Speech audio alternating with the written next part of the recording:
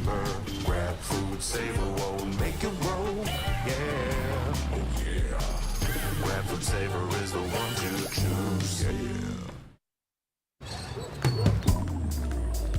Grab food, saver meals, 99 plus. Grab food, saver, 99 plus.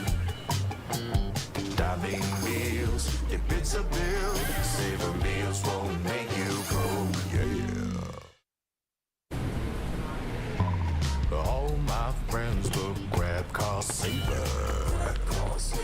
The Grab Car Saver is a lot cheaper. Grab Car Saver. Grab Car Saver won't make it roll. Yeah. Grab Car is the one to book. Yeah. All my friends will Grab Food Saver. Delivery fee is a lot cheaper. Grab Food Saver won't make it roll. Yeah, oh yeah. Grab Food Saver is the one to choose. Yeah. Grab Food Saver meals, 99 plus. Grab Food Saver, 99 plus. Diving meals, if it's a bill, saver meals won't make you broke. Yeah. All my friends book Grab Car Saver. The Grab Car Saver is a lot cheaper. Grab Car Saver. Grab Car Saver won't make it roll. Yeah. Grab Car is the one to book. Yeah.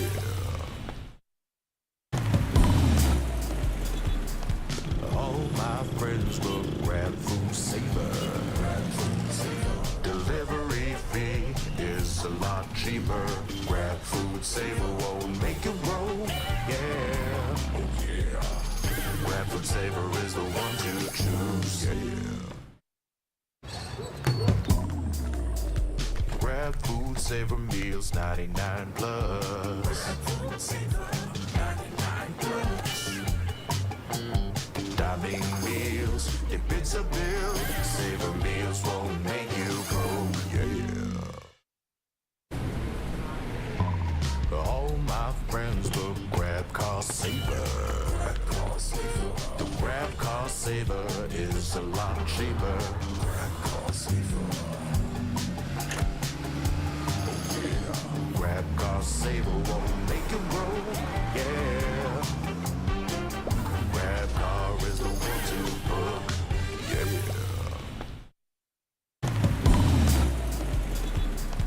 All my friends will Grab Food Saver. Delivery fee is a lot cheaper. Grab Food Saver won't make it roll. Yeah, oh yeah. Grab Food Saver is the one to choose. Yeah. Grab Food Saver meals, 99 plus. Grab Food Saver, 99 plus. Diving meals, if it's a bill, saver meals won't make you broke. Yeah. All my friends will Grab Car Saver. The Grab Car Saver is a lot cheaper. Grab Car Saver. Grab Car Saver won't make it roll. Yeah. Grab Car is the one to book. Yeah.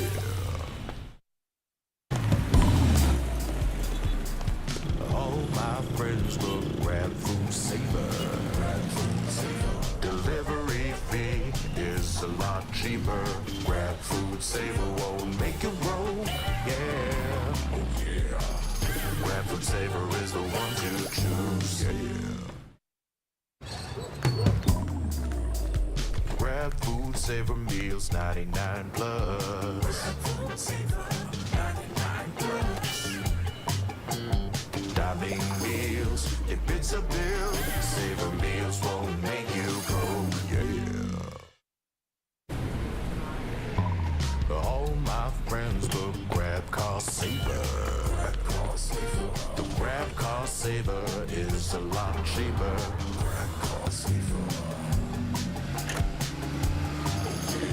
Grab car saver won't make you roll, yeah. Grab car is the one to book, yeah.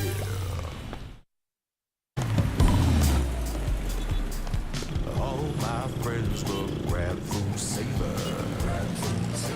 Delivery fee is a lot cheaper. Grab food saver won't make you roll, yeah. Oh yeah. Grab food saver is the one to choose, yeah. Grab food saver meals 99 plus. Grab food saver 99 plus. Dining meals, if it's a bill, saver meals won't make you go, yeah.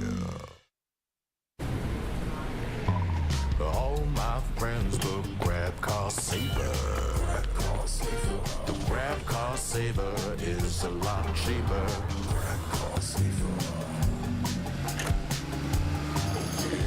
Grab car saver won't make you roll, yeah. Grab car is the one to book, yeah.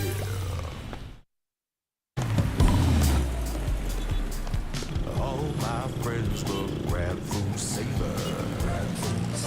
Delivery fee is a lot cheaper. Grab food saver won't make you roll, yeah. Oh yeah. Grab food saver is the one to choose, yeah. Grab food saver meals 99 plus. Grab food saver 99 plus. Dining meals, if it's a bill, saver meals won't make you go, yeah. All my friends will grab car saver. The grab car saver is a lot cheaper.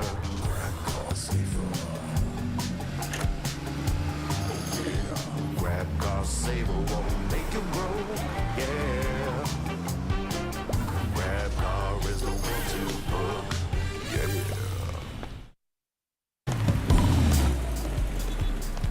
All my friends will grab food saver.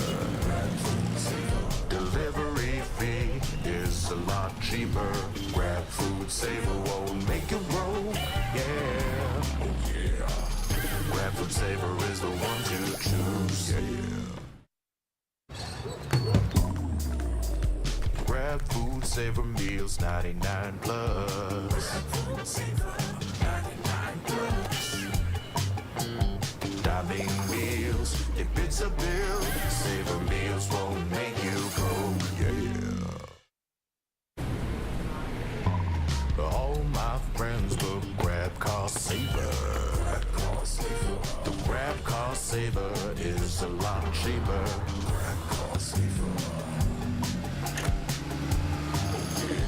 Grab car saver won't make you roll, yeah. Grab car is the one to book, yeah.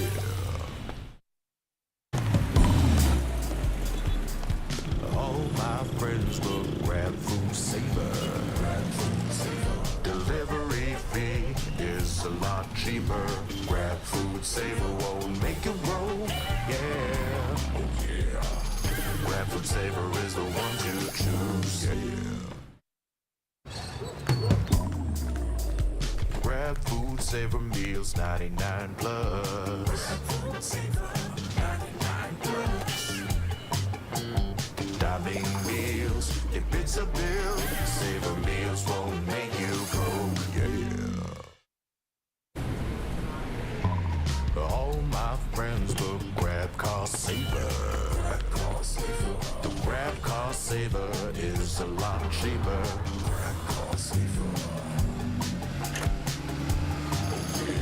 Grab car saver won't make you roll, yeah. Grab car is the one to.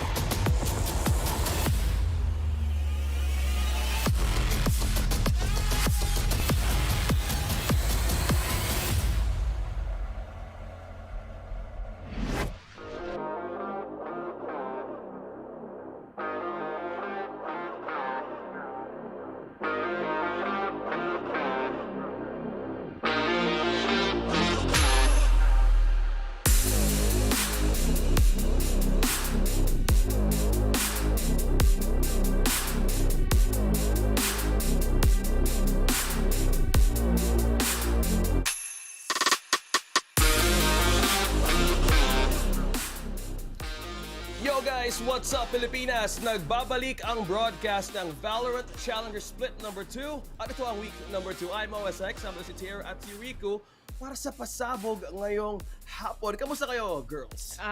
And guys. And guys. Hindi mo sure, OSC. Okay. Okay naman, mainit sa Pilipinas, kaya mainit na labanan din ang dadali ng mga teams natin. Ang dami nating pinagdaanan, kakatapos lang ng kung ano-anong event pa, but this time, Road to Ascension, lahat excited dito, Rico. Oh, syempre. Lalong-lalo na nakita natin yung mga pangyayari last week, no? Feeling ko may parang trend. I don't mean to curse what's gonna happen today, pero parang napapansin ko, kadalasan nagkaka-overtimes tayo. So, curious ako kung ganun ba rin ba? Nako, bring up na talaga yung Sorry, overtime. Malapit na tayo mag-recap, Rico, pero babalikan natin kung ano nga yung overtime. Kasi nga, na-mention nga dito ni Terror nga papunta nga daw tayo sa Ascension. So, yung mga teams na to, probably this is their way of like showing their own identity, playstyle so far from week number 1. Ano mga abangan natin for week number 2? And this is the first day na mapapanood natin yung mga teams na to who will most likely to shine or even go further the distance sa kanilang makikita ng mga opponents this time around. I think it's more of the adjustments mula sa mga teams, knowing as well na parang tinalo na nila at tinawid nila at least yung isang linggo dito. It just gives them more of an idea on what else to expect, especially dun sa mga younger and newer teams natin dito sa Split 2, Rico. Yun nga parang napapansin ko at least from week number 1, kayang-kaya ng mga mechanics ng mga bagong teams natin dito sa VCT Challengers Split 2. Laban sa mga usual top 3 natin, yung Zol, Oasis, tsaka Naos. Mechanics, they really have what it takes. Pero pagdating sa strategy, adjustments, and high-pressure situations, lalong-lalo na pagdating sa mga overtimes, I keep repeating it kasi importante nga talaga yun. Yun, dun feeling ko nagkakadiferensya talaga from the top to the middle of the pack and below. Tsaka dito, OSX, nararamdaman ko rin yung mga teams na kumbaga yung mainstay natin sa mga split like Oasis and Naos, and then the rest of the teams or like even Zol, yung ating representative or rather yung Split 1 champions natin dito, talagang sinusubukan ng ibang mga teams din natin right now na habulin kung anong klaseng teams din sila ngayon dahil sa chemistry na na-build nila and how well they gel together already. So I feel like it's much more tougher kind of scenario for the newer and younger teams that we have right now, but I really have high hopes. Well, speaking of high hopes and also the standings, I'm glad that you mentioned how these teams actually mattered from Split 1 to Split 2. Kasi nasabi mo na yung mga teams that have been looking at the teams who's sitting on top. And you've mentioned about Naos, yung Carti, well also the Oasis, yung mga mainstays ng teams na to. It all goes to check na parang ito yung, ano nga ba yung napag-aralan yung parang how are they getting geared up for this moment? Dahil sobrang crucial nga ng mga points heading from week 1 dito. I think it's all about the momentum, if you'd agree with me, how you wanted to start the regular season, especially ngayong Split 2. I mean, definitely. As much as early as possible, gusto mo mahanap yung mga puntos na ika nga. Dahil yung iba rin sa mga teams dito, yung makakatapat nila next up is yung mga giants na split natin. No? So this is the perfect adjustment period for all the teams that we have right now. But looking at the match highlights, binabalik lang tayo nito sa mga alaala ng kahapon, Rico, yung mga alaala ng hindi natuloy na araw natin pagdating dito sa teams natin. But definitely, yung expectations naman natin last time ay completely na-meet coming in from Naos and Oasis as well. Ikaw, Rico, na-meet ba ang expectation mo? Oo naman, syempre. I feel like especially yung, huwag natin kakalimutan yung sunset performance ng Oasis up against Just Us. It was definitely a ride. Kumbaga, hindi talaga nila hinayaan na mag-comeback, kumbaga, after reaching that 12 score mark. Well, speaking of teams, and specifically yung matchup na laban ng Naos versus Carti World. You've mentioned about OT, lahat ng pwedeng identity pwedeng lumabas sa week number 2. Ano ba, what makes this team stand out? Kasi Carti's now positioning at number 1. Pero syempre, it's just week 1 to 2. So what makes this team stand out? Sino ba yung sumasabog dito, Taylor, for you? Actually, maraming mga players ang talagang sumasabog pagdating dito sa Split 2 natin, no? But I do think na there are specific players na kayang gumawa ng mga play na makikita rin naman natin sa head-to-head later on. But mamaya natin i-prepare yun para sa kanila. I love it. Kasi ito yung sobrang, I like it na naging specific ka dun sa wait for the possible matchup ng head-to-head? Kasi ito yung teams sa how they wanted to prepare from week number 1. Kasi if we look the matches for today, we're looking at 3 series for this one. Yung teams also had, nag-look back tayo dun sa highlights, nagkaroon ng 2-1, 0-2. Also, the 1-1 as well. And since overtime, pwede na pag-usapan once again for Riku. Ano ba yung matchup na to? Magkakaroon ba ng overtime for this one? Grabe Sa'yo ko talaga. nibibigay ito. Yun na Wala agad pa yung- tayo head-to-head. Oh, Konting ano pa lang. muna. Feeling ko, again, I'm just going to really tease you guys. Mamaya na ang aking sagot. Abangan nyo na yun. I love it. At ito, sasagutin ko, SX. Magkaka-OT ba sige. today? Una sa lahat, pag tinignan mo yung listahan, nandito ba si Osiris today? Wala. Ay, wala, Pangalawa sa wala. listahan, Okay. nandito ba si Ray Ray today? Wala. Wala. OT today. Wala. Yun lang yun. Wala. Okay. So yun ang pala yung pagbasihan. So never mind. Tama kasi kung kasama ko nga, na-realize ko din dati nung VCT Pacific. May kasama curse ko yung nga mga sila. yun eh. May something nga sila. Hayaan mo na sila. Okay. So I'll reserve those questions later on.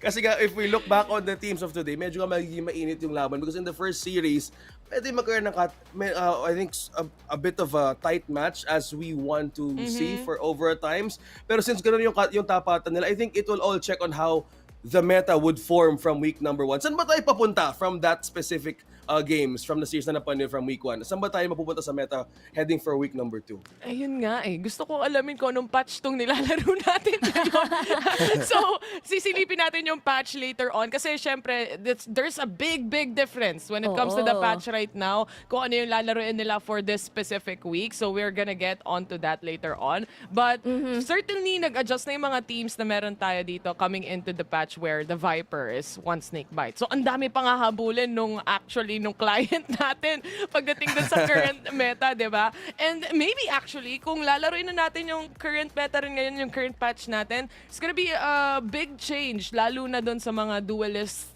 coming into this season kung sakasakali man. Dahil si Neon medyo makati siya. Si Aiso ngayon, nag-go-wild na. Si Reyna, nag-go-wild na rin. Sa dami ng patches natin dito, So Rico. many wild. Daming wild ones. Yeah. Ang dami talaga. Honestly, I'm really excited about that. Kasi kung nakita natin yung highlights kanina, halos yung portrait dun sa may top left, or top right pala rather, puro raise.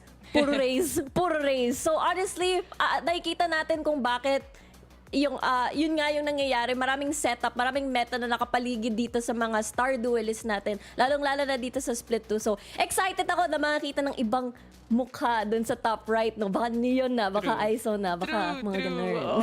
Yoru kasi ngayon, OSX kahit pa paano, Pwede. parang depende na lang sa mga teams kung na-practice talaga nila kasi kailangan mo talaga siyang i-integrate ng maayos eh. But I feel like we do have other teams na pwede rin sumabay dito sa current meta natin. So I'm excited to see that. Yeah, and you mentioned about the teams na, I think it's all about adjustment. This week, kung naisip ko pa lang, nasabi mo kung anong patch ang lalaroan nila and also how the meta would form. Teka lang, para ako mismo, will the days be enough kung paano sila nag-prepare? I think that's one big factor din kung titingnan mo eh. Kasi kung ganun yung usapan, dahil papunta pa lang tayo sa head-to-head, kamusta naman yung mga games nyo with that kind of adjustment na yun nga yung most nakikita na on the top right? Sanay na kami. Oo, sanay na kami sa mga duelists na nag-go-wild dito. Kumbaga, taga-bigay ng kill, taga-grab ng mga kill, di ba? Speaking of grab pala, gusto namin magpasalamat sa mga sponsors natin, of course, for making this VCT split possible dito. And, of course, biggest thanks muna sa Mineski and sa PPGL para sa ating biggest esports league in the country. And I do feel like na, syempre, yung pinag-usapan natin dito, which is Grab, may code! Si Grab, Rico! Kaka-order ko lang actually nung kape ko. Tuturo ko sa inyo mga tropa ha. Gamitin nyo ang promo code natin na GrabFood60 and get up to 60 pesos off pagdating sa mga order nyo with the minimum spend of 550 pesos lamang. And aside from that, napakadami pa. May Grab Car Saver tayo, may Grab Food Saver tayo. So kung gusto nyo mga tipid, pumunta na kayo at bisitahin nyo ang Grab and makikita nyo rin naman agad-agad dito, Rico. Tamang-tama. Tama ka dyan, Tay. Honestly, nagamit ko yan kahapon kasi balik-balik ang dami mong errands. So, saktong-sakto nga talaga tong discount na to. Pero syempre, last but not the least, this tournament is officially sanctioned by the Games and Amusement Board. So, maraming salamat po. Thank you again so much for Mineski Global, for the official tournament organizer for 2024 VALORANT Challengers Philippines. Again, presented by PPGL. Thank you for making this all happen. Exciting, no? Kasi kanina, habang pinapanood ko pa lang yung ad ng Grab na yun, it's a very catchy ad. Ay, nako.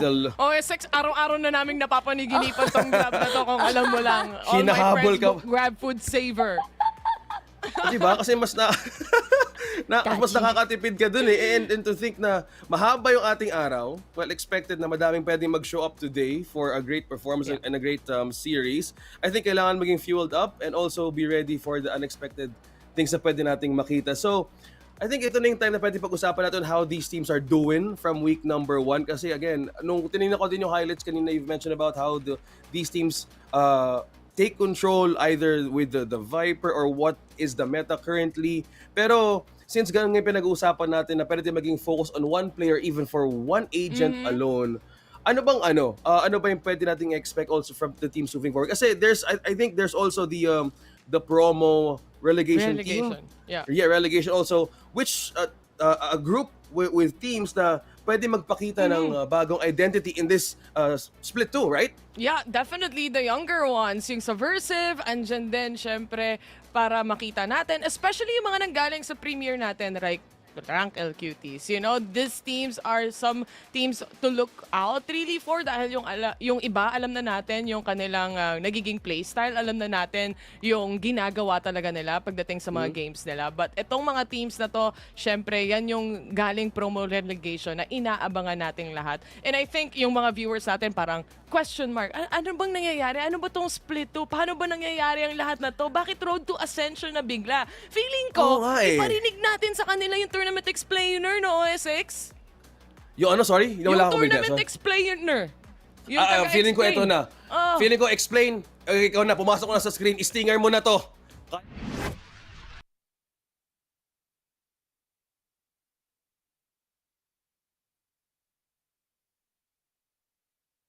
PGL. Brace yourselves for the ultimate showdown as the most ruthless teams in the Philippines battle it out for the lion's share of the 1.2 million pesos prize pool and seize the most confident spot to VCT Ascension Pacific Tokyo.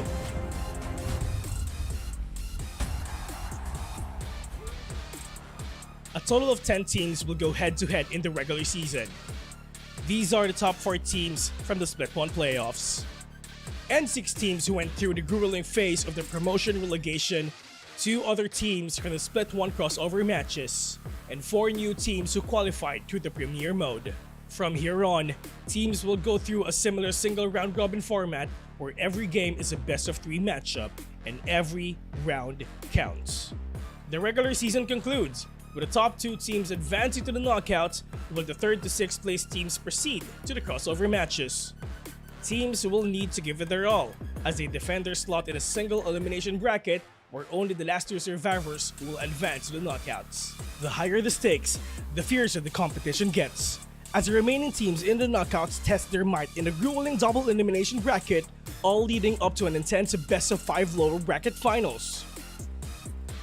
Witness history unfolds as the last 2 contenders take center stage in an unforgettable best-of-5 series, where we will crown the champion of VCT Challengers Philippines 2024 and our country's representative to VCT Ascension Pacific Tokyo.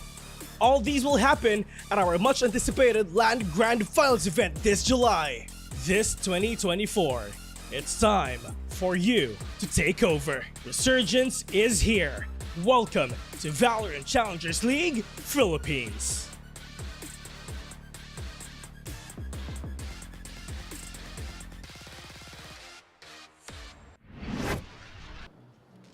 Ayun, na-explain na. Ang ganda na explanation na yun. Grabe, Hindi kilala. Sabi ko na nga, familiar ng boses niya. Si Dayan, ako si Mods. Ay! Proud ako dyan. Ito Nakakatuwa lang na si Kuya Vil, nakita ko sa mga iba't ibang larangan ng mundo ngayon. Kaya nakakatuwa lang nag-explain na rin siya ng kanyang mga bagay-bagay sa explainer. Pero kung titingnan mo, grabe din pala yung magiging lakbay ng lahat ng teams to heading to that grand finals moment, right? You mentioned about bringing up the identity, how solid their foundation will be. I think for all of the teams also who watch these, mainstays nung split number 1, I think they have learned so much. And to be specific on this matchup, yung Naos versus Carti World, ano bang meron sa team na to? Ano ba? Sisimulan ko kanina. Babalik ako na yung tanong kanina na sabi ko i-reserve natin sa moment na to. What makes this team explosive, Taylor? Si Naos ba o si Carti World? Yan ang Unahin natin si question. Carti World. So, simulan natin kay number 1, si Carti World. Si Carti World ngayon. And the thing is, the biggest difference from these two teams that we have right now, Rico, di ba? Is syempre, Naos has been together for such a long time. I mean, longer than anyone here right now in the split, or possibly parang Oasis yung closest sa kanila. But also, Carti World, binuo siyang Astro World plus the Carti Esports. Kinombine mo sila, sumabog at naging Carti World ang naging resulta nun, OSX. So, Parang apples and bananas, ha? Parang may Big Bang na synergy ang nangyari magiging labanan talaga ng dalawang teams na to. Yung dalawang magkakatapat right now. I feel like kung nag-aral mabuti syempre itong Carti World, Riku, kaya nilang tapatan yung Naos, but it's gonna be a very big take coming in here, Riku. Oo naman, napaka-exciting talaga ng match na to kasi nga labanan to, malaking mountain ang tatahakin talaga ni Carti World. Even though on paper, let's just say they have the mechanics as we've said, the explosiveness, the know and some of the experience na naranasan nila from the previous split, Naos pa rin talaga yung pinakamataas na expectations dito kasi grabe na talaga experience nila sa mga, hindi lang sa online tournaments, pati na rin sa LAN, mga high pressure situations, napakalakas talaga nila pagdating sa ganun. So experience would really speak for their playstyle, even kung paano sila gumalaw for this year. I'm glad that you shared about things about Naos kasi I think that's one thing that makes a team strong is yung paano nga pinagdaanan yung, experience and journey kasi in every wins or loss, meron nilang matutunan. Pero in speak of going back to the explosive ones, who's the playmaker for this one? Simulan natin ito. Tatanungin ko kay Rico kasi kanina tanong about explosiveness about kay Taylor kung sino nga ba. Sino ba yung playmaker for this one, for Naos? Or you start with the other one for Carti World? Well, syempre, lagi na natin sinasabi ang kanyang pangalan na si Patrick Watson dito from Carti World. Again, laging nakikita natin pangalan niya sa top right corner, lalong-lalo na on the race. Yeah, I've seen also, Taylor, how they both casted in the mods with this kind of... What makes this player stand out sa lahat for this one, Taylor? For Naos or for Carti? For Patrick Watson na mention ni For Patrick Watson, yeah. lahat ng mga players nagra-rally behind him. So, I feel like the setups are there. It's just a matter of can they execute it well against a team like Naos Esports. Kaya feeling ko, pakilala mo na sila, OSX para maumpisa na natin to eh. Let's welcome the teams right on our screen. Tingnan na natin sila.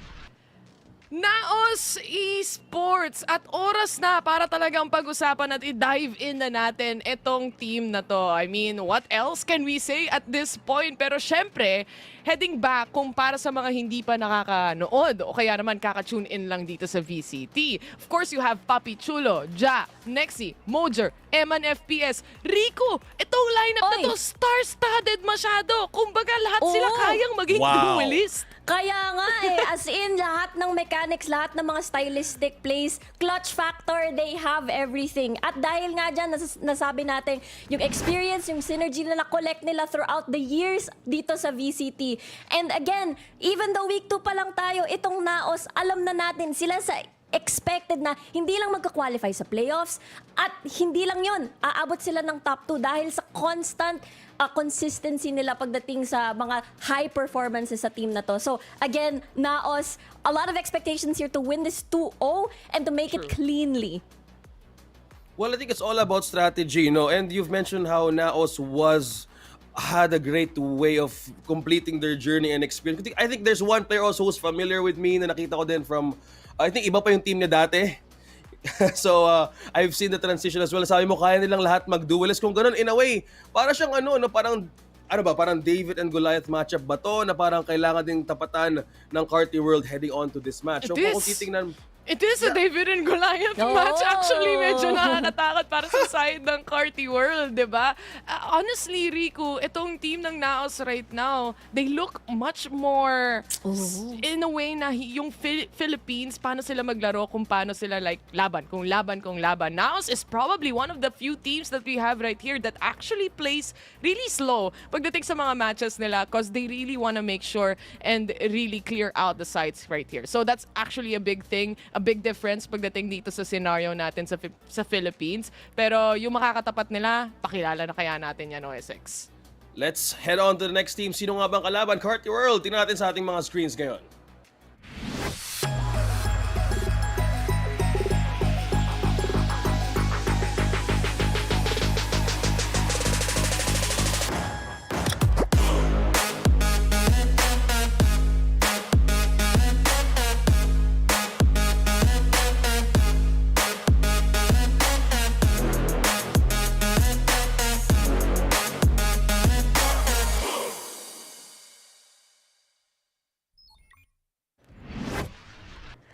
At ito naman si Carti World. Nasabi natin, David and Goliath matchup. Sila naman yung David dito. Kino-consider natin si Carti World in the middle of the pack ayon sa nakita natin like from week number 1 at mga individual performances nila. Nung split 2, I can only think of one other team that I consider in the middle of the pack and can take games off of the considered top teams.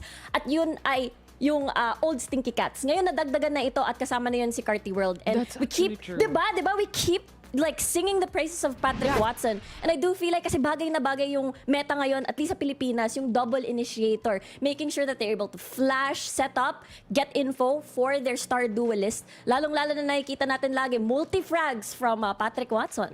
Doon nga tayo bumabalik sa nagra-rally behind the entire team nga, itong mga remaining players, syempre ng Carti World. But you also have players like, for example, Astro, na way back pa, pagdating sa VCT. Actually, hindi lang sa VCT PH, but also in another country. If I'm not mistaken, he's from Made in Thailand. And naglaro siya doon. He also played under the banner of NGX or Galaxy Racer. Either doon sa dalawang yon, nag-merge kasi sila. Pero it's one of those teams right now. So, nandun din yung experience kung tutuusin, OSX. I think itong mga players lang ng Carti World, it's more of hindi pa nila nahahanap yung talagang top 1 team nila, kaya hindi pa sila nakakarating to that point. But individuality, makikita mo, there's a lot that they can bring to the table. Well, speaking of bringing to the table, dahil pinag-usapan natin yung match na magiging mainit, let's go in for the head-to-head. Kung ano nga ba ang ating stats heading to this match. Woo!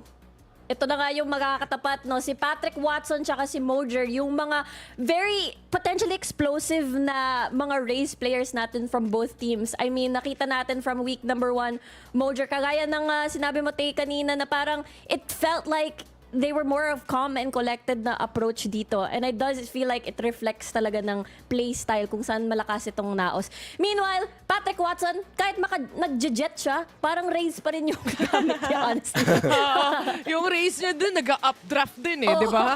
So it's either of the two. And I feel like kung explosiveness yung labanan, this is the perfect head-to-head to really bring it to the table right here. Mojer can go and decide to really go crazy and push in and make those skills happen. But I do think Patrick Watson can do the same. Parang itong labanan na to, minsan nga, pwede pa maging winning condition to kung tutusin, OSX. So walking green flag talaga siya, Walking in a way. green flag. Tsaka magaling mag-magic si Mojer. Kaya walking green flag yan. Sobrang ganda ng advantage niya. Kasi kung to add something for that walking green flag, sabi mo, there's so much similarities, even though may comparisons na with the round win rate. Ang tinitingnan ko talaga yung ACS na hindi talaga nagkakalayo. So if those are the things na pwede tingnan in this match with Carti World versus Naos Esports, sino ba yung wingman na to in a way from these two na sumusuporta from one another? Kasi they're the playmakers. Sino bang wingman for this one? From each. Simulan natin for Taylor. Sino ba yung ngayon ni Patrick Watson? What makes Patrick Watson work in terms of the rotation in heading into a series for this It's one? always the controller plus the initiator combination na makikita mo. Them taking up space, making space. And iba na kasi yung meta ngayon sa Valorant kung tutuusin. Dati parang, ay, defenders ka, mag-aantay ka. But this time, it's important na isang parte ng mapa na yon is actually makuha mo yung spacing na yan to really create the game around it. But at the same time, kung hindi nila makukuha yon, then the round might be lost at that point. And I do feel like ito nga, yung controller na yan, yung initiator na yan, kasabay alongside with the duelist is really, really a big help. And I think, Riku, for Naos, it's also the same thing, right? But I Oo. wanna add on to that bago ko na ipasa sa'yo is yung nagiging last wall nila of defense, which Oo. is Nexi, super clutch player. Honestly, Okay, totoo so- yan. I feel like, again, Wow. when we look at the stats, at least from week 1, if it's not, if it's not Mojer, if it's not Patrick Watson, it's either, Papi Chulo or Astro. The controllers na talagang yung second fragger, yung talagang impact player din if it doesn't work out in that round. Well, let's find out. Pinag-usapan yung mapa, tingnan natin yung map veto for this series. And ano nga ba ang magiging advantage ng dalawang teams na to? Icebox! Icebox. Kapag hindi binlock, hindi binan ng Carti World yung Icebox, actually, every single time, kahit hindi nag-ban dito against Oasis ng Icebox, pinipili nila yon. So I'm actually expecting that to come out in either in the ban or the pick. Bind. Bind? Oh. Interesting! E di hindi From baba ni Icebox Naos yung to Icebox, Bind. syempre. Oo nga, no? Honestly, even So, sa si Split Naos? 1, Naos lang yung pinaka para sa akin brave na mag-Icebox. Every single team in Split 1, sorry, felt like ayaw natin talaga ng Icebox. Yung week 1, week 2, okay, Icebox ma'am. Ay! Okay, joke lang. CW pala yan. Sunset! Ito na. Yung Ito na. inaabangan mo, yung next na, ito na yon. Ice- Alright, there you have it. okay. 100% of the time, OSX, if it's not banned against Icebox. them, they will pick it up. This is their best map, 100%. Ito din yung mga paborito ng mga Pilipino no? Especially ngayong summer. Oh, mainit and also, Oo. mainit and also mechanics as well is also being checked in the icebox. So ban na rin yung Breeze for CW. What would be the next one for Naos? Split. Okay. Lotus For this time. one. Oo nga, no? So yung decider will be either the Lotus na sinasabi mo dito, Rico, na magiging advantage din for them. Ah, okay. Ooh, So ano nga? This A is greater super- coverage. para sa akin, this is super interesting kasi I feel like Lotus is the one map where Carti World will not play double initiator. Which makes me think na parang, is it like a little bit of nerf dito kay Patrick Watson? Kasi constantly, I feel like yung best setup talaga para sa akin, at least for PW2, CW, is talagang double initiator para ma-assist itong si Patrick Watson. Pero I feel like talaga Naos, experto na rin sila dito sa mapa na to. They've played it so many times together So many na rin, times. pati last time. So, yeah, I feel like if umabot na ng game 3, edi Naos win. Yeah. I mean, Lotus even on the last map, Avernus played Carti Esports or Carti World rather pagdating dito sa Lotus map na to, and they lost on that game. So, I think it's very important para sa Carti World na makuha una syempre yung magiging mapa nila. Second is yung icebox nila. Kung kaya nilang ilayo yun sa Naos at kaya nilang matalo ang Naos doon, then I would be super, super, super impressed. Ganon kalala, ganon katindi Wow. na Naos map tong icebox. So statement ko mangyari talaga yon. It is. Expect Oh! Mega Kung titing- statement. kung titingnan mo din kung gano'n din yung magiging laban natin today. So expected either this would take for either 3 series or overtime as we all started this No! day na pwede mangyari. Sabi mo nga, ikaw, well, you're the one who brought it up. So pwedeng Totoo. posible dahil nga a David and Goliath match, hanggang kailan ba titingala na lang yung isa na parang, okay, you've been great for solo and parang a lot of these teams also was looking forward to maybe get a chance or a chunk na makuha ng point out of Naos. So ano na ba yung magiging pagbabasehan nila for this? Sabi mo, double ini could be denied from the Lotus, and kanina na-ask ko din how the playmaker would actually be a great combination with their wingman. So dito pa lang, all of this will be in check, and also things would be in check is similarity between these two. Double initiator, sabi mo kay Rico. How about something that could stand out from the first map, Taylor? What do you think? I do think na meron kasing composition na tong Carti World which is the Gecko, yung double ini natin na sinasabi. Yung Gecko plus the Breach combination.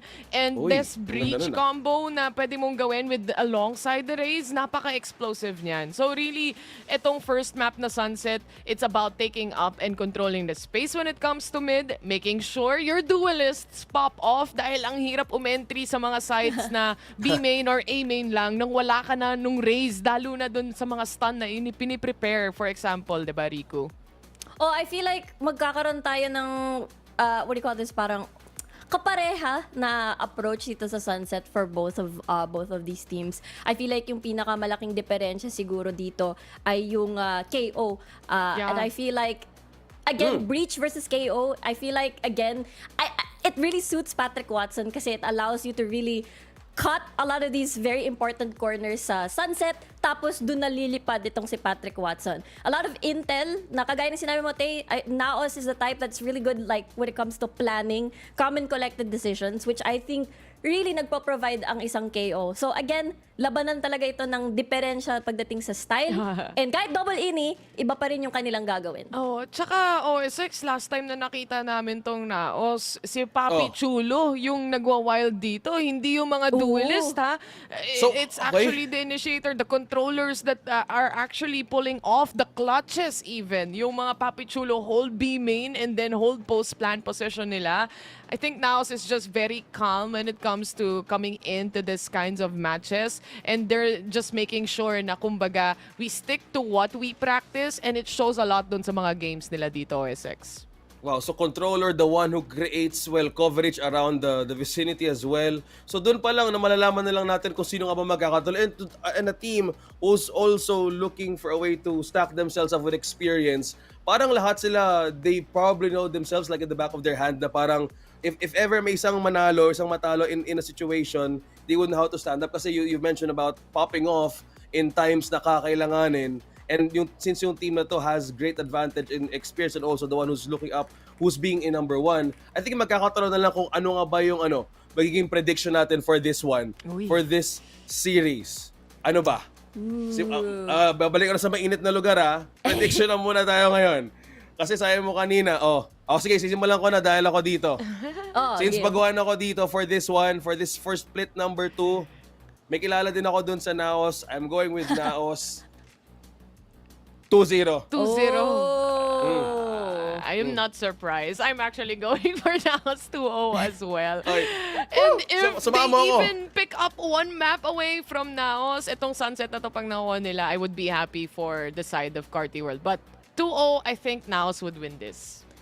Tama ka dyan. I third the emotion. I third it. Kasi, again, Naos, malaking expectations natin sa kanila. Hindi lang 2-0 Dapat malinis na 2-0 from Naos. Again, considered to be top 2 at the moment. Consistently, it feels like every single year. So, again, Naos top 2. Ay, top 2 tuloy. 2-0. Ano ba yan? Teka lang. Wait lang. Parang Week 2 pa lang tayo. Mali. Medyo mahaba yung prediction mo, Rico, ha? 2-0. Paras kasi 2. Ano ba yan? Ayun na. Well, Ayun na week yan. 2 nga naman ngayon. So tama ka nga naman. Madaming dos ngayong araw. Wait. Kung depende yan. Ayoko na, nahahawa ko sa'yo Kakaano mo, naka-top 2 mo pa lang dyan So nakatuwa lang tingnan na we might see a greater chance. Again, ako, sa mga nagiging prediction ko, natuwa ko, minsan nagkakamali ako. Pero looking at this team who also has a full experience and stack, once again, na inuulit ko din, well, I'm looking forward how they would pull off this one. They have more advantage than the map as well. So, anything na pwede pa rin expect heading on, na breakdown na natin yung composition, double initiators, ano ba yung mga pwedeng mostly maging pagkakamali, kahit konti lang from these two? I do hope na for this coming series, kung sa side ng Carti World dito, na makakita rin tayo ng performance coming in from players like Itchy, Solo, si Chani Boy, nakikita natin siyang mag-wild din minsan But these are players also that you're expecting na could pop off. Si Uyan, I love you. Ito rin, isa rin to sa mga nakaka-multiple kills. Saka may I love you pa sa dulo, di ba? So yung buff kompleto na. So, grabe IG yun top form, isipin mo, imagine mo kung Carti World mag-top form sila sa araw na to talaga. Yung pagkapasok pa lang nila sa server, online lahat, at magulat nila yung Naos, it's already one thing. So, yun yung kailangan nilang gawin. Ang dami actually when it comes to this, Riku. Oo nga kasi honestly, pagdating dito sa sunset, no, parang may sa unang-unang panahon, nakala mo naman, tagal na dumating ng sunset. Hindi naman. Sa storytelling si may Ate Rico. Sorry na. May ibang teams kasi, di ba, ginagamit yung chamber dati dito kasi they see this map as a map where they can use an operator as well. So, honestly speaking, lalong-lalo na may mga teams dito gumagamit ng jet, pwede rin nilang access para magkaroon ng mid control, para mabantayan lalong-lalo na yung A, I believe, dito. So, I feel like either the teams can definitely use that to their strengths, but it can also be a painful mistake, an expensive mistake if hindi mo nakukuha yung value off of that. Si something nga, Gecko gamit, pero naka-off pagdating sa mga matches niya, di ba? Sabay, hindi, no? Oo, sabay. So, baliktad. Baliktad, kahit dito sa sunset, nag-off din yun, kahit Oo, Gecko siya. exactly. Yung mga ganun ba? Pero tama yung sinabi ni Rico, kasi minsan, actually, the past days, napapansin natin sa teams natin, medyo dikit yung labanan dun sa mga mapa na napupunta tayo sa scenario kung saan lugi ba tayo sa ekonomiya. Nako, match point na, tsaka pa tayo nalugi sa economy. So, napupunta sila sa last round na, pero half buy or medyo broken yung buy na meron sila dito. So, it's really about the momentum and how it shifts, especially dun sa second half. Dun majority nung times na nag-shift yung mga games na napanood natin dito, OSX. Oh, it's good na you also said about the teams with, sabi mo, pwedeng mapako. I think nung nag-start din ako mag-cast for sa mismong Pacific League, nagkaroon ng parts na yung mismong stats, kabaliktaran siya ng results ng team. So, malakas na sa map na tong ending, yung kabila yung nag 2-0. Dahil pinag-usapan natin yung mga ganitong klase way na pwede silang mapako, which team do you think has a greater way of a recovery potential? Kasi there are times na I've seen teams na even nakaabot na ng 9, yung isa umabol ng 2, biglang umakyat pa sa 10. Among these two, who has a better way of recovery in a way? Alam mo na yung sagot eh. Ikaw naman eh. Alam mo naman ako eh. Ginagawa ko na yung trabaho ko. Pero alam naman natin, for the side of Naos, they're calm. Their foundation is very strong and the plan B is very strong. Kung hindi gumana yung plan B, may plan C pa sila. It's just a matter of, sa sobrang tagal na kasi nilang nasa taas, kumbaga, yung target syempre nasa kanila din, di ba? So they have to keep on improving. They have to keep on thinking what's gonna be their next step. And dahil sa kakaisip nila ng ganon, kaya nilang mabaliktad yung mga scenario na dapat lugi na sila just because of being calm and reverting back dun sa foundation. Ikaw, Rico, sa tingin mo? Curious nga ako kung ano yung... actually, naos pa rin talaga ako, pero curious ako kung ano yung prepare ng mga teams, especially up against like the top teams na kailangan nilang i-beat, malay mo, diba? sobrang anti-strat, di ba? Oh, exactly, di ba? Di ba? Kasi a lot ng yung mentality ng lahat ng teams natin ngayon, I feel like talagang they're looking at Ascension right now. As early as now, they're playing for Ascension. So parang they know that this team is a playoffs team. We need to beat them now so that we can take that to playoffs, and if we face them again, we can do it. Ibig sabihin, magandang moral booster talaga to para sa Carti World if natalo nila itong si Naos. Ako, makaisa ako sa pinakamalakas na team. Kahit makaisa lang ako, matutuwa na ako sa buhay ko kahit matalo na ako sa isang series. Ewan ko parang in a way, pwede kang maglagay sa core memory mo na okay, for once in your life, natalo ka isang pro, pero hindi ko alam kung magagawa ko ngayon sa buhay ko. Kasi that's one thing to see na parang if these teams are looking forward to Ascension, so ngayon pa lang, mostly din na nakita ko from teams who actually starting their run sa mga ganitong klaseng regular season, once you have that momentum started from week number 1 and papolish ka lang sa mga strategy na I've mentioned earlier, I think that's one way to not commit those windows of mistakes. Kasi doon ka pwedeng makakamba ka na ayaw mo talagang mangyari. Kasi kahit tinanong ko pa nga, kung sino pa pwede mataas sa recovery, well, duh. Ayoko na isipin na parang, okay, for this, I'm just looking forward on how Carti World would actually get a chance for this one against Naos. Kasi for so long and for such time na nag-prepare din sila, and yung series na to could either go either way, kung saan mas papabor sa kanila na mapa. So ano pa ba? Like, kung gano'n yung pag-uusapan na pwede magkatalo-talo, I think babalik din ako sa question kanina kung anong meta nga mabuboil for this week number 2. Again, malalaman natin kung anong patch for this one ang mas magiging mananaig. Sabi mo, double innies. Ano nga ba? Saan naman magkakato? Either mag-mirror matchup lang no? Possibly, pero hindi ata lalabas yung mirror matchup dahil magkaiba yung initiator na trip nila. Yung isa Gecko Breach, yung isa Gecko KO. Yep. So, makikita mo naman na obviously if you have a KO on the team, ang dami mong possibility na ma-cancel out yung malalaking ultimates, di ba? So, that's one thing. But also, at the same time, I think aware din naman yung Carti World dito, Riku, na they're Oo. going up against a team like Naos. What's actually good para sa side ng Carti World is meron silang support system eh. That's the thing. And I think that's Tama. one of the things na para sa isang PH org, yun yung mga kulang. Di ba? May marami tayong mga teams na orgless, ika nga. And other than that. But Carti World has that kind of foundation. You know, they at least have that boot camp na naglalaro sila. Kahit nga yung mga bebe nila, nasa likod nila minsan kapag ini-interview na natin eh. Di ba? What a buff. Bongga. It's a support. And that brings a lot sa mga teams actually na meron tayo dito for VCT PH. Instead of having an orgless team na syempre may kailangan pa mag-isip ng IGL mo, siya pa yung magiging coach mo at the same time. There's a lot to cover, tas kailangan mo pang kausapin yung mga teammates mo. But for Carti World, at least you have that support system and I think that's a huge plus para sa side nila. And good luck sa pagdating sa series na to. Yeah, good luck, good luck. I mean, kita naman sa early performance nila nung week 1, it has been really good so far. So hopefully tuloy-tuloy na rin para sa kanila. So ituloy na natin ang laban, ang unang laban ngayong hapon. So casters, painitin na ang unang serye ng ating araw.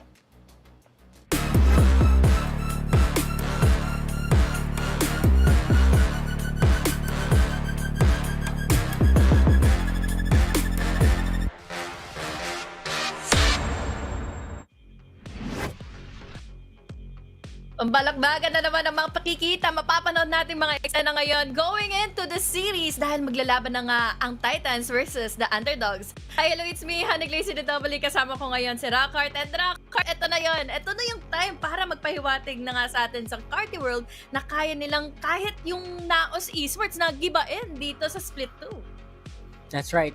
Obviously, they've had a really good week 1. 2-0 ba naman on their scores. Pero, you know what?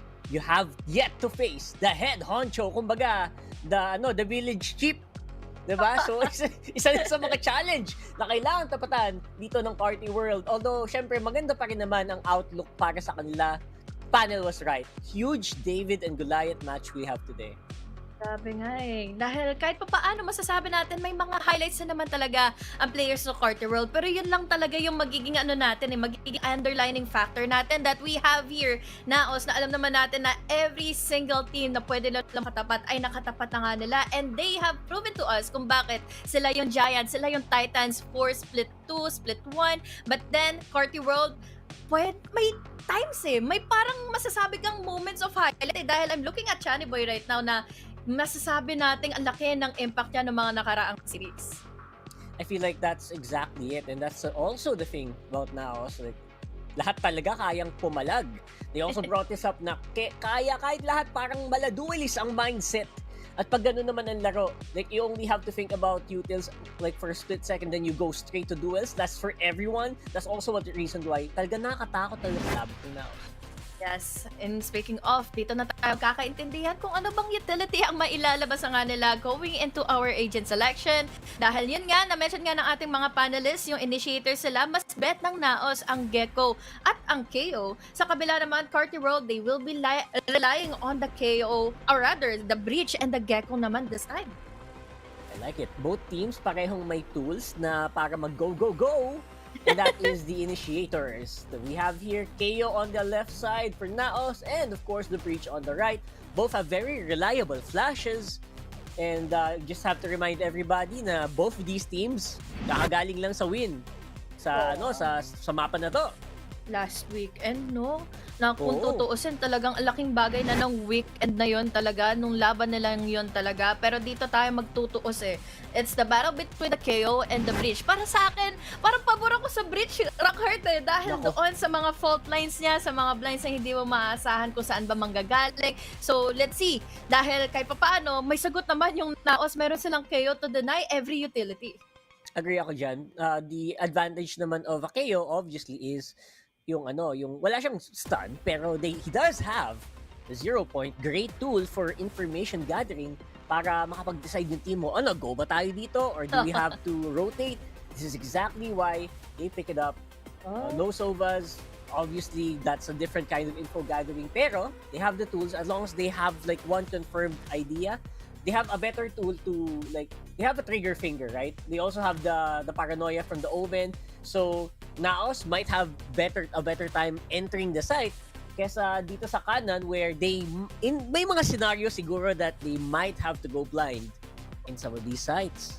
Yun din talaga yung nasa, yun din yung naging process nga ng thoughts ko at the moment na, yun nga, malalaman ka agad ng Naos kung ano bang, sino ba yung nagbabantay sa mga sites. So, ibig sabihin nun, gives a lot of time and opportunity for Naos na makapag-decide kung ano ba yung pwede nilang maging atake or kaya naman yung strategies moving on forward. Dahil alam naman natin, hindi lang din basta-basta nag-rush or nag-press sa W yung Naos Esports. But then, Carti World, I really do think na ang laking pressure din na mabibigay dito ng laban na ito since once more, nandito kasi si Nexi. Nexi pa naman ang initiator natin ngayon for Naos.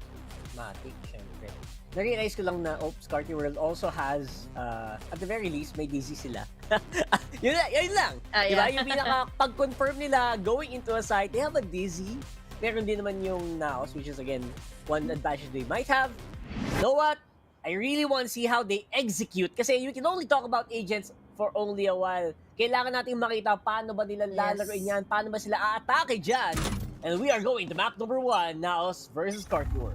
Wow, apat na nag-stuck inside of this site para sa Naos on their defense. Kasi maganda ito dahil nakakuha kaagad sila ng initial info after that knife coming in from Nexi. So, ibig sabihin, they will be playing just for the retake. At hayaan na lang nila dito ang Carti World na makapag-plant kaagad. But look at that! Dahil nga doon sa full knife, wala na tuloy kaagad si Nexi out of the map. Walang katakot-takot, tinalunan. Pero si Jaya, nandito naman, lalaban yan, Astro. Follow-up kill, Paranoia, good for 2. And there you go, Papi Chulo all alone.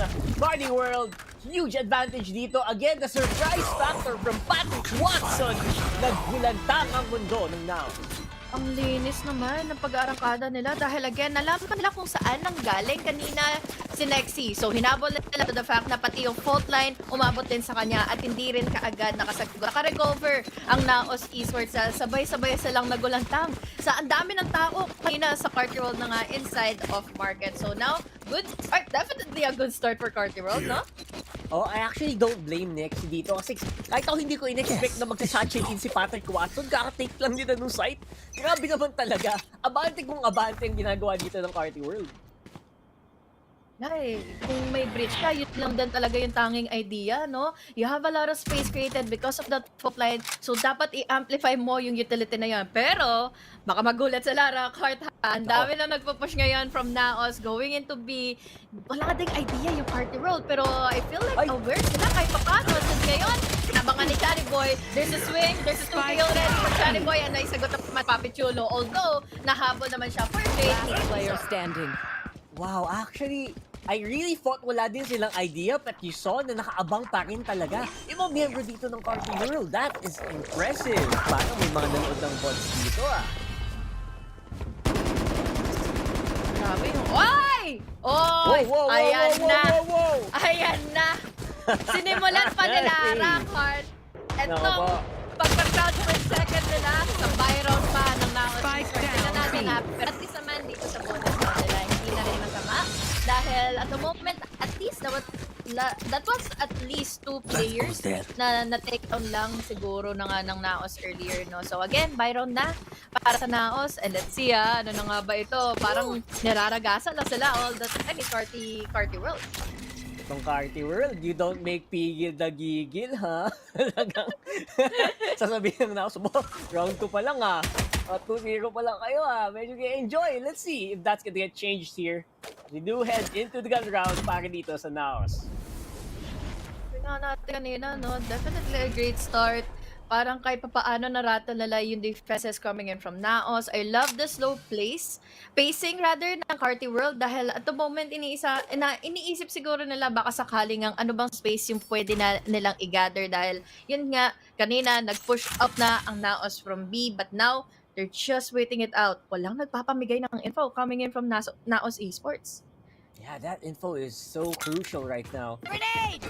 Now, Patrick Watson has the ability to get rid of some of these tripwires, pero may mga miss out sila. Aba! Wow, over the top, muntikan pa. Muntikan mag-trade, pero look, that one way, the power of the Cypher coming into play. Next with 3, looking good for now so far. I love about Naos Esports, they keep on amplifying what their Cypher can do for them. Yung one-way segregation na laking bagay, nakailang picks tuloy kay Nexi, and then wala rin naging sagot ang Naosel. Medyo naging mabagal nga yung sagot. Or rather, yung response ni Patrick Watson para tumawid from that pillar. So now, that's 2 members left alive for Carti World.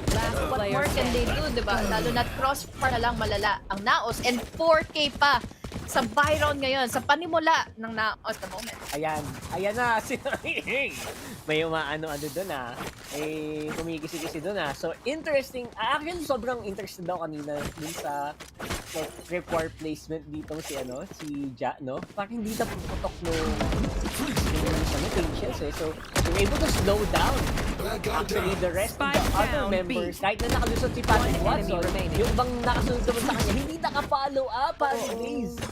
Kaya parang naiwan si Patrick Watson all alone. And because of that, now, got around. Ang naging problema nga doon is tinalunan niya lang yung tripwire kanina. So, ibig sabihin nun, hindi ka agad makakatawid freely yung ibang members nga ng Carti World. So, tama ka doon. Walang naging response tuloy, walang naging follow-up. Pero although, dito ang dami nang pwede maging follow-up. 3 laban sa 4-5 na pwede magkaroon na nga ng crossfire. Una sa lahat, tinitingnan nila yung left side. Dahil doon nga nanggaling yung DD. But will they be able to react on time? Dahil Roger, together with a paranoia, will be taking down 3. It's all up to Ichisolo with an answer. That's a good double kill. Pero look at this. They are pushed back. Dahil nga may Mosh na kasamang binato ngayon si Eman. Really like it. Magandang sagutan. Very least nasagot naman. Yung ginawang aggression dito. Oger really cranking it up. Uyen and Ichisolo all alone on mid. Gandang, no info read yet, so this could still be something. Pero Carti World definitely on the back foot dito sa round na to. Series of unfortunate events kasi yung tumapat sa kanila kanina, and I love how 30 seconds left. It was the read kanina ng Naos na maglagay ng paranoia, abang ka agad si Mojer and Papichulo from the entry points mula sa A side. But now, lumikod ang Carti World. Galing sila ng mid. Ito'y inaasahan naman din ng Naos. Looking back at their pings, all the way from our minimap, ang linis lang ng ginawa nila. Ibig sabihin nun, they already know kahit paano na nila itatackle down itong retake nila. Yeah, they have a lot of info. They also have 0 point. Pwede pa nilang gamitin yan. Not to mention si DZ naman. So now, medyo malayo na ang naikot ni Ichisolo dito. So madami siyang na-clear. See what's gonna happen here. Nako! Ngayon nag-witness pa ang Ichisolo. This is out on Nexi. Nakabawi naman din. Woo! There you go. Clean it up. The rest of Naos, Eman and Ja. I think one of the factors na nangyari sa round na to after ng post-plant na yon is nag-play outside of the site nga din. Nag-try for the flanks nga kanina. Itong si Ichisolo. So unfortunately, yun nga ang hirap tuloy na naging reclaim nila doon sa site na yun. So now, masasabi ko lang, nanggigil na si Naos. So baka sakaling ito yung start ng panggigigil nga at pwede nila pang-pin down sa Carti World, and sana maging ready sila dahil Rockheart na punished na ang Carti World at the moment. Half armors and just the sheriffs nang ang kaya nila. Nako, yan lang yung nangyari dito. Sa ngayon, meron namang konting upgrade. Magandang start na din to for both these teams kahit medyo bumagal bigla ng bahagya itong Carti World.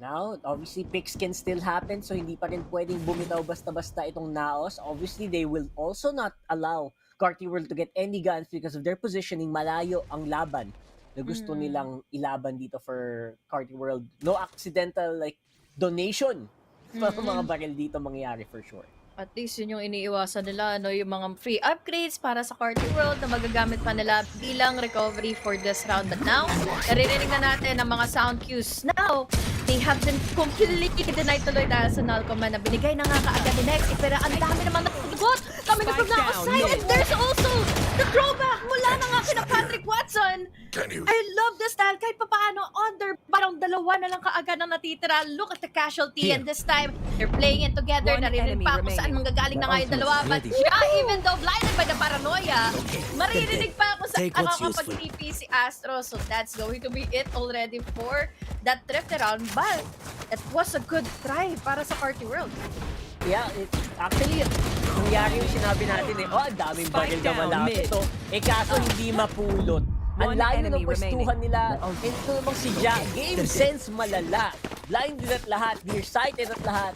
Pero kuha pa rin niya ang dalawa.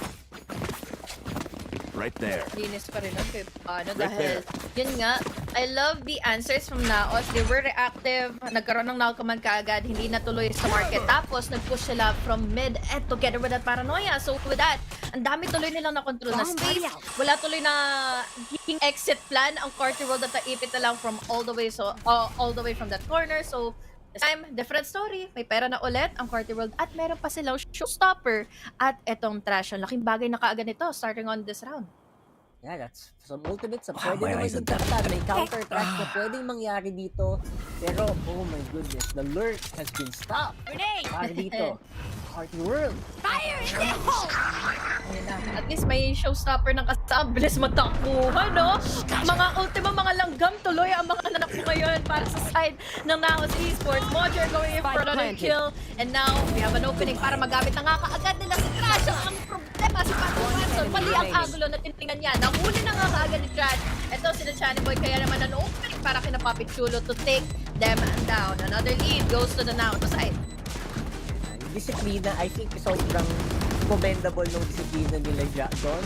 Although, tapa ka, medyo nagtakbuhan ng lahat malala nung narinig nila yung showstopper nito. Kasi, kung isipin mo kasi yung kalaban mo si Patrick Watson normally hindi naman yan basta-bastang gagalaw or magpo-commit without a sure confirmed target. So, you were thinking, you know what, baka nasa likod ko na pala to, hindi lang ako aware. Pero alam mo, tunay na likodan, siya pala. Si Ja, talagang hinold niya ng malala yung posisyon niya, did not give away any info, he got Patrick Watson. Laking bagay na kasi kahit pa paano nagkaroon tuloy ng pag-overthink yung Carti World na kaya ba nalang i-control na nga yung space going into market. Naging maasan sila to the point na kailangan nilang i-push kasi yung space na yun para hindi maging komportable din yung Naos sa problema. Yun naman din ay binabasa na nga ng Naos sa kanila. And speaking of Crossfire here on B, laking bagay nito dahil kanina pa nakakaisa sina Nexi and then this time walang pera man yung Carti World pero ang ganda ng ginawa nila kanina. So baka sakaling pwede nila ito matrifty at hindi sila magkamali. Yeah, for sure. This time around, we'll have to go for... I mean, they tried to go for mid kanina. Medyo tagiledgy. Kasi okay, nakakill sila. Actually, sobrang confident ng Naos doon.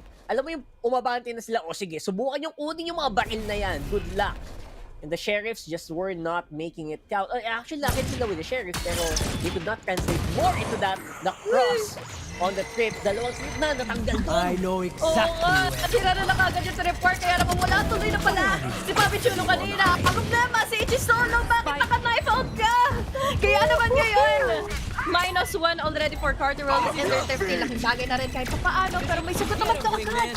Look at that! Rolling Thunder all the way from the flanks dahil alam nilang lahat ng gagaling from the flanks ang Naos. But Eman and Ja just taking them down one by one. Pero with their own trash, nakahuli tuloy sila, nakabingwit pa na isa pang isda sa loob na nga ng site. At ngayon, isa na tuloy yung natitira. Patrick Watson, it was low on HP, and now, nako, Rockhart, malayo-layong habulan to. 3 rounds ng leading ang Naos. Kaya nga, I really have to commend Naos for their confidence. Man, alam mo yung kakaplat lang ng spike, binato agad niya yung wingman sa side. Alam nila na hindi nila kailangan ipag-refuse si wingman kasi we know what we can take these fights as long as we have information on this very, very small side. Ginawa nila doon is, of course, they tried to go very calm and collected, surgical, na inisa-isa ang mga miyembro dito ng Carti World. Dahil doon, konting timeout muna. I love the anticipation from Carti World. Ano? Inasahan na nga kaagad nila na panibagong verticality ang hold ni Papi Chulo earlier. Nag-TP siya all the way from the up top nga. Tapos nahuli nila kaagad yun. But then, yun nga, yung retakes, ang dami nilang in-exhaust na utilities and ultimates doon. They already used their Rolling Thunder and their Trash earlier on. So, yun lang, magiging mahirap ito para sa susunod pa dahil at least kahit papaano masasabi talaga natin na nakukuha na to ng Naos. Ibang klase yung basa nila at the moment laban sa Carti World eh. Yeah, I really like it. Ito na yung, pumapasok dito yung veteran buff, right? This is the reason why sobrang consistent ng Naos against so many teams dito sa Challengers. Able to know the limits of their comp. Alam nila na, hindi tayo pwedeng umasim dito, hindi tayo pwedeng umabanto basta-basta. We will take them when they come to the site. And that's exactly what they've been doing. Especially yung depensa nila dito, sobrang linis. Papansin mo pa naman kanina, no? Parang magkahiwalay nga si Ja with his utilities. Dahil alam naman natin, hindi na kailangan bantayan ng utilities na yan. And at least, na-amplify ito ng Naos na kumbaga, kahit report yan ng Cypher, nandito pa rin si Papi Chulo or si Nexty para nga gamitin to in their favor. But now, buy round to ng Carti World pero look at the positioning of that camera. And nakaabang pa yung paranoia ngayon ni Papi Chulo and this is going to be really in favor of Naos. Makakahuli na agad ng isa, pero trade ang ginawa ni Uy and he was ready for it. I think he was expecting one pero hindi niya in-expect na dalawa. Because of that, it will be traded. There's more information already gathered. Going for the flank, hindi naman gumana. -1 pa rin. Again, traded again and again. Ngayon, nagkakagulo na ang Carti World. Naghahanap ng iikutan. And I think ramdam yata ni Mojer kung ano nangyayari dito. Stay put lang siya, no? Pero kasi ang hirap isipin or ang hirap magbantay ng B-side dahil pwedeng manggaling pa ng market itong Carti World. But now, the smokes are in place din. We have 30 seconds left. Wingman to plant in the spike, denied. At ngayon, kailangan tuloy nilang ipaglaban yung spike dahil ang ganda ng timing. Ngayon ni Emma, no? With the use of the blind, with the use of the vision, but it's all up to Papi Chulo. Missing out the shot si Uyan, and now Papi Chulo goes in for the clutch. At siya naman ngayon na tumutubo per second laban sa Carti World. That was beautiful, beautiful. I think, obviously, comment on that dizzy from Eman. Pero I thought, you know what, nice try. Nadali isa, si Jat, nadali din ng maaga. Player standing. Pero you know what, nakakalimutan yata kung sinong naiwan dito. It's Papi Chulo, mi amigo. Totoo. Dahil kumbaga, ano na eh, ang laki na natiwala kaagad ng Naos that they will be winning out the clutch. Dahil especially si Papi Chulo pa yung natira. And now, ay nako, excited na naman tayo para sa Carti World. Parang ang hirap na sabihin kung paano sila makakaligtas dito dahil ready na naman either yung paranoia, good thing they have the dizzy, we even have the facials, may dizzy pa nakasaka coming in from Naos, and that's going to be a great opening para kay Mojer, para makakuha ka agad ng dalawa. Isa lang yung naging trade-off ngayon ng Carti World. I got you. Multi-kill na naman. No? Ay, pang ilang beses na nangyari yan no, sa round. Where Mojer starts off with a multi. Then the rest of Naos can basically do whatever they want at this point. Plus, they have a very strong defense pa rin naman. Yung mga hold na ginagawa dito ni Ja. Right now, obviously, the rest of the team, sila Nexy, they're playing off the utils. So, hindi sila masyadong at risk dito. Tatlo pa naman, kahit pa paano, okay pa. Carti World has utility, nabasa na nila kung saan magbabantay si Nexy, although hindi lang nila alam kung sino yung kasama niya for the trades, for the crossfire, at ngayon, a well-aware Uyen kung saan nanggaling yung Naos Esports, and this is a great opportunity para makapag-rotate na kaagad going into A, and I love how they are already aware kung saan nanggaling nga 30 seconds itong left. Naos. Yeah, I really like their awareness. And now, only gonna be a 2v3. Carti World. Chance nila to. player standing. Once more para din sa Naos. They'll make it work. Nexy, 1v3. Clutchable pa ba? Papi Kid. Shutting them down. Let's see. One suppressed. Yes, has one info. Oh my God. Good for one. Nexy, looking for one more maybe. Pero dalawa na ang katapat niya. No way for him to get out there. 6-3 ngayon. Understandable, numbers advantage. Nasa pabor kanina ng Carti World, they're playing for the crossbar. Alam na rin nila kung saan nga ba't nagaling si Nexty dahil nga nandoon si HC Solar earlier on. But this was such a really good try for Naos. Especially yung timing ni SM to use that Dizzy. Ang problema lang, napatay kasi si Ja all the way from stairs. Kaya naman, yun na nga ang naging magandang pangitain for Carti World. Dumiretso na going into A site. Not yet late for Carti World. Pwede pa maging 6-6 to kahit pa paano. Oh, syempre now that they also have the economy They found my to wire. back it up. So, could be here. Medyo nakita yung loob forward yata yung Naos ditong bahagya. So, Ichi Solo, gonna be giving that over to his team. Oh, makadami yata katapat dito ni Eman. Ayun na nga. 4v5. Pero lots of info being given already to Naos. Definitely. Ayun lang. Ang dami rin namang info nila na makukuha dahil we have the show starter from Modern, lot of impact. Now, low HP pa sina Astro and Uyen. This is down to a 3v3. At least, tatlo na lang din ang kailangan ni Chane Boy for the Rolling Thunder. Pero what opening, what space can they even gather sa ganitong pagkakataon? Yeah, the space created here is huge. Pero 3v3 pa rin. Ano powerful showstopper. Actually, napaload din yung ibang miyembro doon. So, now, Dizzy narinig. Medyo malayo naman. So, I think that should be clear. Ang mid ang kanilang dadaanan. Smokes available para dito kay Astro. 30 seconds left. Malayo din ang pwesto nila na Mojer dito. Last player standing. Ako na silip Yeah, na! yeah. May mga pichulo na naman! Ulat ba yun? Hindi! Isang bala sila!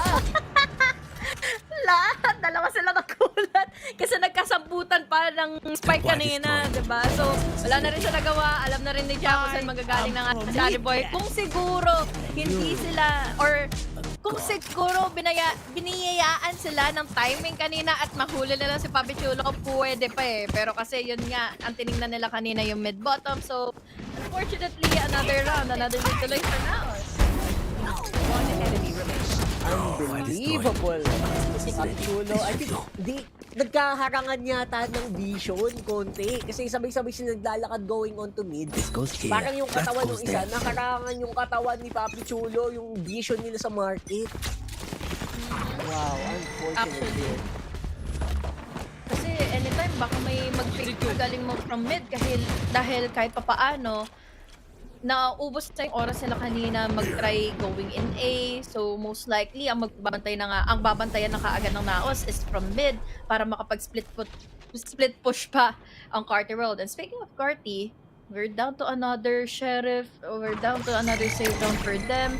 But at least this time mukhang makakasagot, masasambot na naman nila yung mga paranoia. May sagot naman din sila na paranoia and a power shock and even the faint shells. Pero mabilis din yung exit ngayon ni Mojer. Makakaligtas siya from any casualty ng Carti World.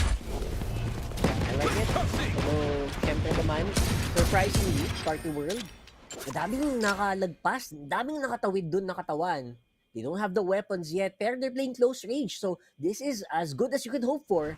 If you're fighting against mga Sherry, mga Vandal, mga Phantom, harapan man lang, kapag one-tap ka, Mojer malalim ang pwestuhan niya. Pero yung apat na miyembro nila nakikipagsabayan na. That is 5 going down real quick. Palusan na. Last round before the okay. switch. Ginusto niya yan eh. Ay, Rakart, okay lang. Kasi sila yung nagpanimula. Yari sila. Kasi ngayon, ngayon, Naos na ang bumabalik, ang gumaganti na nga. Yun ang, parang ang sabi ng Naos, ano ba yan? Na-introhan lang pala kami ng Carti World. Tignan natin kung may bawi pa ba yung Carti World dahil kahit paano 8-4 is still doable for them. Look at the ult that's available, di ba? Ang laking bagay na to create an opening, rolling thunder, to deny even. Itong pag-defuse nga ng spike ng Naos with that trash. So let's see, sana tama yung magiging execution scenery nila pagpasok ng game. Wanna go again? Ayun, na-cancel. Nice. They're slowing down the attack here of Carti World. Although, syempre, mag-recover pa rin naman si Trash. Pero yes, that's already information given na, oy, may mga tao dito sa B. Plus, they also slowed down the Trash, so the execution nila will take some time to reload. Sila, no?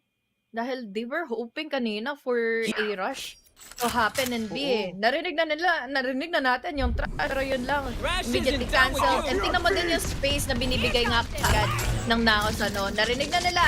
We have the Rolling Thunder. Ibigay na natin yung space. Let's wait for the retake. Mawawala ng visa, tuloy yung utilities, pero at least, look at what happened. Nakuha pa rin naman ng Carti World ang B-site, makakapag-plant in the spike. At ang problema, kahit na-down na nila si Nexi, buhay pa rin siya dahil na-up na nga siya na tropa niya. Papichulo makakasagot din. Modern though, may tipid lang din sa dalawa dahil nandun na rin yung crossfire nila Chatty Boy and a double pick from them. Jam for an answer, Jam for a trade. We're down to a 2v2 immediately. But this time, they're playing it together and at least alam nila kung saan manggagaling yung Carti World. That's right. Last information gathered here for Naos was madaming tao dito sa market. Pero wala pa naman silang posisyon masyado nung spike. Pwede silang malaw dito sa kane. Diyan na naman! And Papi Chulo the duo! Very powerful mi amigo, 9-3. Man, oh man! That was beautiful Valorant gunplay here. Switching Kaya, sides. asahan mo na lang din talaga kung nakapag-kompleto sa ultimates and especially sa pinaka-last round pa ng half na yun, di ba? Na, taras na lang kayo, ibigay na lang natin yung site. We have the trip war. Alam naman natin kung paano natin mapapabura na itong mga crossfires na ito. And mechanically, I really do think na mas pumapabor ang kanilang nagiging duels para sa Naos. We see Mojer, we see Papi Chulo going in for the most multi-kills pa ulit-ulit. Kaya naman, baka maiba naman din yung pacing nila dito on the second half. Let's see. To be fair, ang ganda din ng ginawa nilang like triple crossfire doon sa market. They're able to really get the defense low. Dream big, make it But happen. you know what? At the end of the day, at the end of those fights, talagang yung ano yung instinct talaga ng andito ng Naos ang nangingibabaw. Wow, what a word. Nangingibabaw sa mga laban na ito. So far, let's see if that's gonna change with Carti World on defense. Yeah. Kahit pa paano, maasahan pa rin naman natin itong mga long angles na may ibibigay nga dahil sa fault line ni Channy Boy. We have also the same amount of utility play naman din na ginagawa nila kapag gusto nila makapag-push. Dahil we have the paranoia, we have even here the DZ. Ang problema lang, saan nyo hanapin yung Naos? Nananahimik sila to There. moment in B or rather in mid. At gusto naman din push immediately from Carti World.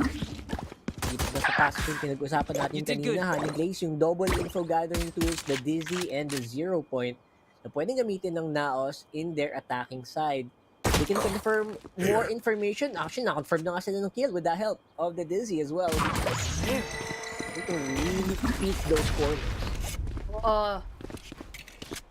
Sayang yung fault line. Pero at least nagamit nila yun ito para ma-slow naman yung pacing ngayon kahit papaano ng Naos. Ang problema, may ipit yata sila sa crossfire. May magaling na nga ng mid-bottom. And that was a nice pick coming in from Uyan and Energy Solo. Down the drain we go with the numbers advantage. Siya pumunta na ngayon immediately for Carti World. May ipit sila going into market. We have your Chatty Boy waiting all the way from mid or B-side even. Kaya na ngayon, it's all up to Eman FPS. What more can he do? Lalo na he's blinding by the light.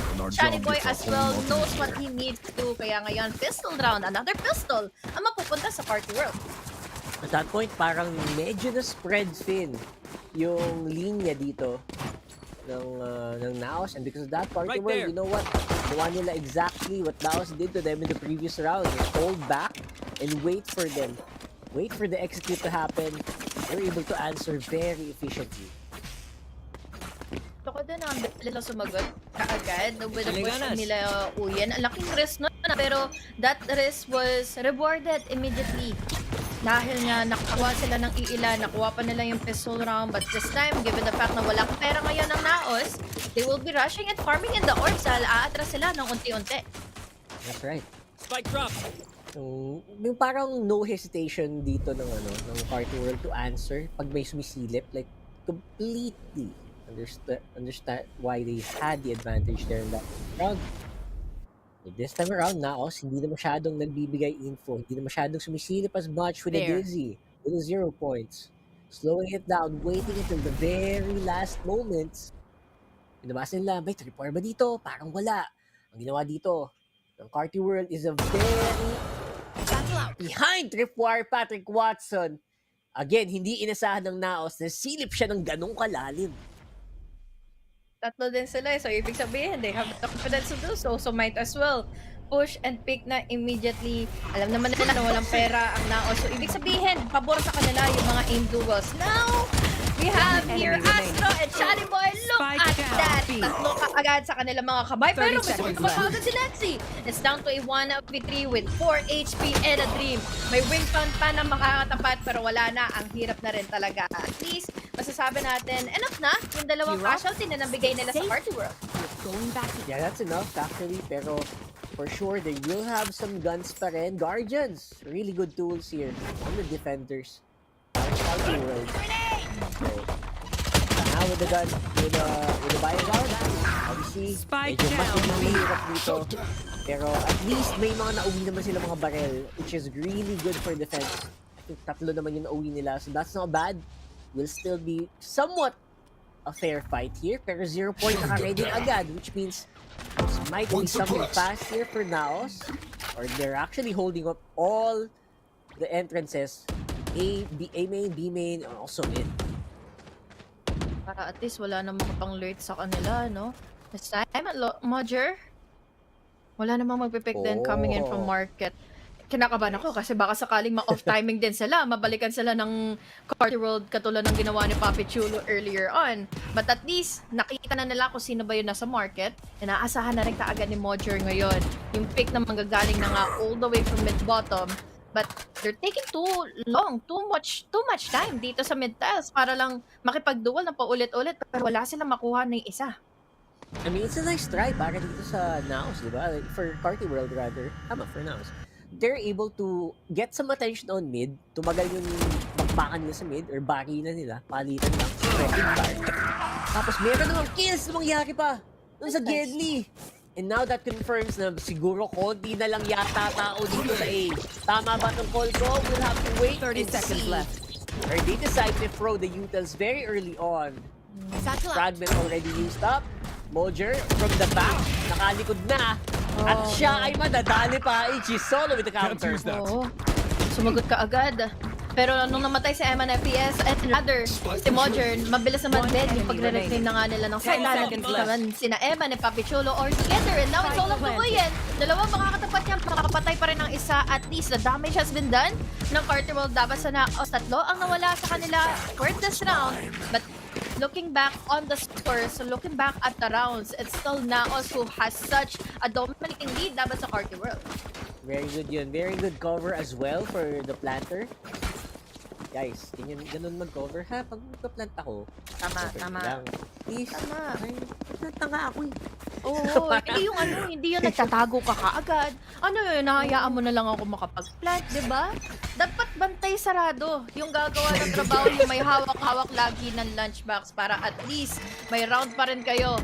Nasusunod na nga sa inyong pabor ngayon. 9-3 tayo nagsimula sa scoreline natin ha. So, baka sakaling pwede itong maging turnaround or may comeback dahil alam naman natin 9-3 curse is still available pero let's see kung gana ba yun or gagana ba yun laban sa Naos. That's right. Double digits. When you hit double digits, parang may counting ka ba naman na? Pero, you know what? It's 5 rounds. I've seen longer rounds, di ba? Kung depende kung sila katagal maglaro ng Valorant, they will see rounds na kahit na 10-2 na, minsan nababawi pa. Depende talaga sa timpla, depende sa gising mo sa umaga. So, hindi mo pa rin masabing tapos na to. Pero Carti World right now, they do have guns. So, gun round pa rin naman to. Still can be 50-50. Pero look at this, malalim na agad ang pasukan dito ng Naos. They also have main covered with Jack. And down goes Wingman with the plan. Ja, malilikodan pa! Yun na nga! Sila Astro World after mabatay ni Uy, hindi niya kaagad ang pakiramdaman kung saan nanggaling yung mga bala na yon from Ja.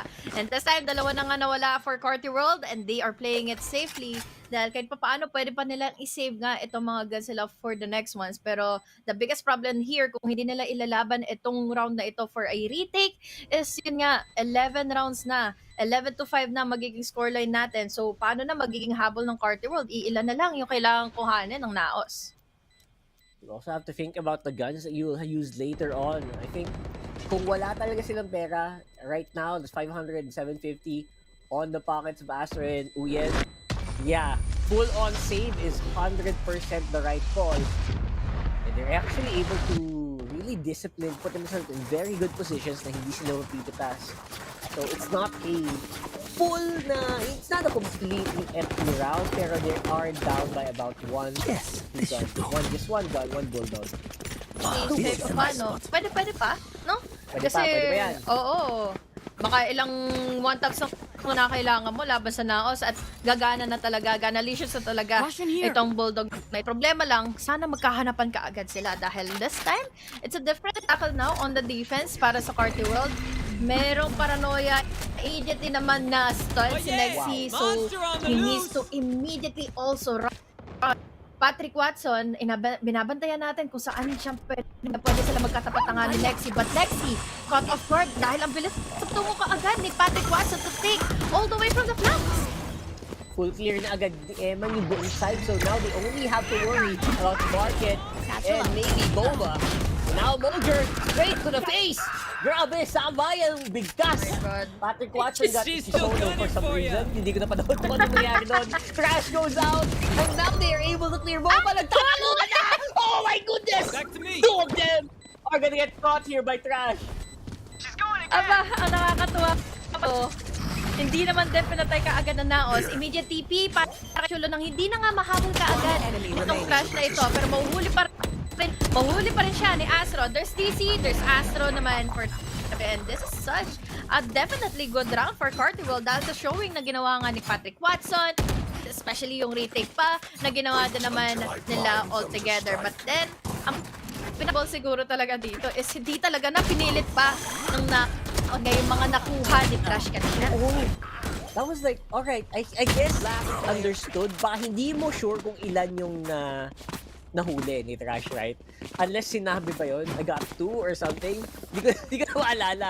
Pero you got 2, I guess yung distance din na i-cover niya, baka pagdating niya doon, bigla na lang siya barilin. Which is, again, all you can say is at that point, sayang. I guess. Kaming nangyari din earlier, no? Pero at least kasi masasabi, malaking impact din talaga ng showstopper kanina rin ng Carti World. So with that being said, din na naman, Patrick Watson, I love his flanks. I love his also mga follow-up din na ginagawa pa ni Shani Boy in case na gusto nga makidual ni Patrick. So ibig sabihin ito, so kasama na naman sila, we have here the blinds, making them push back to Naos. Makang itutuloy pa rin ang A-side kahit paano. I think sobrang sobrang apparent din na ginagawa dito ng Carti World. It's not always just Patrick Watson. Usually mga I know exactly where. Follow-up from his teammates talaga eh. But right now, Doja with a kill makes that 2. Makes it so easy for Naos to get this 3v5 na naman. Maaga pa lang. 45 seconds on the clock remaining in this round. Parang, kumbaga, nagtitingi-tingi na lang yung Naos. Sino yung pwede na mapitas dahil yun nga, umpisa sa lahat, we had siya para makakuha nga nung mga pick-offs na yun na ulit, nagiging impatient from Carti World. And speaking of, they should be in this time dahil they're playing in for the retake. Ang ganda ng crossfires ngayon na hinahanda Naos. We have the aftershock to create an opening to create. Pero ngayon na may sagot na Dizzy, kuha tuloy ang atensyon ni Patrick Watson and Ja 4K to finish things out. Tapos, bakit na ng Naos? Match point. Si Ja parang parang master na namamalo ng estudyanteng kumukulit masyado, you know. I think that's what he does. That's the vibe of what he does. Kasi most of the positions that he has is nakahold lang siya eh. He doesn't even swing wide that much, right? He just holds these angles, and the rest of his victims just follow up one by one. So overall, it's a mix of that. Plus obviously yung silip-silip din yan. Really does give Naos that veteran vibe. The Carti World definitely may panlaban pa this time around. Few more guns. They have 2 Vandals. Pero yeah, this is gonna be a hard round for them to take. Sa match point pa, no? Kumbaga, iisa na lang kinakailangan ng Naos. Now, it's all up to Patrick Watson to defend here all the way from mid-box. Mocher taking his chance. Going with a double pick. Pero bilis naman din kaagad ang sagot ng Naos. There's Papichulo with a multi-kill. It's all one remaining play with that lightning. Jumping right here. Coming in fast. She will be finishing out this round na kung saan naudnot na lang yung Naos. And that's all you need to do, bro. That's all you need to do, Astro. magandang sayawan doon. Talo ang Dance of the Dragons pag ganyang galawan. Dalawang Omen nagsayawan. So now, we have some guns to play with. That is so crucial. A big difference from what we had kanina na may mga Spectre pa nasa kamay. It's actually a good call din para dito good call for Carti to actually hold up on the mid. So they can only play the close range battles. I mean, like, who would have thought na sabay sila magpipick doon, di ba? Dahil, yeah, for sure, we had the Enko, we had a lot. Pero ngayon, ang bilis naman kaagad na tinake down ni Mojer. Ito si Patrick, at least, tanggal na tinake sa kanilang mga lalamunan at the moment. We have an offer to create an opening at para hindi na rin mag-push, sumagat pa ang Carti World at pakipensan. Itong A-site, makakapag-plan sila freely ng site, or rather ng spike. At yun na ito ay fully covered na. Let's see kung ano bang gagawin na ngayong i-execute na nga ng Carti World dahil nahuli pa nga itong No way! Intentional? I have to double check that. Next going down the straight as well. Though Astro getting a lot of kills confirmed here. Marito, Ja, and Uyen 1v1. Make that 1.5v1 kasi nandiyan si Wingman. At yun na nga, si Ja has to choose between one or the other. Goes for Wingman. And still will be Carti World win. I got you. Okay, ayan na. Alam niya yung ginawa niya. Una sa lahat, Let's reset. una sa lahat, Reps and all that. kasama ni Eman yun, guys. Nakita ko wala pang trash available si Uyen kanina. Kaka-trash lang, kaka-run ng ultimate ngayon ni Uyen. Si Eman yun. Si Eman yun. Labas sa trash, Confirm. at yun na nga mismo ang nangyari, ano. Halos naibigay nila yung site, pero speaking of, maganda pa rin naman yung mga duos course, pero baka nasas lang si Eman FPS at uli mismo si Mojer. Kanina pa daw siya makulit kasi. Yeah, that's true. I guess you could understand kasi in these scenarios, di ba, yung mga split second na vision, you rely on that more eh. Nagkataon lang na parang siguro na kulat. Anyway, collateral damage. Dizzy's up top. Now Eman, trying to make up for it. Great entry, has the spike, goes for the plant as well. Mojer, ang lalim na behind enemy lines. And now able to actually hold on the trash. Munti ka nang makabig impact pero they're able to dodge on and then punish pa nga yung bato. Cover going out. Ang bilis ng pag-flights out, ng pag-exit out kanina ni Mojer. Kaya naman ngayon, kompleto pa. I kahit know paano exactly. ang Naos. So, HP na lang din naman. Ito, so, they even have another step. So, ang laking bagay na nito para makapag-rotate ka sila. Go into a mid-side naman. Babantayan sana ni Patrick Watt. Pero wala na nakatawid na ang mga tropa. Ang problema pa, isa pang problema dito, Rockheart, is si Papi Chulo. It's all the way from the back. Baka sa kalipak na pa nga ito. Pero Patrick Watson going on wild! 30 seconds left. Juicy 3K laban sa Naos. And it's all up to the players sa low. Si Papi Chulo. Pero kinaya niya naman. Manalo na nga sa duel na yon. Astro. Siya, all the way from the flank. Let's see kung ano bang mag-iisa. Oh! Hindi niya pa nakita. An awkward, off-timing kind of situation. 10 seconds It's all left. up to Papi. It's 10 seconds with the 10 HP remaining. So what more do? Lalo na't hindi niya pa ma-pick up yung spike. I know they're behind, but you gotta give Carti World, man. They've got heart. Pinupuso talaga nila to sagad. And Papi Chulo, actually, I really like sana yung From the Shadows niya. Pero it just so happened na 10 HP na din siya. Hindi siya basta-basta makasilip at the risk of, you know what, giving a free kill to the opposition. So he was able to cover some ground. He was actually able to get the kill. Pero in the end of the day, mas maganda yung position ng Carti World, mga remaining Carti World members doon sa game na yon, sa round na yon. Salanan talaga to ni Eman eh. Tapos na sa... Si Emma na naman, bakit? Tapos na sana, Ay, kanina. pero naging bato pa. Oh. Right. Pero kung tutusin, dahil nga sa mga rounds na ito, sa mga duels na ito, we had the world na sobrang ganda na rin naman na ng mga reads nila. We had Patrick Watson, ilang beses na siya nakaka-multi-kill, and I also love his flanks, na lagi nga magbigay din ng assistance from the back si Chani Boy dahil, again, yung utilities naman ng isang breach ay talagang, tumatagos from the walls. There's also fault line pa nga ma-assist siya further even from behind. So, ibig sabihin lang nun talaga is parang may wings to fly tuloy si Patrick Watson na nakakakuha siya tuloy ng mga kills comfortably. Yeah, I mean that if you enable yung mga ganun for Patrick Watson, that's the sign that Carti World has the go signal to just keep going the way they do. Yung confidence nandun pa rin kahit paano. The confidence they had when they were actually getting those wins against their previous Right there. oppositions. Right there. And that's all you need at some point. Right there. Morning malala.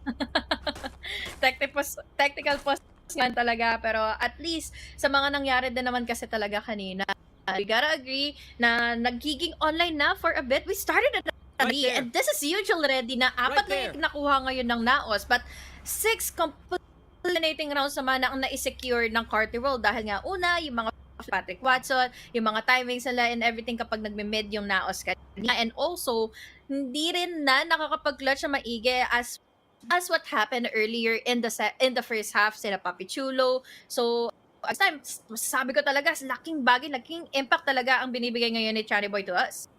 Yeah, Shiny Boy right now, obviously, actually, you said this before the game started, yung impact na mabibigay ng isang breach, especially pag on point yung mga flash niya, it really is so massive. Just the fact that you can basically fault line a whole A main or B main, diba? The breach is really making a huge difference in these rounds, especially slowing down yung pag-atake dito ng Naos Esports. Ano pa na mahalaga, ano? And speaking of pag-slow down, usually and most of the time talaga, most of the rounds is nga, medyo mabagal lang yung atake from Naos, mabagal lang yung pakikitungo for that round. Ibig sabihin nun, there's given a lot of time. Carti World is given a lot of time tuloy na regroup from the back and then tackle them down one by one. And for sure kasi talagang laking pressure din kapag hindi mo secure nga itong mid-side na ito dahil baka sakali, ang dami din pwede mangyari in favor of Carti World na alam nating baka sila nga makuhaan nga ng mga backline kills. Isang malupit na shrouded step lang dyan ni Papi Chulo, papasok sa mid. Nako, hindi mo pwede talagang bitawan yung basta-basta. Pero looks like hindi mid ang atake nila right now. Seems to be a bit of a hit on Oh B. my God! And they're able to secure 2 already. Oh my God! Huh? Naos! Don't tell me mati-thrifty pa nila to. Dalawa na lang kaagad ang natitira. It's already their match point and they are already in. Wow! Makakapag-plant pa ng spike dahil 4 pa nga ang miyembro Supply ngayon na destroyed. buhay Naos. And Shani Boy, the rest of the gang, I think, hindi pa sa nga yung utility nila. At least to create an opening, we have blinds, we have the shock. Pero what more can he do kung sakali mang ready na for the trade-offs ang Naos? Ang hirap nito plus ang dami pang info na hindi nakuha ng Carti World. Like, is B main clear? Yung flank natin, kamusta na? And that is gonna be a big problem. There's already a great player information standing. given over to Ja. Ichi solo goes down as well. And now, win. I knew here's your that. every 2 move. kills for Ja in It that was last sad one. watching you It's a 1-0. scamper. Oh my God, hindi natin ni isang beses nakitang nagkaroon ng save round kanina on the first half yung Naos, but this time, it worked out to pretty well, especially on the match point pa ng Naos, and that was such a good run for both of our teams, especially din naman para sa Carti World dahil una sa lahat, nagsimula tayo to a 9-3 scoreline for our second half. Yeah, may konting mga, I would say, trips along the road. Pero they were able to get there eventually and in a thrifty manner for that fact. So, good. Big props to Naos for that one. They were still able to manage a solid round differential naman kahit paano. Like, I think that was 4. But Carti World, man, oh man, gave them a run for their money for sure. Ganda ng sunset performance nila. Maganda rin naman talaga yung mga naging habol nila kahit paano. 6 rounds yun sa second half natin. So, kudos to Carti World to proving to us na isa talaga ang sunset sa mga best maps nila. Pero let's look back kung ano ba yung mga nakuha nila mga numbers from our post game. Dahil immediately on sunset, masasabi natin na it is a map for Chani Boy to have and highlight din. That's for sure, right? Especially here though, we'll see the MVP, sila Mojer, a big add-on to this KDA for sure, is that he got a lot of first bloods, right? First kills, right there. Pero Patrick Watson, hindi yan magiging slack, especially on that raise. Pero yeah, overall, the team play of Naos, Ja following very shortly. Man, oh man, I really have to commend this guy as well. I love the coordination from Mojer and from Papichulo. Lagi na lang nakabantay sa likod si Papichulo. We have always the paranoia at ready. Kaya hindi nagiging komportable yung mga Carti World kasi hindi nila alam, kailan ba nila aasahan yung pagpasok nga ng Naos. And kung babalikan nga natin, most of the time pa na naglalabas ng 0 point, si Nessie is denied yung trash, denied yung utility nila, at nagkakaroon tuloy space to cover up ngayon ng Naos laban sa side na nga ng Carti World. Pero kung babalikan din natin yung highlights natin, nagsimula rin kasi talaga sa mechanical skills din nila Nexie, ano? That's true. Actually, yung utility play, may mga konting tagilid moments, pero okay lang naman eh. What's important here is the fragging. As you can see, Mojer usually with the multi-kill, starting off these rounds and going with those big showstoppers, following instinct as well. Mahirap talagang tapatan yung Naos in this moment where they really have everything. They have a good grip of most phases of this game. As you can see, Ja doesn't even need to effort that much to get the move. Para most of the time, he's just in the corner, tucked there, and he's able to click heads right from that position. Tagutan nilang ganito, no? And looking back into the thrift, this was really perfect for Naos. We had the sheriffs and all, but that's good. For the first game pa lang, susunod natin na yung Icebox. Magbabalik kami ng ilang sandali. This is VCT PH Split 2.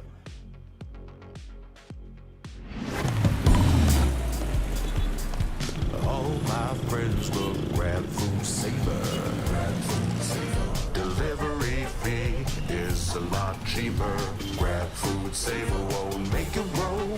Yeah, oh yeah. Grab food saver is the one to choose. Yeah. Grab food saver meals 99 plus. Grab food saver 99 plus.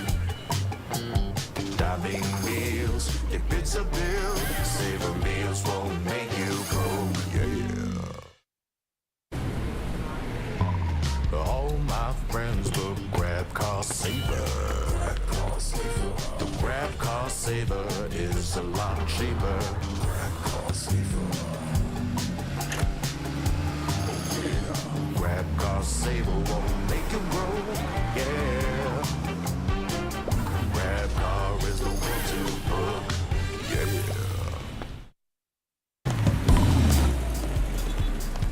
All my friends look Grab Food Saver. Delivery fee is a lot cheaper. Grab Food Saver won't make it roll, yeah. Oh yeah. Grab Food Saver is the one to choose, yeah.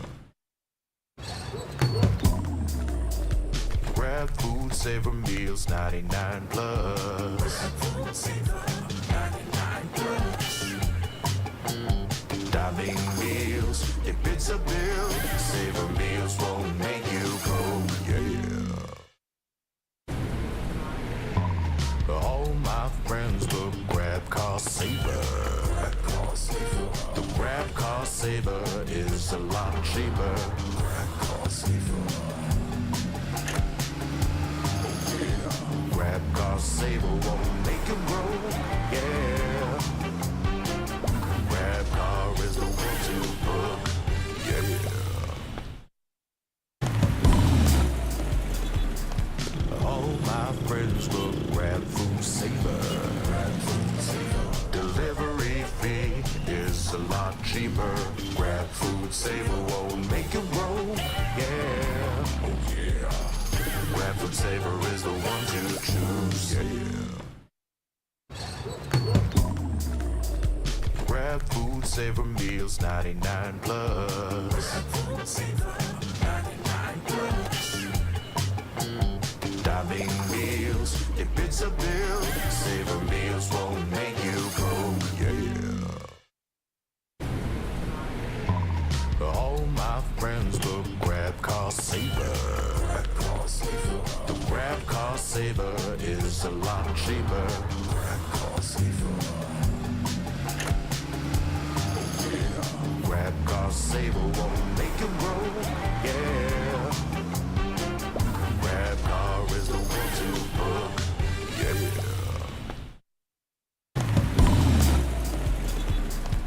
All my friends will grab food saver. Delivery fee is a lot cheaper. Grab food saver won't make it roll. Yeah, oh yeah. Grab food saver is the one to choose. Yeah. Grab food saver meals 99 plus. Grab food saver 99 plus. Diving meals, if it's a bill, saver meals won't make you broke. Yeah. All my friends will grab car saver. The grab car saver is a lot cheaper. Grab car saver. Grab car saver won't make it roll. Yeah. Grab car is the one to book. Yeah.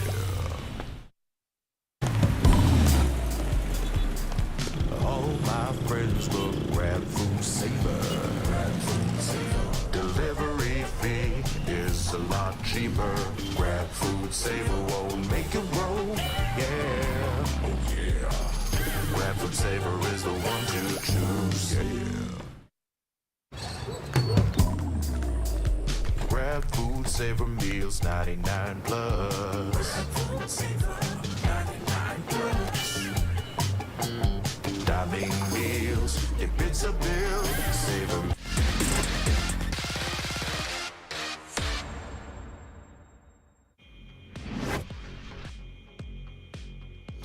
What's up, homies? Back at it again here in VCT PH Challengers Split number 2. Rockart and Honey Glaze right here. Para sa isang napaka-chill na araw kasama ang Naos and of course, Carti. Nagulat ako sa sinabi mong term na chill ha, dahil ibang klase yung sagutan nila kanina. Cart. Yes, chill lang yun dahil susunod pa siguro sa second map natin yung mainit na sagutan nila muli. Icebox, pinili ito ng mga players natin from Naos. So, it's going to be a good kind of situation or a map para sa atin dahil baka sakaling pwede na rin doon magpakitang gilas ulit ang Carti World. And you know what, guys? Just like in the previous map, Sunset, both of these teams have had 100% win rate so far. In their previous week, they won on this map as well. But yes, Chill kanina was very counter to what was exactly happening, the chaos that was happening here for Carti World. And now it's here in map number 1 where there were a few missteps, pero you know what? In the end of the day, it was cool, calm, and collected for Naos that really won them these grounds.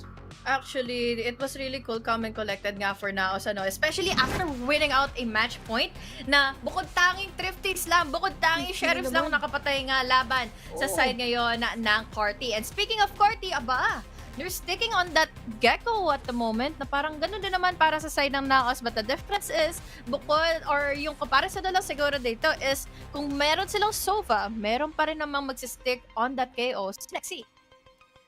Yeah, and again, they will still have info gathering. Just cannot really, cannot emphasize that too much. Because info gathering is crucial, especially in really big boxes, really big maps like Icebox, really big boxes like Ice Map. I would say na that's why Sova still really good here. You will see madami talaga nagsisova lineups pa rin sa Icebox even to this day. Pero with the KO, kung magkapag-KO ka, mas decisive ka din and mas madami kang nagagawa, not just information, but also slowing down the utility of the enemy team. Like, nakita naman natin in the previous round, like, literally isang 0 point lang, nakapigil ng trash, nakapigil ng mga showstopper, di ba?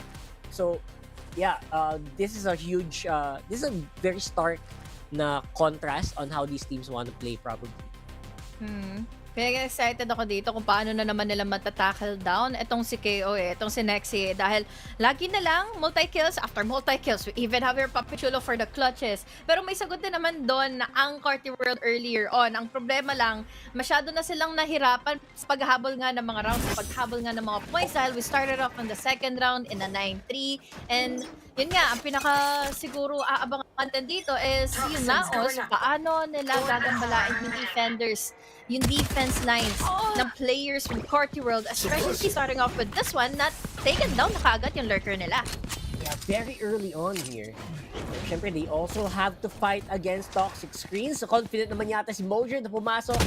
Chani Boy saying, you know what? We have an advantage. We don't need to push it too much. Let's go for a full retake. Pero may malalim ng tao doon. Sa kabila, Papi Chulo! Makadali pa kaya? At yun na nga, Mojer with 3! No way! And make that a 4K! Just when you thought you had the advantage. Binawi agad ni Mojer from under their feet. Ay, ang bilis sila na taken down one by one. Ang bilis lang gumalantang one by one all the way from the back. So, let's go. Pistol down. Finally, nakakuha na ngayon ng Naos dahil kanina in Sunset, it's always Carti roll to take onto that pistol rounds. Pero look at this. Mabilis 4K for Mo. So, ibig sabihin nito, he immediately has opportunity to buy the Vandal. So, let's see kung magiging worth it nga ba ito dahil the setups are already hanging in favor of Naos. Yeah, actually huge advantage right now for Naos. And that would have been really something. I feel like, okay, akala nyo, kompleto na kayo, akala nyo, panalo na, tapos biglang nawala pa ng ganun-ganun lang. That might put Carti World in a different path here. We'll have to wait and see if they can hold on. Kailangan may hold yung mental state nila dito. Pero nakarinig ng Vandal, sabi nila, oh, parang ayoko yatang silipin yan. Oo nga. Mas better kasi yung mga ganitong thrifties, mga things para sa Carti World kung sakaling magpa-play in together na sila. Dahil baka gaya pa sila sa mga nangyari na nga kay Ichi Solo earlier on na na-play for after that smoke. And now, here, we have a push. Naos going into B, will they be able to completely take it? Dahil mukhang, dahil ang layo pa kasi ng Carti eh. Sana mag-iingat na lang sila from the flanks. Yep, just like kanina, this time around talagang mapapa-overthink kang malala sa nangyari dun sa pag-flank nito ng Naos. Pero now, close range, syempre, pwedeng lumaban dyan si Patrick Watson, Sheriff Kill, pero may ganti from Nexi. Na yan, trade for a trade. Pero problema pa rin kasi ng Carti World is ito pa yung apat na natitira for Naos. Immediately a kill, gamit close for MNFPS. Astro, there was an attempt para sana mag-defuse, pero that immediately gave a go signal para sa Naos na yun na. Go signal na nakapag-pick all together. That's right. With that, lean 2-0 para dito sa Naos. Some kills, some signs of life for Patrick Watson. Pero yung hirap labanan round 2, Vandal agad ang makakatapat mo because of the kills and the plant that was given over here to Naos. Lots of money, and now they have a lot of confidence moving up onto this one. Bulldogs and full shields for a lot of their members. Zero na. Blocking side. At least, nakakailan naman. Nakuha naman ng mga trades at kakabati ko pa lang. Uyan was able to take down onto one. Mojer is completely out. Wala tuloy pang rush na ngayon ng kasama ang Naos. And I think this still be working in favor of Naos dahil look at the space na nag-gather na ngayon ni Jack. Ito ang magiging problema lang is the numbers are still now in favor of Carti World. That's right. Huge numbers advantage. Simulaan pa lang. May Vandal sa kamay, pero ang hirap na yung kalaban. Ang dami dito ng Carti World. Papi Chulo with kill, very easily gets that. 2v3 pa rin, pero the info is just everywhere on the map. It's a big map, guys. Mahirap talaga mag-secure ng info, especially with the few numbers that you have. Hindi nga sa seconds mo para makapag-rotate to another side. Pero understandable din kung ba na ipapanalo ng Carti World ito. Dahil una sa lahat, after the first kill ginawa ni Uyan kanina all the way from belt kay Mojer, ang laking difference na tuloy na naibigay nito, lalo na't na-caught off guard pa. At sa pagpasok na nga nila dito going into Chu. But this time, it's a round win para kay Carti World. Although ang problema, nabawasan ng eco kahit paano kina Uyan. One enemy remains.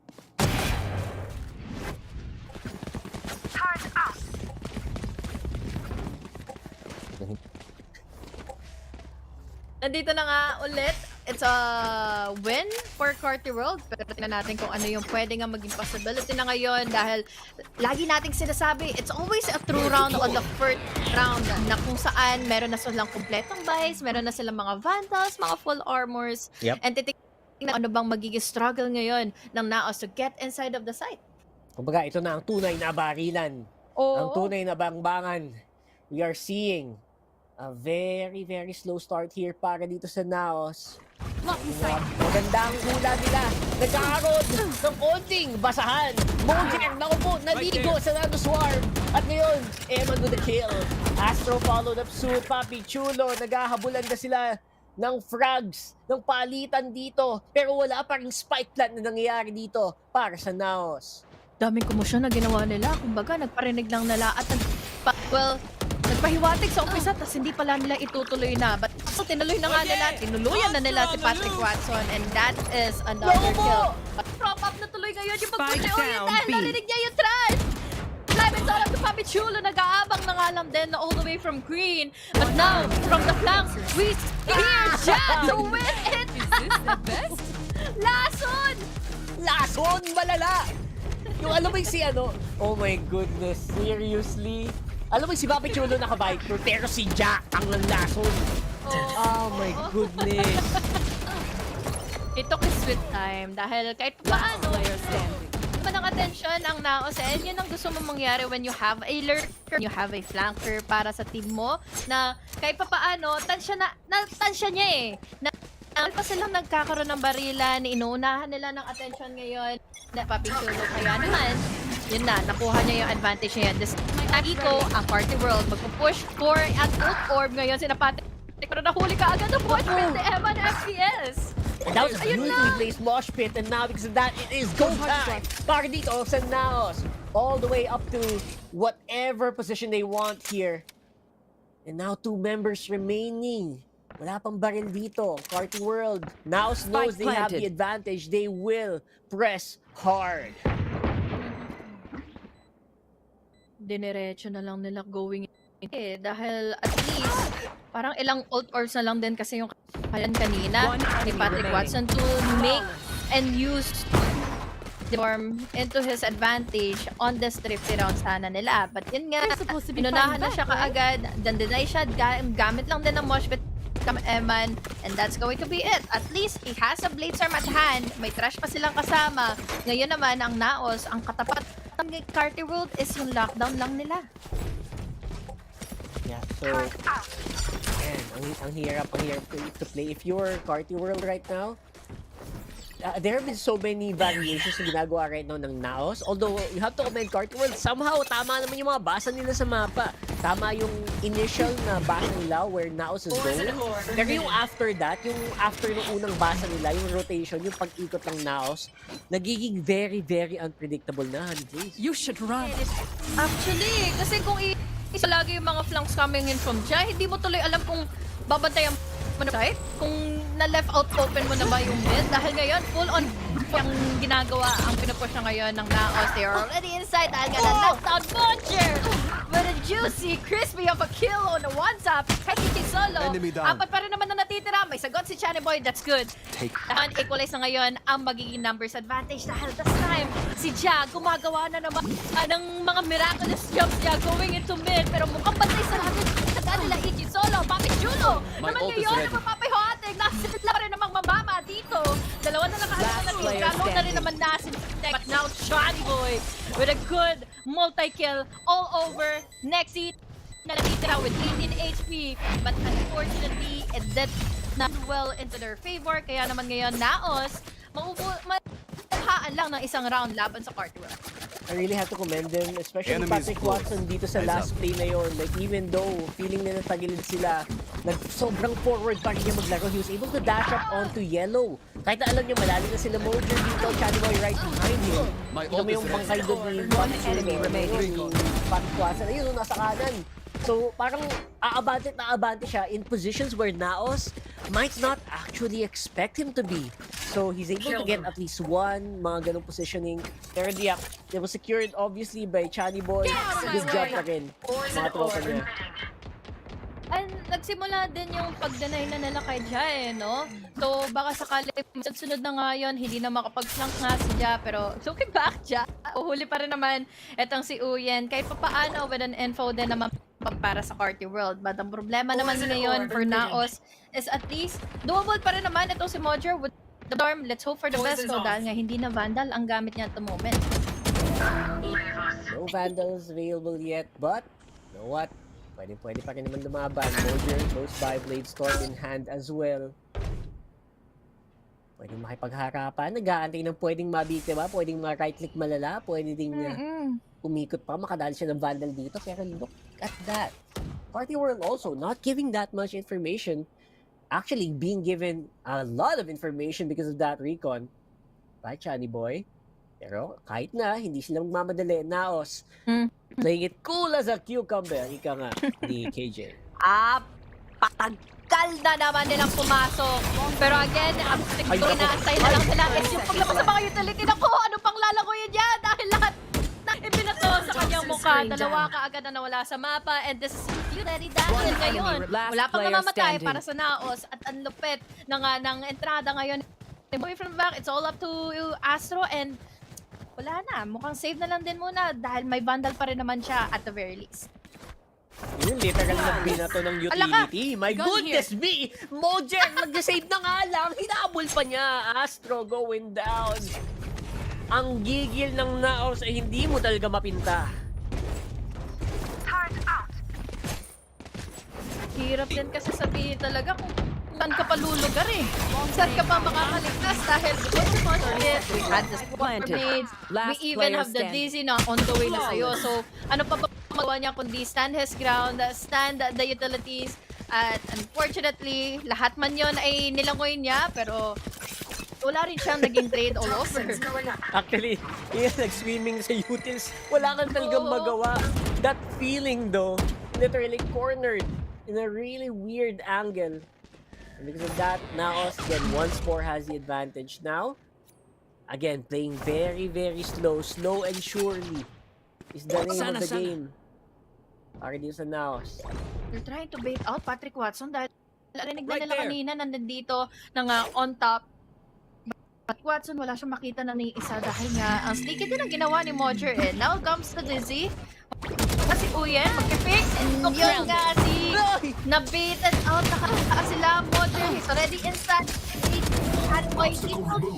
Pero nandito naman si Nexi kaagad for the trade. Nakita nila kung saan magagaling na nga kaagad si Astro. So this gives them a lot of opportunity to go na makapag-plant at makommit na nila kaagad yung site.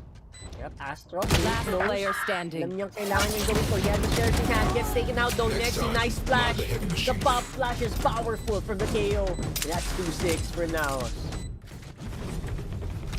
Laking bagay din na na-bait out at na-wait nila ay pagpupush ng Carti World kanina dahil kahit paano nag-atake kasi din. And na-caught off guard si Uye, na Mojer to create an it's the usual na tricky round, the save round na lalamangan ka talaga pagdating sa mga guns na meron ng Naos Esports. You don't have a choice kundi ride the waves. Ride the waves na binibigay sa iyo ngayon ng Naos Esports. And to be honest, that is a very difficult proposition. Mahirap din sabayan basta-basta yung mga ginagawa dito ng Naos. Although Patrick Watson definitely feels like he's up for the challenge. Very aggressive angle here. Might get caught. Playing close to sila Eman. Playing close na sila Mojer. And now they are going to dash in on the site. Take out Ichi Solo and Patrick Watson as well. Piling ko nung simula narinig nila yung operator na yun, diniretso na kaagad dahil wala nang time para makapag-react pa si Patrick Watson. It's all up to Chan. If naman din nakikita kaagad ng kahit na sino from Naos, it's down to a 4v also.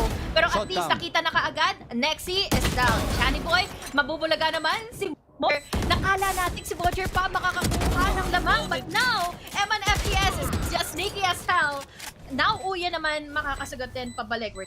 Dito, doon na rin naman na dito si Ja. The intensity is growing dahil we have Uyen na meron pang trash, meron pang moshpit, meron pang molly na kasama nga coming in from Ja and Papichulo needs to buy in some time. And now, napatay mga yung wingman at wala na rin talaga ang Carnival to defuse in the spike, pero parang meron pa! Oy! And 557 ang natira!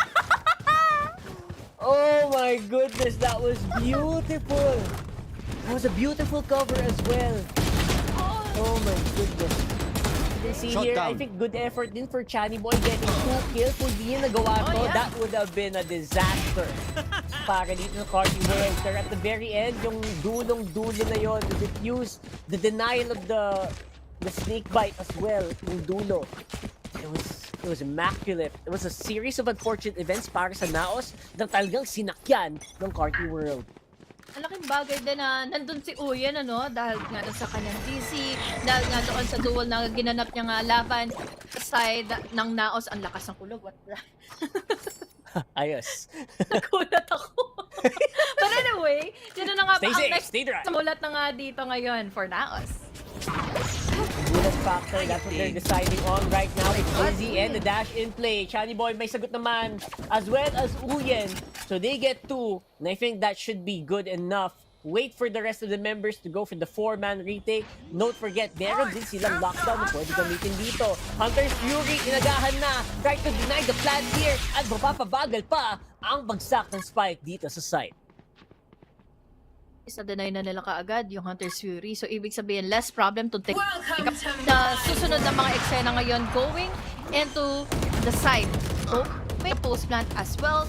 We have here the Viper Split already, pero may counter ulit pabalik ang Carti World. Nandito na nga kaagad para mag-signal lagyan ngayon si Patson. Pero huli na, nakatakbo na lahat mismo from Naos Esports.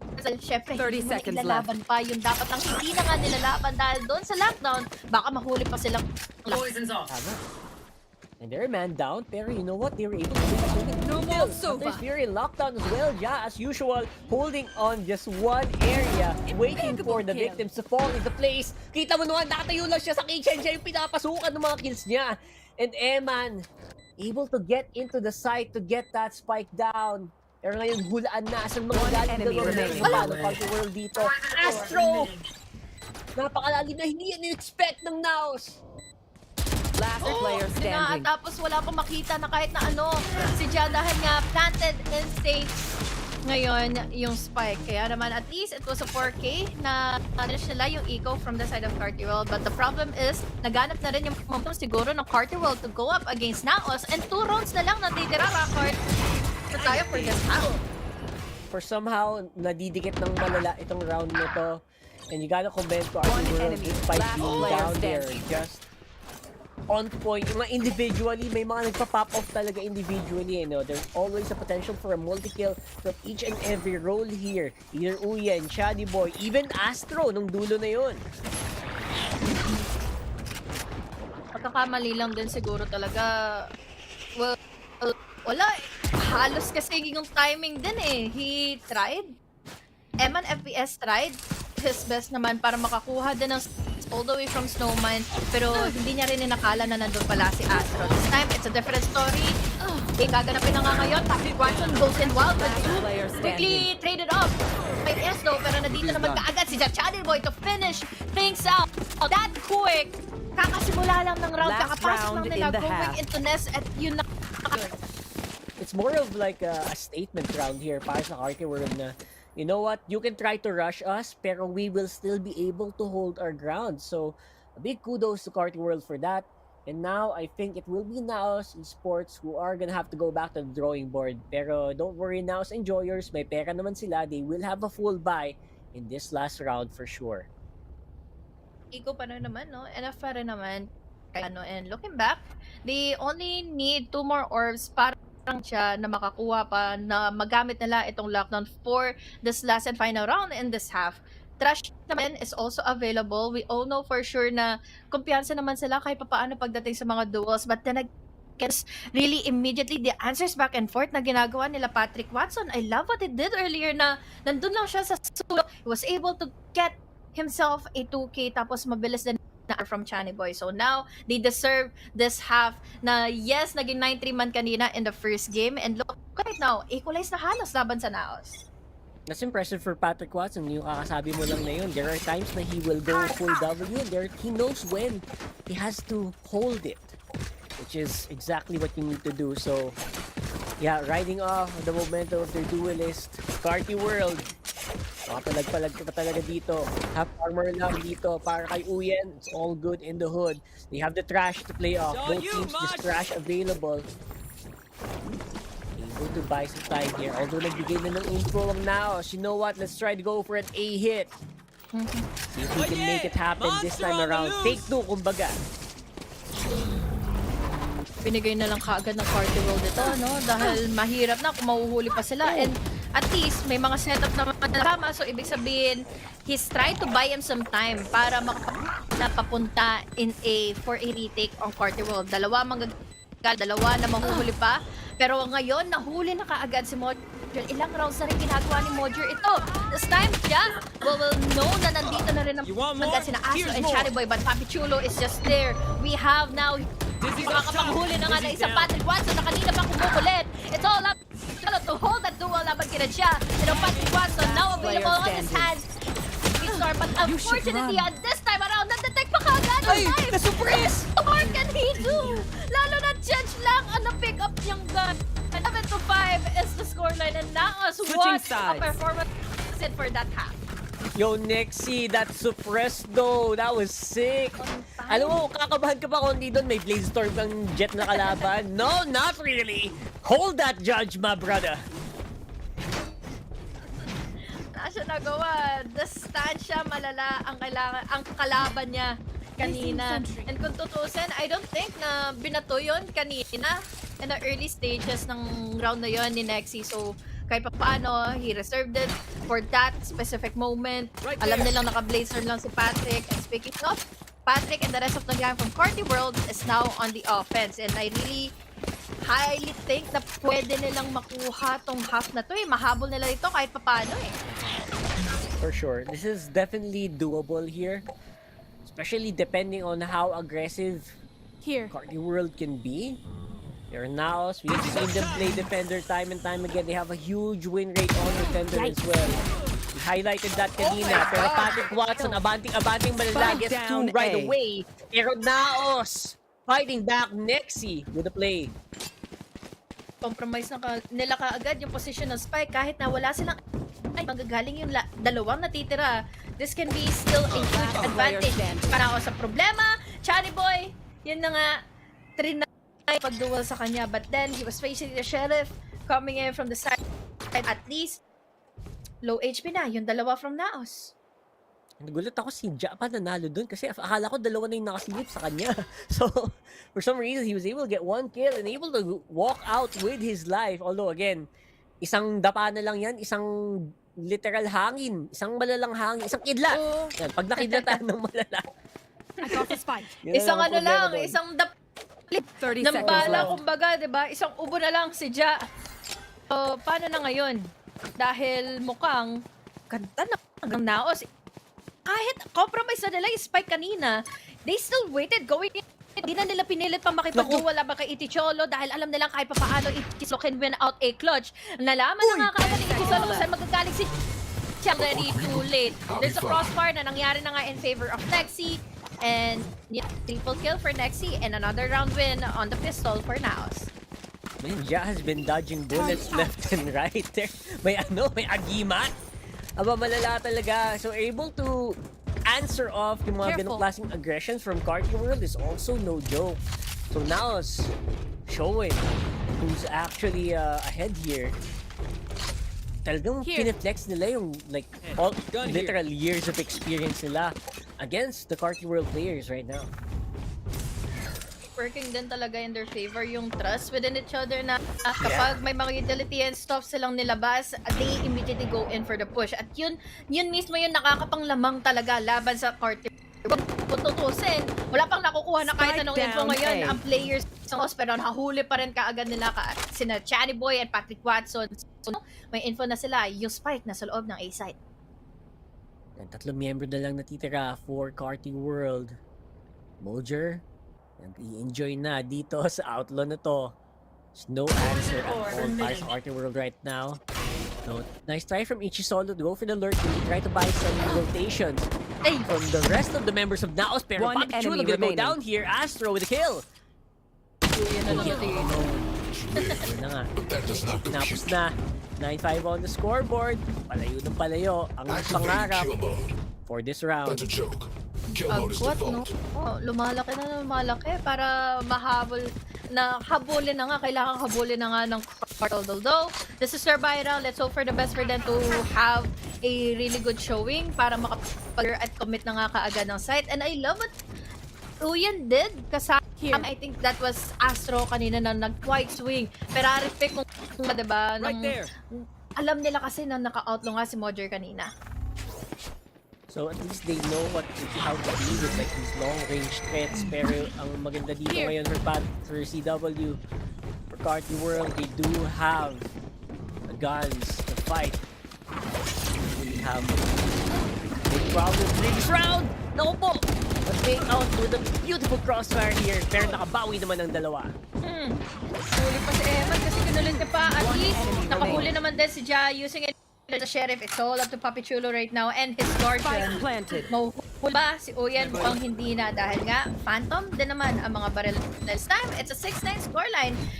At least, masasabi natin na ang ganda ng ganap ngayon for Carti World kahit pa paano. That's good momentum actually. They're also able to walk away with a lot of guns. So that's best you can hope for here for Carti World. Plus hindi sila basta-bastang... Actually, the fact na wag ka lang maiko wag ka lang matrifty. That's already a good sign para dito sa Carti World so they can ride this wave of momentum. Naos, they're gonna hold steady. Operator in the hands of Mojer this time. Ngayon, pag wide swing mo yan, medyo mas mahirap ang magiging sagutan. Magiging lurks nito and buti na lang they're just holding back their grounds. Hinahayaan nila na makapag-push lang yung Naos dahil kahit papaano mahirap na. Akala mapipilit nga nilang pumasok nang wala pa sila nakukuhang info or kaya ng kill. After that Aldron, magpo-force back to Loy sina Eman and also Nexi from the positions. But let's see if doable ba yung ganito na ipupush ng Carti World laban sa Naos. Hey, naku po, nakitang balikat si Kuya Mojer. So, Philip, si... Hindi nakita siguro yun. No, I don't like. Oy, Wingman denied with the plant. Alam na nila kung nasa yung spike ngayon. Ay, si Uyen! Pa si Uyen, buti na lang binato ka agad yung DC. We even have weird flashbang, tapos sasagutan pa nila ng plant kaagad. Going inside of the site. Shotty po kay Patrick Watson, no. Going in with a wall 2. Kay Papi Chulo naman makakasagot ng tatlo, pero na-shock na kaagad sa mukha niya ni Chatty Boy. Ngayon, each solo na lang ang tanging natitira. It's all up to a 1v2 situation, pero was able to defuse it fully dahil lang doon sa double pick na ginawa nila. Yes, indeed. Now, the double-digit scoreline for Naos. Very nice try from Uyen. Trying to go for the plant, pero even Wingman could not really get that down. And once na-deny ni Wingman plant, they had to retrieve the spike. Kailangan rin i-plant ng mano-mano. At dun sila nadali ng malupit na follow-up kills mula kay Papi Last Chulo. player standing. I love na nandun pa rin sa next kanina. We even had Eman as to hold his ground and then immediately back away nung alam nilang nakapatay na ng ilan sa kanila dito ngayon si Mojer or rather si Papi Chulo kanina. So, ibig sabihin ng well-deserved at hindi nila kinukulit yung mga duels. No collect means not much of a problem, pero right now, we're yet to see Carti World pop up as of yet. Hunter's Fury kay Chani Boy, let's see what he can get. Get some info, one hit on to Papi Chulo. Pero si Jack pang makakill doon sa Gedli, doon sa mid, able to stop the push of Carti World. Dalawang ituloy yung Carti World dahil kahit papaano kasi kulang sila sa firepower. The sheriffs to work around with. Kailangan nila makapag-play for picks. But now, as they are trying to play it out laban sa Naos, they're just completely backing out. Pero ang mali lang ni Ja is quit niya pa ng maigi na nga. Nahuli tuloy siya ni Uyen. Buti na lang may palit, may trade siya agad sa Nexi. But the numbers are number of Naos. And even though, yun nga ang sitwasyon, abante pa rin naman ng Carti World doon sa inside. Going with confidence coming from the info na binigay sa kanila ni Chani Boy. Papi Chulo as well, no, alam nyo tinamaan niya yung Viper. With that info, down goes the null command and napapasok na ang mga taga-Naos. And they're able to capitalize. Chani Boy and Astro will kill though. Eman coming in slow and clutch. Dalawang nakuha ni Patrick Watts. Eman with a 1v1 labanan. Nauntog yata ng malala si Patrick Watts doon. And Eman capitalizes. Wala rin eh. Kasi hindi niya rin, wala siyang idea doon. Lalo na, he took advantage mo na kung paano nga in-up ni Mojer at sa Nexi. Kaya naman, yun nga, naikutan tuloy siya ng maigi ni Eman FPS and that was such a good distraction play na ginawa kanina ng Naos Esports. Pero it was close of a round din para sa ilang beses na sila nakakuha ng mga pick-off laban sa Naos. Yeah, obviously nice try na dun for Patrick Watts. He already got 2, pero tama ka, 0 info siya dun. After that initial 2 kills, he got nung in-up nga yung yung KO. And because of that, it's gonna be Naos 2 rounds away from victory. Carti World, pressure is on para sa team na to. Yung bagay talaga ng mga ginawa nilang at least thrifties kanina ng World laban sa Naos. Pero kung babalikan natin, hindi pa nade-deny itong mga kamay ni Mojer, ha? So, ang ganda. Read ng Carti World dahil look at this. They're going into B-side kung saan wala yung yun ni Mojer. This time, double picks, Eman FPS. Dahil matinig masyado si Patrick Watson, siya'y makakadalawa pa. Wala namang makuhaan ng info dahil nga patay na. Ay kahit papaano, wala namang si Eman FPS. Pero now, Patrick Watson misses out. Another. Kaya naman ngayon, he needs to back away. Mojer though, makakapatay Player naman standing. ang operator niya. Pero look at this, it's all up to Mojer. At ngayon, Patrick Watson, talagang gusto niya pang i-challenge yung operator ni Mojer. And Patrick Watson and Chali Boy playing it close and calm. Malamang naman na this time around sa round na to. Carti World plus they are also able to deny the operator. That's huge para dito sa Carti World. Oh my God. Kumikidlat ako dito, guys. Mag-ingat po. Yes, may mga parte ng Maynila na ngayon ay kumikidlat-kidlat. To care and bring it. Yes, yes. Pero malalighting yung galawan, ha? Fast and furious masyado si Patrick Watson to take down heads. All the way from it, dalawa yung na-takedown niya. And now, finally, they have punished Naos from their eco. But then ay may utility nila. Gamit nga na itong 0 point. Pero at least Patrick Watson still able to get down na Mojer. Nandito pa rin naman sila Nexi and Eman FPS. And Nexi takes down Super. Patrick Watson naman dito kaagad ay makakabawi sa kanya. But then again, Eman FPS to finish him out. We're down to a 2v division. Huli-huli pa ngayon ang Trash at wala na rin nagawa. Ngayon, solo, pero at least nandito naman si Astro for the trade. Mapipick up the spike. Still has the Viper's bit. Still has the possibility to win out this round. Wag lang talaga magkaroon ng free up. Itong dalawang mula sa Naos. But now, mapupulaga pa siya dahil pinilit niya push away outside of his Viper's bit. Kaya naman tuloy itong thrifting ay ito to a match point ng Naos. Napaka-lightning fuck talaga nung game na yon. In that round, it was very promising sa totoo lang, ha. Itong si Patrick Watson, man, he started off strong here. Pero Nexi with the 2 slowing down Carti World so much. Tapos Eman naka-free kill pa with the track. That was just parang nag-domino effect na yun para sa Carti World. Definitely, isa-isa silang na-takedown kasi nga nandun nga si Nexi, nandun nga yung mga blinds niya, nakakuha pa ng gamit pa ni Eman FPS yung kasi niya. So malaking bagay na kaagad nun. Patrick Watson, malaking bagay din naman yung ginagawa si Mojer and Nexi pa na wala sa mapa. Eman though, quickly on trades. Pero naambahan din naman siya pabalik nila Chani Boy. Still, that was such a good denial mula na nga sa it's all up to Papi Chulo. Low HP pa si Chani Boy ngayon. Big effort talaga. I really like the effort of Carti World here. Knowing that they are behind, knowing that they are at match point, talagang ilalabat-lalaban nila. They're able to take some surprise kills coming in from Naos. And they have a few rounds here to maybe equalize. Actually, hindi pa rin pwedeng malitin. And he will go down at the end. 2 guns being held off. Para sa Carti World, they have great utility or they have some good eco at least for now. Pero half armor pa rin yata yung iba sa kanila. Yeah, right there. Okay lang. Workable pa rin naman. 1 more orb pa para kay Solo and then available na kaagad yung lockdown. But then, there was such a good try pa rin naman para sa side ng Naos Esports to finish out this game and the series and this map.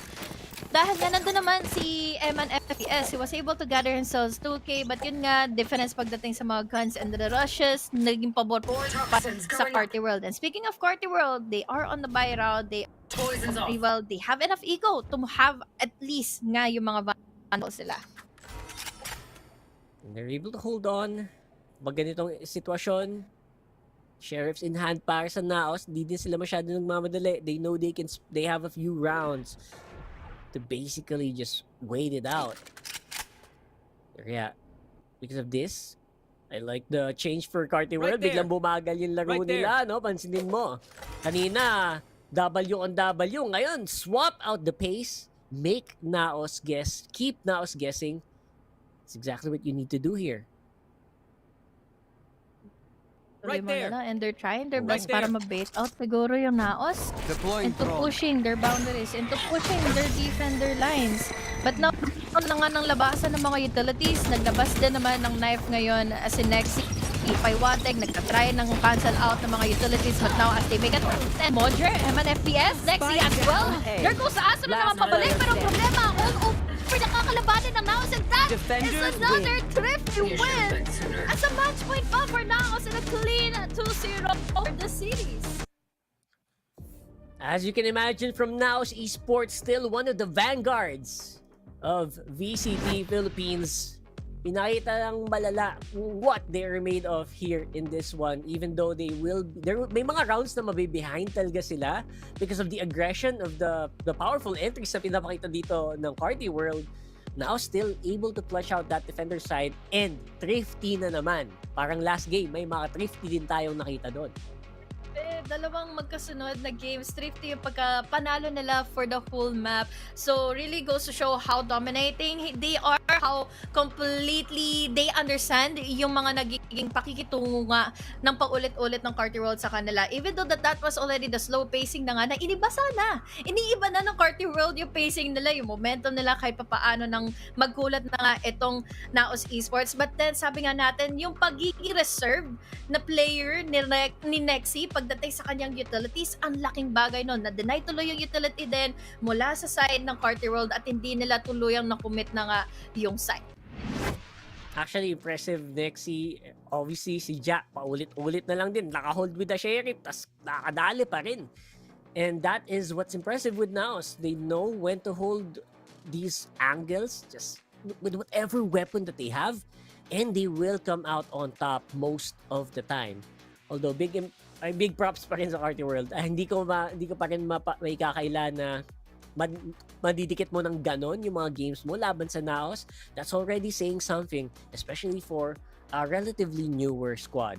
Exactly, and Naos, diba? super commendable din ni Patrick Watson sa mga leads niya na wag muna tayo mag-A, wag muna tayo mag-B dahil nandun nga yung operator and there was no round na natapatan si Modger ng operator nga itong mga kalaban nila. Doon lang sa mga retakes na lang. So again, doon pa lang, Carti World is also dominating na and yun nga, nagkakasabayan lang din sila agad ng neck-to-neck nga dito when it comes to the first skills pa ng ating mga teams. You're absolutely right. Like the fact that they can do that and they also know how to deal with yung mga nagtatagong ganyan, mga utils na binabato-bato, yung mga operator. Ni Modger, mga outlawing operator plays for some reason, di ba? Like Carti World is able to have an answer to that. Hindi sila totally like nasa atras, nasa likod lang, nag-aantay lang na magkamali yung kalaban nila. They're very proactive as well, pero Naos, you cannot deny the immense advantage that they have in most of these rounds. Even Nexi, may nakagulat, alam mo yung mga 0 point ni Nexi, yung timing niya, nasusuppress niya yung mga jet, yung mga, it's unbelievable actually. Dedenay niya yung utility tuloy ng walls, yung mga smoke. So, doon pa lang talaga masasabi mong well-coordinated yung Naos into taking down Carti at hindi na mismo sila magkaroon pa ng opportunity nga maka-comeback. But at least, naku-close out nila yung gap na from 9-3, from 7-5, nahabol pa nila ng gano'n and doon pala ang laki na ng showing na ginagawa nila. Yep. Big props here to Carti World. It's Naos with a 2-0. It's with Rockart and Honey Lazy. But that's sa ating panel to break that down even further here on this game number 1.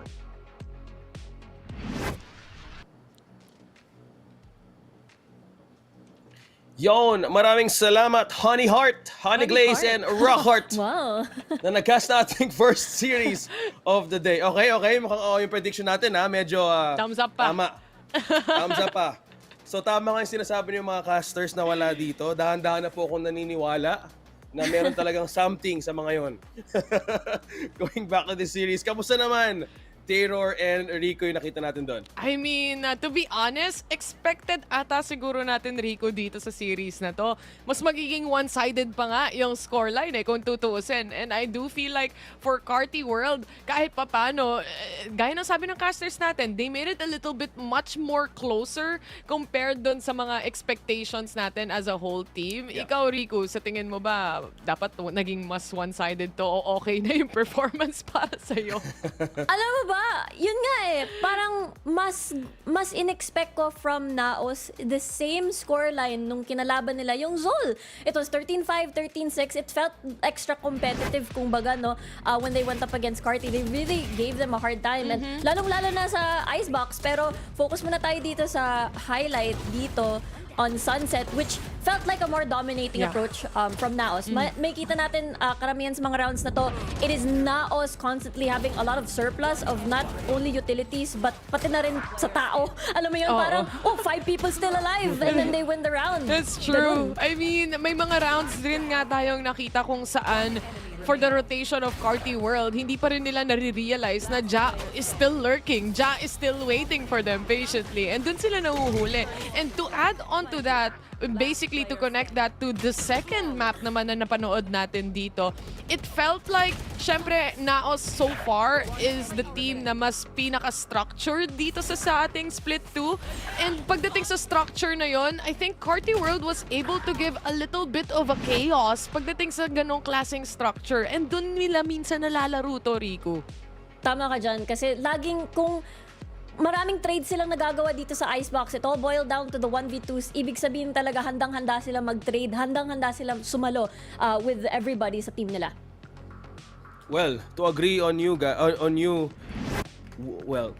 girls and boys, for this matchup, for this series. Tama nga talaga na si Mojer tapos si Patrick Watson. Naniniwala na talaga ako. Ewan ko lang the closest stats I've ever seen was, well, pag Pilipinas or yung Philippine teams na nagalaban-laban. MVP natin lang iba kundi si Mojer.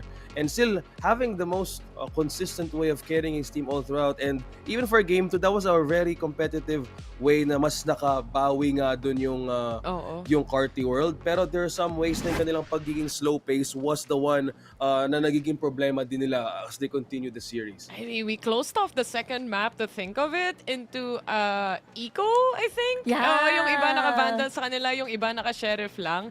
So, I think for Naos, it's more of, nung nakalaban nila yung Zol dito, Rico, alam naman natin yung history, di ba? Na Split 1, Zol Esports ang tumalo sa kanila sa finals. So, they wanna make sure na they get back to the groove, to get back into the game, and make sure na hindi mawawala sa kanila to ng basta-basta. But this matchup and this series that we saw, it's a battle of mechanical skill na meron din yung mga rays natin dito. Patrick Watson versus the Mojer. It was like crazy.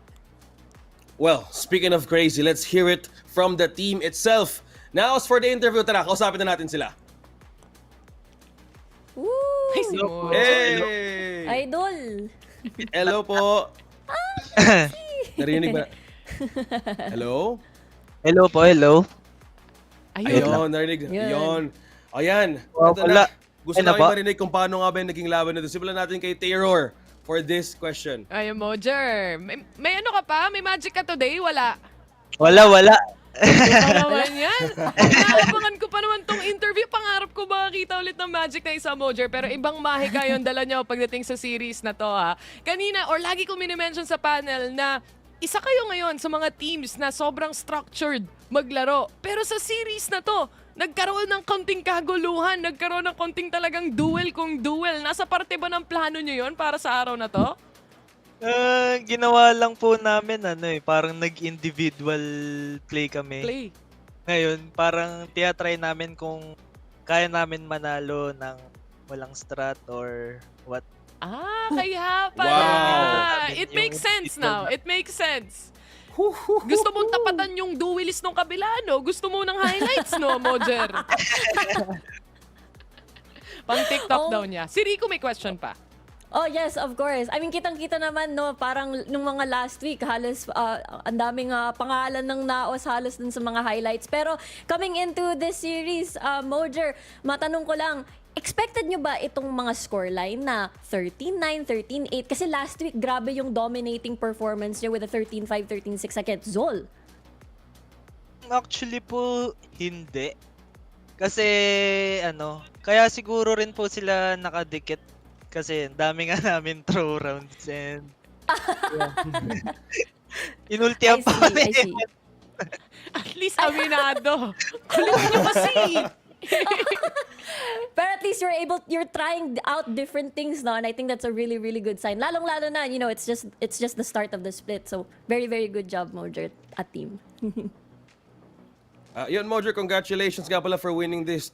Truly, there's a saying na a magician never reveals their secrets, no? Kahit nagulat nga din ako kanina na walang strat in mind that was really formulated na gusto siya na i-pull off. Pero since ganyan pinag-uusapan, it only shows how you and your teams are really connected to one another. So yung question ko, ano nga ba yung winning ulam nyo before heading to this series na nagpapanalo sa inyo?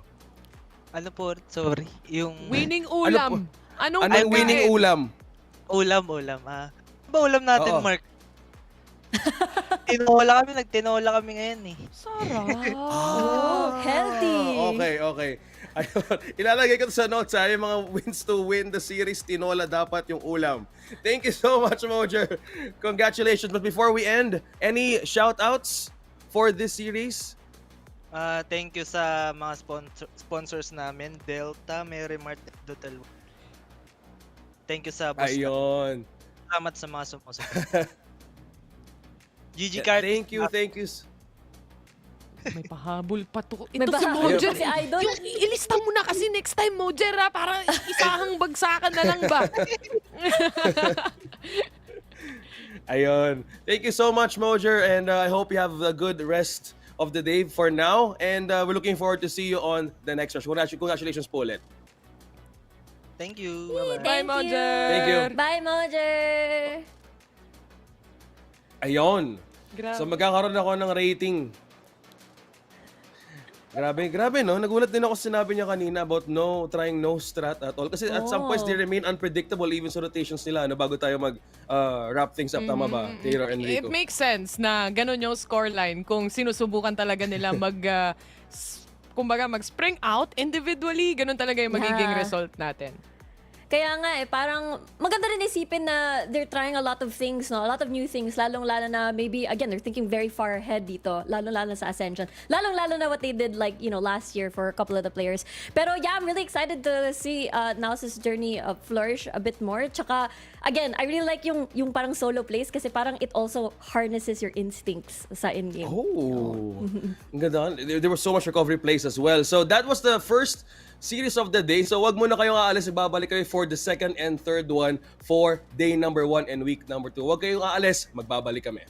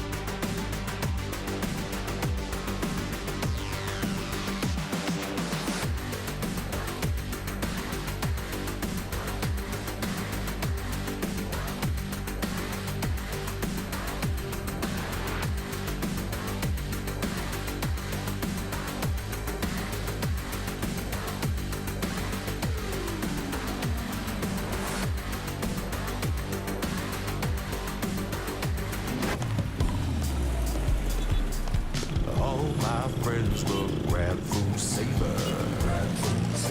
Delivery fee is a lot cheaper. Grab food saver won't make it roll. Yeah, oh yeah. Grab food saver is the one to choose. Yeah.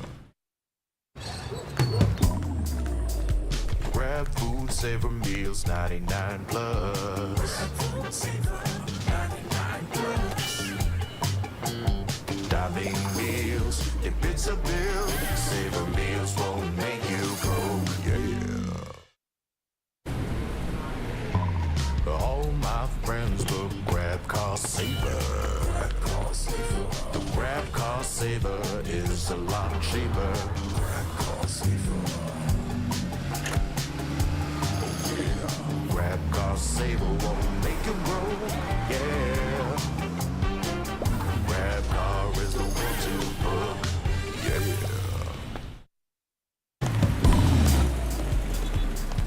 All my friends will grab food saver.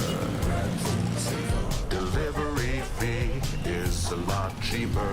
Grab food saver won't make it roll. Yeah. Oh yeah. Grab food saver is the one to choose. Yeah.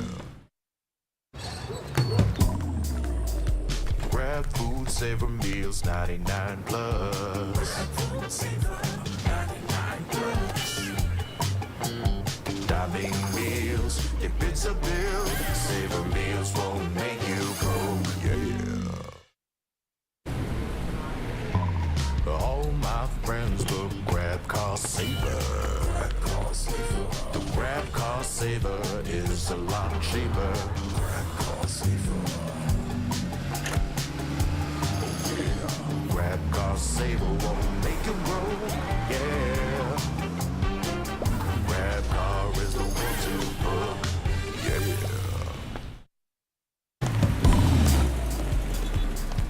All my friends will grab food saver. Delivery fee is a lot cheaper. Grab food saver won't make it roll. Yeah. Oh yeah. Grab food saver is the one to choose. Yeah. Grab food saver meals 99 plus. Grab food saver 99 plus. Diving meals, if it's a bill, saver meals won't make you broke. Yeah. All my friends will grab car saver. The grab car saver is a lot cheaper. Grab car saver. Grab car saver won't make it roll. Yeah. Grab car is the one to book. Yeah.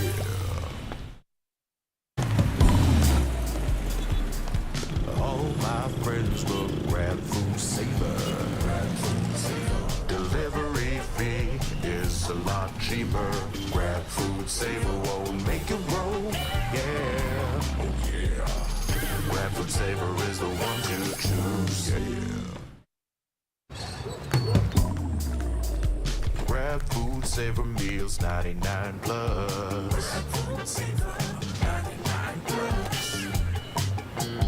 Diving meals, if it's a bill, saver meals won't make you broke. Yeah.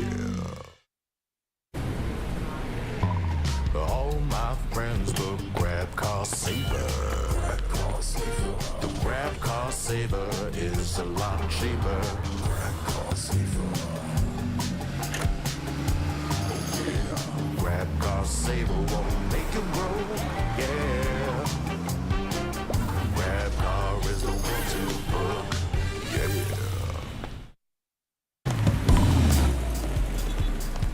All my friends will grab food saver. Delivery fee is a lot cheaper. Grab food saver won't make it roll. Yeah. Oh yeah. Grab food saver is the one to choose. Yeah. Grab food saver meals 99 plus. Grab food saver 99 plus.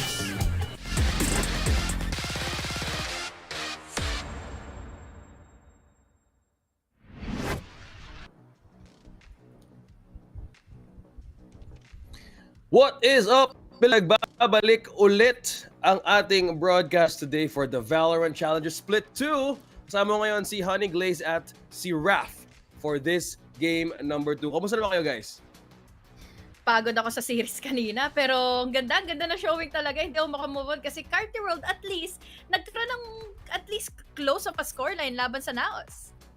I don't know if that was close. Pero yun nga, at least nakita natin na pwede pala pumalag yung Carti World sa Naos, diba? At the very least. Like you mentioned, there were adjustments na that could have worked. Pero yun nga, di nila nakita in time. So, Well, it's good that you mentioned about the first game of the day kasi itong game number 2, there was some close ways na pwede sana makabawi din yung the other team. Kaso nga lang, if we talk about adjustment, I'm really curious on how this match will go. This is Oasis versus Z Esports, and I've checked mostly of their record heading day. Z Esports never won against Oasis Gaming 2-0 to 1. How is that, Honey Glaze and Raph? Well, kung tutuusin kasi pagdating talaga sa mga macro and micro managements, talagang papaborito, and especially na not before, nasa team pa nga ng Oasis dito si Nexi. So, ang laking bagay din talaga ng ganong klaseng sistema mo looking forward for Oasis Gaming to take down every single time yung matchup nila laban sa Zol. bahala ka sa buhay mo, Ichi. Hindi ako maniwala dun. De, joke lang. But at the same time, you kind of look at the way Zol is structured on the defense, right? Which I feel like is their biggest problem. Because historically din, yung Oasis has always been a team that loves to flex that playbook.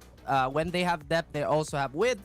And what I mean by that is that they'll always have so many executes that Zol simply can't handle at times because their defense, more oriented to defaulting, we see them play 2-1-2 a lot. And that's not necessarily a bad thing naman. It's just super heavy hit.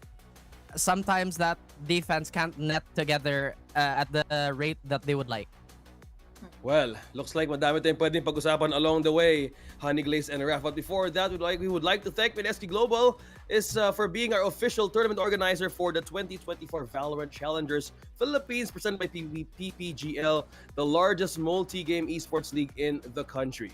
Also, maraming salamat din sa ating official super app na si Grab. Score Grab's lowest prices ever with up to 15% cheaper fares on Grab for Saver delivery fees as low as 15 pesos with Grab Food Saver delivery and thousands of budget-friendly meals as low as 99 pesos with Grab Food Saver meals. And syempre, may code pa tayo na pwede nyo nga gamitin every 11 a.m. Grab Food 60 yan, guys.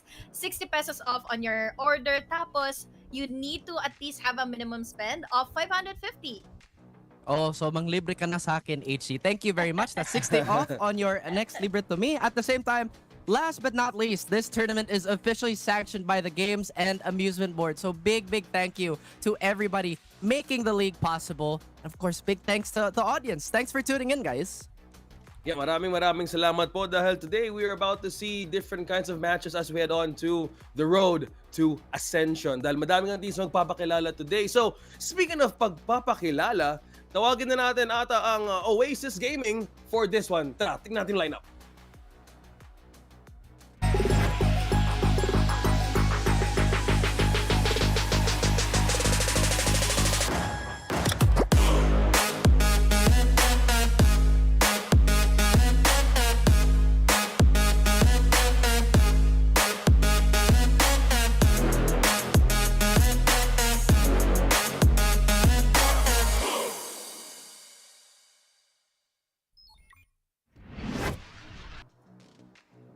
To be honest with you, you could put flex on every single person on this roster as Oasis Gaming jumps into the battlefield yet again with obviously new faces. Not the first time we've seen them this stage compete already, but obviously the heavy hitters from left to right is Wits, Dubstep, Kelly S, Heavy 8K, and Marky. Now this team is the absolute curse bearers for Zol. As you mentioned, Zol is currently winless against Oasis Gaming. Hirap din kasi sabihin kung paano mo ba itatakal down yung Oasis dahil una sa lahat, Oasis started off really strong nung unang series nila dito in Split 2. Tapos, Wits also fits like a glove for Oasis Gaming. So let's see kung kahit ba dito sa mga naging recent changes is matatakal down pa rin nila ang Z Esports. a good point to note. Dahil nga, we have seen Wits na naiba nga doon mismo sa talent lineup. Wanting to also see Wits and Dubstep na magkasama. Long-time teammates, right? Pero combining it with Oasis Gaming, I think it's a one good recipe to see na parang grabe din yung kanilang winning formula as they head on to each of their matches in Valorant. So ngayon, tawagin na natin ang Zol para makita na natin yung lineup nila.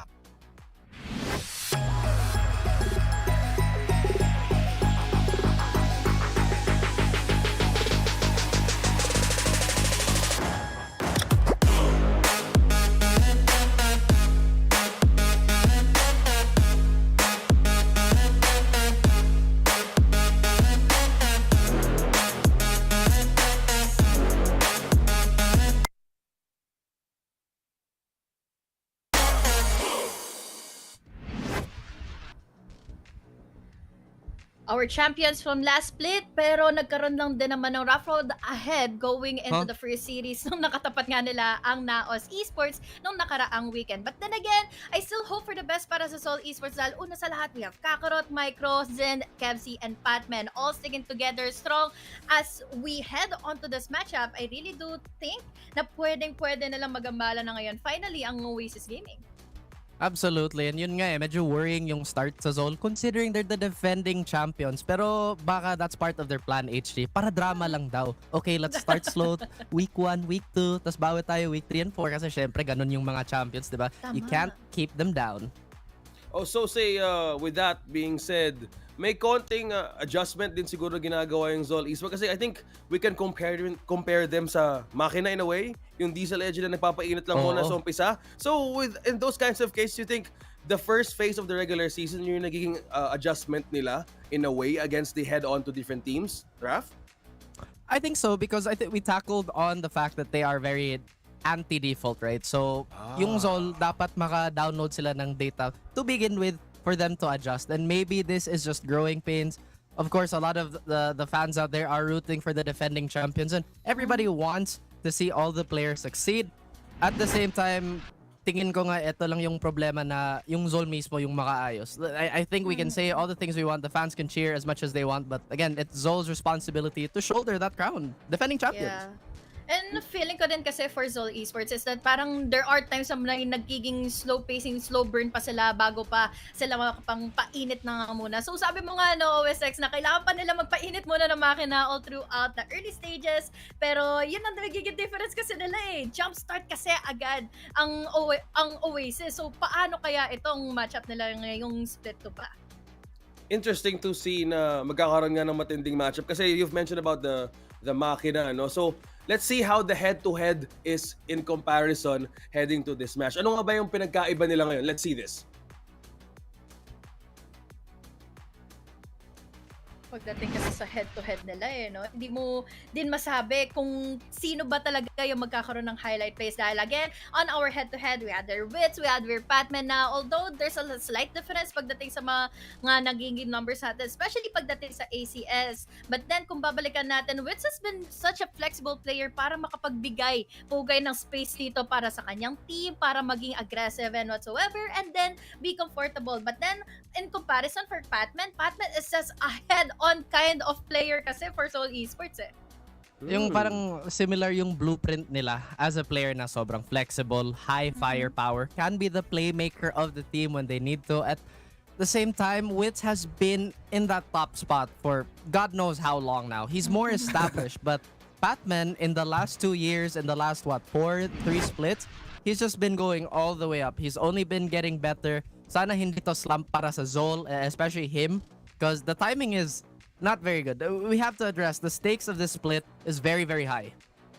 I hear you, Raf, and I think this is all about the stakes of representing the country as well heading to the next stages. Kasi tama nga because we want to see a development on how Zol Esports would take it against Oasis game. You were saying something, Honey Grace, kasi before I cut you off. Ano nga ba yung mas nakikita mo dito? Kasi yun nga, may konting adjustment, there's a playmaker in play. So, you think the metal as well ay may pwedeng magbago for Zol Esports this time against Oasis? Yeah, I really do think so. Pero, yun nga, kailangan nilang i-fix around kung paano ba silang nasa slump on forward kapag meron ng momentum or kung anong mang agresibo yung pwedeng ibigay sa kanya ng kabilang team. team dahil from what happened back in the series against Seoul Esports, or rather against Naos Esports, is yun mismo yung nangyari. Kumbaga, narattle na sila lahat-lahat. They cannot fix everything up dahil there was a possibility na umaarangkada or talaga nagpo-push and forward yung momentum all throughout the Naos.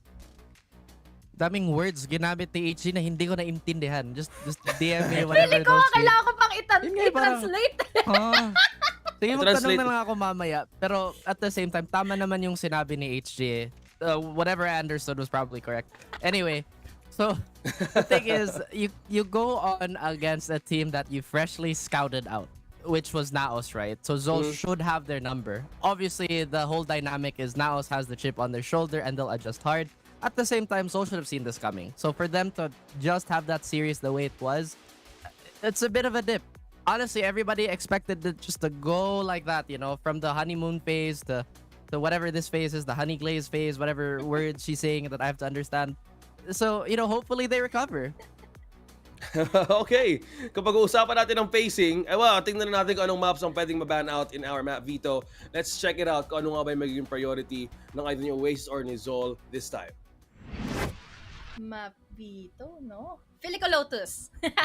Para sa Ayan. Naos, rather para sa Seoul Esports, is always Lotus yung bans nila ever since Split ban. So baka sakaling yun nga ang mauna at yun na nga mismo ang mauuna ngayon. I think Oasis have the ban bind. Tingin ko nga since nadikitan sila ng Just Us. Not to take anything away from Just Us, of course, because again, meteoric rise from that team, but a team that should be as organized, as coached as Oasis is, they shouldn't let a map like that be even that close. But looks like it does go through. We're gonna have a Breeze opener by Zol. Interesting. Whoa. Yeah. Okay, so yun nga yung magiging priority din dito ng team for this one. So since Breeze nga, they have more ways to actually take advantage of the spacing and also the rotation, kasi we've seen a lot of teams actually adjust or have greater advantage in terms of having the controller. But how about bind Honey Glaze for Zol Esports? I think this is the usual picking face na ginagawa halos ng ating mga teams. Always, all the time, laging Lotus ang binaban out ng Zol. Going on forward for Oasis is Ascent naman.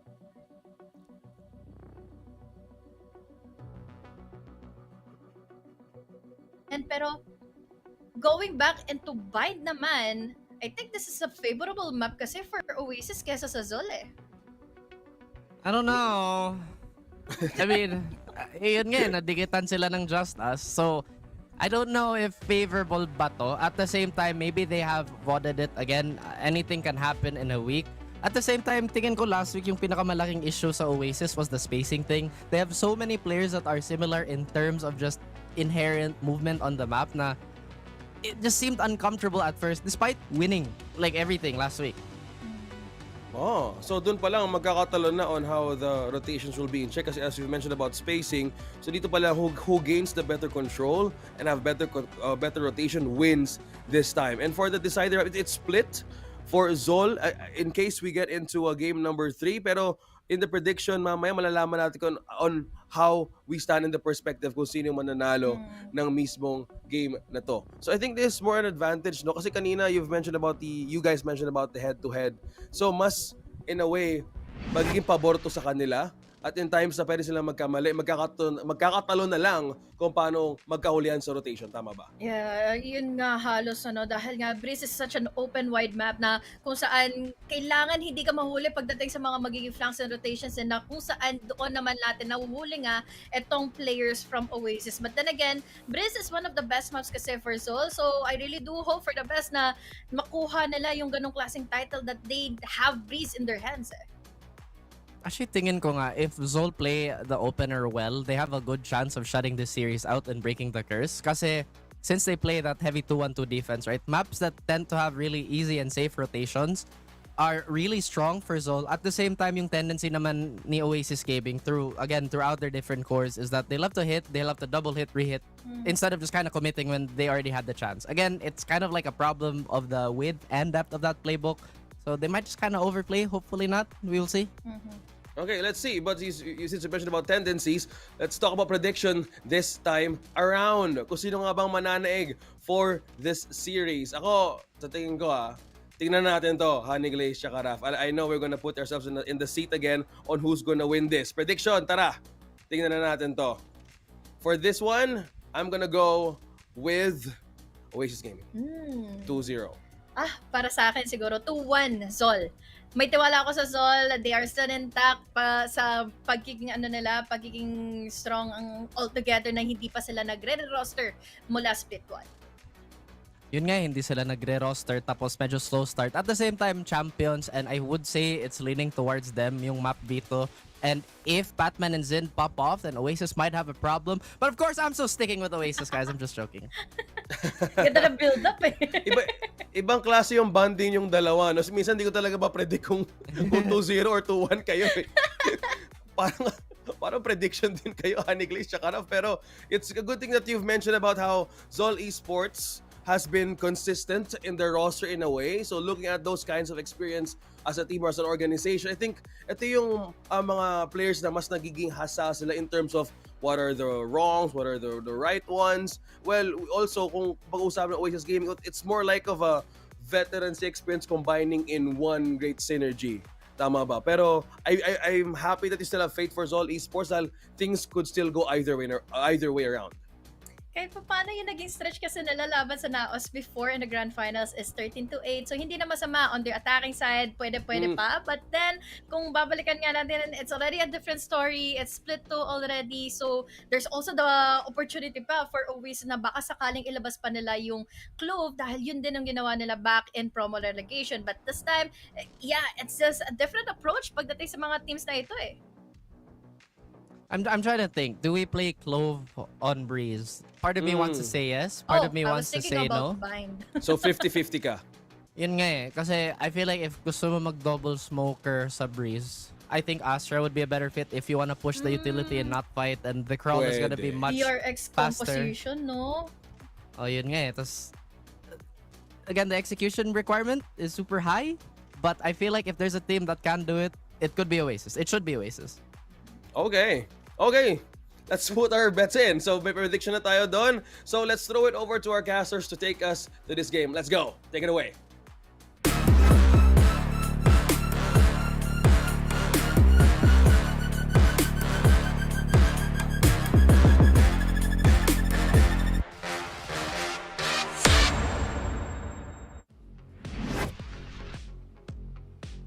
And tulad nga sinasabi nila sa isang napakalaking wrestling league, the champ is here!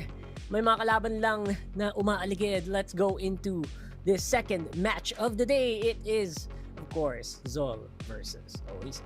Magandang matchup to, Rakart. Kasi medyo pantay ang value dito, ika nga, pagdating sa dalawang team. So I'm actually excited kung ano yung magiging resulta nitong second series of the day natin. But also to add on to that as well, nakita na natin yung map dito. Kung ikaw magpe-predict, kung yung panel nag-predict na at 2-1 in favor of Oasis, ikaw, ano magiging prediction mo dito? Yeah, I think like it's an Oasis game pero not as 2-0 as you think. Just because I guess a lot of people magbe-base off yung mga history, di ba? Kasi right now, natalo yung Zol in their first week pero we've seen people really come up after that. So, 2-1 probably Oasis. Can be. I mean, it could also be the other way around. It could also be Z Esports. Remember, sila ang defending champs dito coming in from Split 1. So, nandun pa din. Nasa history pa rin, ika nga, yung ganong klaseng scenario. But as we jump in dito naman sa ating agent composition and agent pick, we are looking at Dubstep as the Yoru. At Kelly S naman, lalabas yung Astra nila finally, which is the usual combination that you actually expect when it comes to Breeze. That's right. And binanggit na to ni Raf kanina, this is, Astra's great, has a lot of coverage, pero yung execution, yung requirements niya to actually execute an Astra in a lineup is really quite high, which is the reason why we don't see the Astra as much. Pero this is a big map, right? Astra map na napakalaking playground. Global reach means global control as well for that controller. On the other hand naman, obviously we will have the KO on the opposite side. Wonder how that's gonna fare up. I mean, you have the Sova plus the KO combination. So, medyo makati din when it comes to info gathering. Itong mga players, syempre, ng Zol Esports. But also to add on to that is, it can cancel out some heavy utility play na binabalak ng Oasis Gaming kung sakasakali man. Especially when that null command is up and online. Lalo na kung nag-pull off talaga ng mga kills at maraming kills itong isang KO, which typically, nakikita rin nating mag-shine pagdating sa mapa na to. But really depends, of course, kung online ba lahat ng mga players natin ngayon coming in from Zol, pati na rin sa Oasis. Siyempre, nandyan pa rin yung mga star players mo sa side ng Oasis Gaming at hindi mo pa mapagkakaila na heavy fragger din itong team na to. Yun na nga yung point, di ba? Like, we mentioned, like, okay, mataas execution requirements. Eh, kung guluhin pa natin yan with our 0 point, with our null command, that could actually put a huge wrench dito sa makina na pinaplano nila sa Oasis. Ganun din actually. Kung tutuusin, pinag-uusapan ng panel kanina na medyo parang diesel engine, ika nga. Kailangan mo pang painitin yung side ng Oasis, ng Zol Esports bago sila makakuha ng momentum, for example. But I honestly think sometimes that's the case for Oasis Gaming as well. May times na sila yung nakakalamang ng malala, sila yung nakakapagkuha ng upper hand dito sa mga maps nila. But in the middle of it, nahihirapan silang i-close off yung mga matches natin. Nahihirapan silang talagang i-pull off na yung closing ng magiging rounds na yon. And sometimes, naka-comeback pa sila. So may ganung klase rin na side ang Oasis Gaming. But obviously, having Wits come in and join in sa squad na to, you have that position of at least the IGL or someone IGLing for the team and have that leadership role, ika nga na tinatawag natin. And that could change a lot and bring something to the team. Yep, not just the leadership as well, yung mechanics talaga kung bakit siya isa sa mga pinaka-kinakatakutan na player, not just in our region but previously internationally as well, di ba? So, it was just a matter of like, obviously, whether or not yung DNA ng old Team Secret ay papasok na ba dito? And maybe, na-integrate na din dun sa DNA mismo ng Oasis, especially having with these members on their side. For Zol Esports, I mean, experience speaks for itself. Hindi lang VCT ang nilaro nitong mga to. Even on the off-season, nakikita natin at napapanood pa rin natin tong Zol Esports. So they're very much such an active roster. I think they're more active compared to Oasis pagdating sa mga off-season events, yung mga side events and side hustles na tinatawag natin. Side hustles. Yung farming nila ng mga tournaments, ika nga, around the area or around everything else. So, you see, the experience, it does a lot pagdating sa team na to. And they can quickly recover, especially with how chaotic sometimes rounds can be. Zol Esports, I mean, pag si Kevzi, ito, nag-pop off. There's also a lot that he can do, especially, usually nakikita mo siya sa isang initiator na role. And lalo na dito sa Breeze, kung saan yung mga Sova natin, syempre, mga pre-fire lords, lalo na sa mga recon and even the darts. Actually, I completely agree, especially with your point na even though may loss yung Zol in the previous week, kung pupunta ka sa match history nila, green na green terror. Green na green. So talagang hindi mo talaga masasabi na because of that bad start, baka Oasis can just run out of it with the stomp. I don't think so. If ever Oasis does win, even though they do seem like they are in their element, na hindi pa rin pwede talagang anuhan ng Zol Esports. You cannot underestimate the champions of the split. Ayan. Ngayon, tapos na yung agent select. Alam nyo na kung ano ang gagamitin nila. We're finally seeing the players on the server itself. Dahil magsisimula ang Zol Esports sa defender side nila dito. And as Kakarot would be the duelist here. Usually, ibang roles din yung nakikita natin pagdating sa kanya. But having him back on the jet, especially in this map, I'm excited to see. Yeah, this should be a lot of fun. A lot of players on both sides actually can flex quite an amount. So, see what kind of tempo, anong klaseng tempo ba ang lalaroin dito? Ng Oasis, they straight up walk into the site. And malayo yung hold na ginagawa dito ni Kelly S. Sobrang open They have actually the back ng of it. B site. Wala na silang ginawa kundi mag-plant. Diretso site, pasok, pasok, tapos mag-plant tayo. Yun ang bahala. And again, thanks to, of course, the smokes coming in from that Astra. Marky, makakahanap at least ng isang kill dito. And it's still a 5v4 scenario. Recon pagdating sa backside, habang si Micro nakita na yung isa, papaulanan lang ng nades para ma-out of position. And Patman is ready to answer back. Very early on, teamwork is teamwork. Para din sa anti-flank nila. Pero harap, ang magiging problema ngayon ng Zol, a very easy plant means na nakapagpwesto agad ng post. Itong Oasis, ay naging mahirap para si Zol na mag-retake. Grabe rin kasi sila sa stock pagdating sa mid-A nila na control. And I think for Oasis, the plan is just to really make space and plant the spike and that's it. Magre-retake na lang tayo. Makikita mo naman yung start nila dito trying to break any tripwires quite possibly set up by Zind. But there's not really any tripwires. Kahit yung camera ni Zind dito hindi na rin nagamit dahil sa bilis ng pangyayari. Parang pumikit ka lang, biglang post-plant na. I think nagulat din sila nagulat din sila Marky. Oh, ba't wala akong tatapakan? What? Nasa kayo? Parang yung nangyari dun eh. And at that point, you know what, Zol decided for a full retake, naging mahirap. And now, they will have to face off Oasis na kahit na may baril, ay nagiging pasensyoso pa rin. Dubstep with first kill. Started off, Patman, tanggal. Susubukang i-retrieve ni Micro yung Sheriff pero buhay niya magiging kapalit.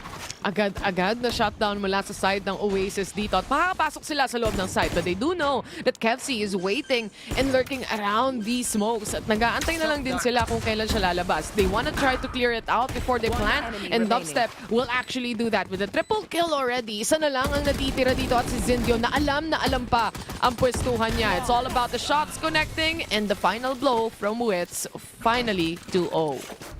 And a very clean round here for Oasis. So Zol being put on the spot here once more. Half armor across the board. Pagi sa Zol. Gotta comment Oasis.